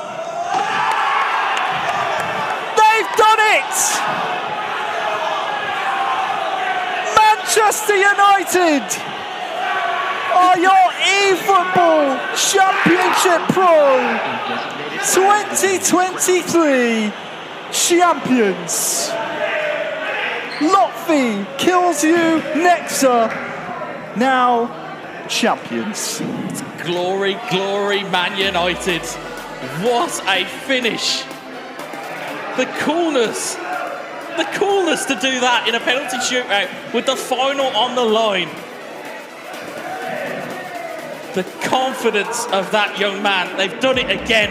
Those three have been phenomenal. Well, you can see the emotions, what it means. It's undeniable. They've worked so hard since this competition kicked off in February. But finally, we have your champions, Manchester United.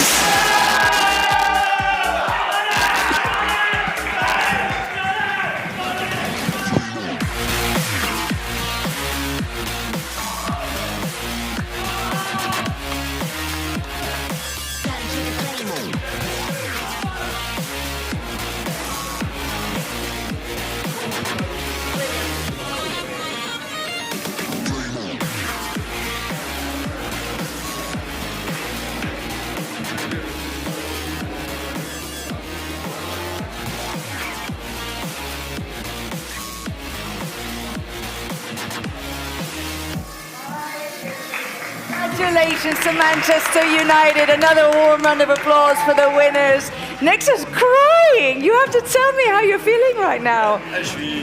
You can translate. C'était tellement dur cette année que j'ai tout lâché là. Je suis heureux pour moi, pour mes coéquipiers, pour le club surtout. Ils méritent ce club. Et voilà. The season was so hard. It's hard to hard words.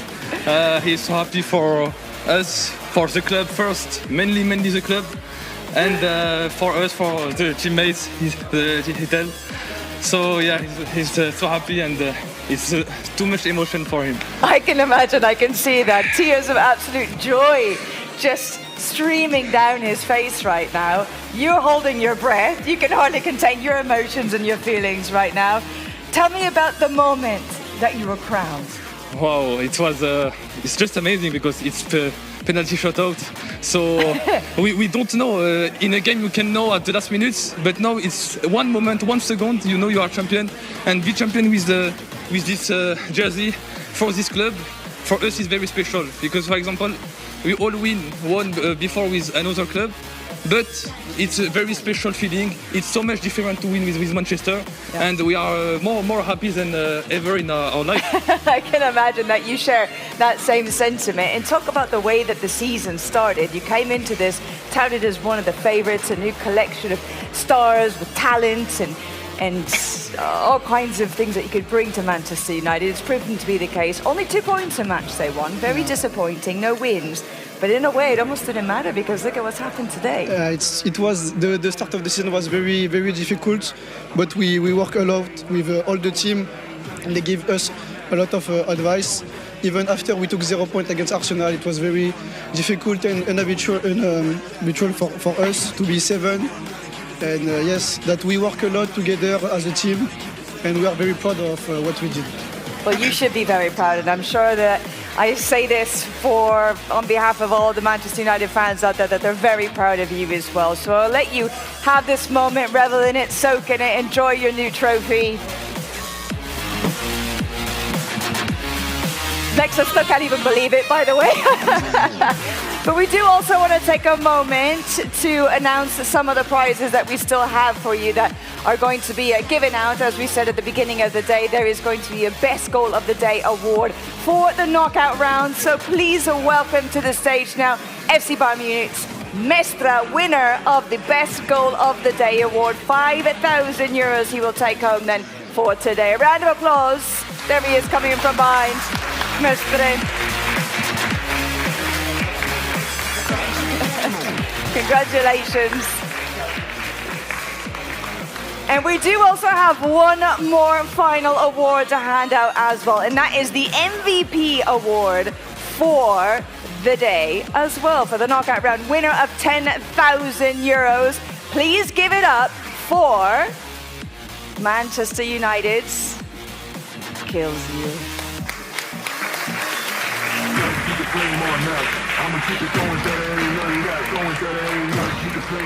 Double congratulations to you, my friend.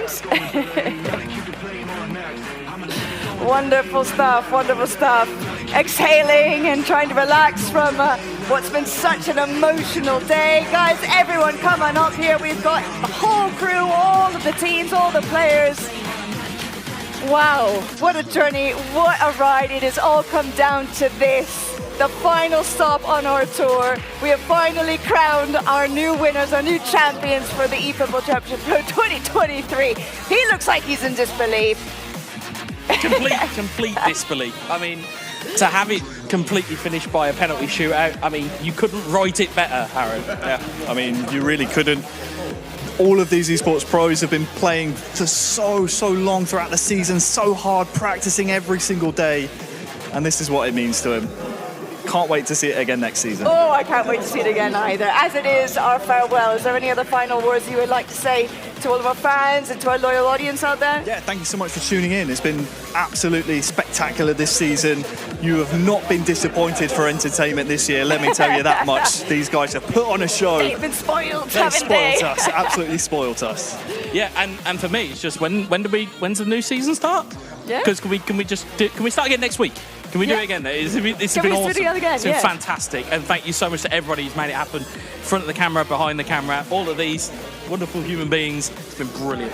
It really has been brilliant. I very much share all the same sentiments that the two of you have just displayed for all of us. It's been a pleasure. Thank you to both of you as well. I've loved every single moment working alongside the two of you. I want to take a moment to thank Konami, to thank everybody here as well for putting on what has been such a fabulous show week in, week out, whenever we have had our match days. To the entire crew here behind the scenes, in front of the cameras, everybody involved. It has been so fantastic, and we really appreciate all the hard work and the tireless efforts that have been put into making this so wonderful. And of course, a final thank you to all of you as well, to all of our loyal fans, to our audience, to everybody who loves to play eFootball and to watch these fabulous guys here in action as well. Thank you so very much. We hope you enjoyed this season. We'll see you again very soon. Take care, everyone, and adios for now.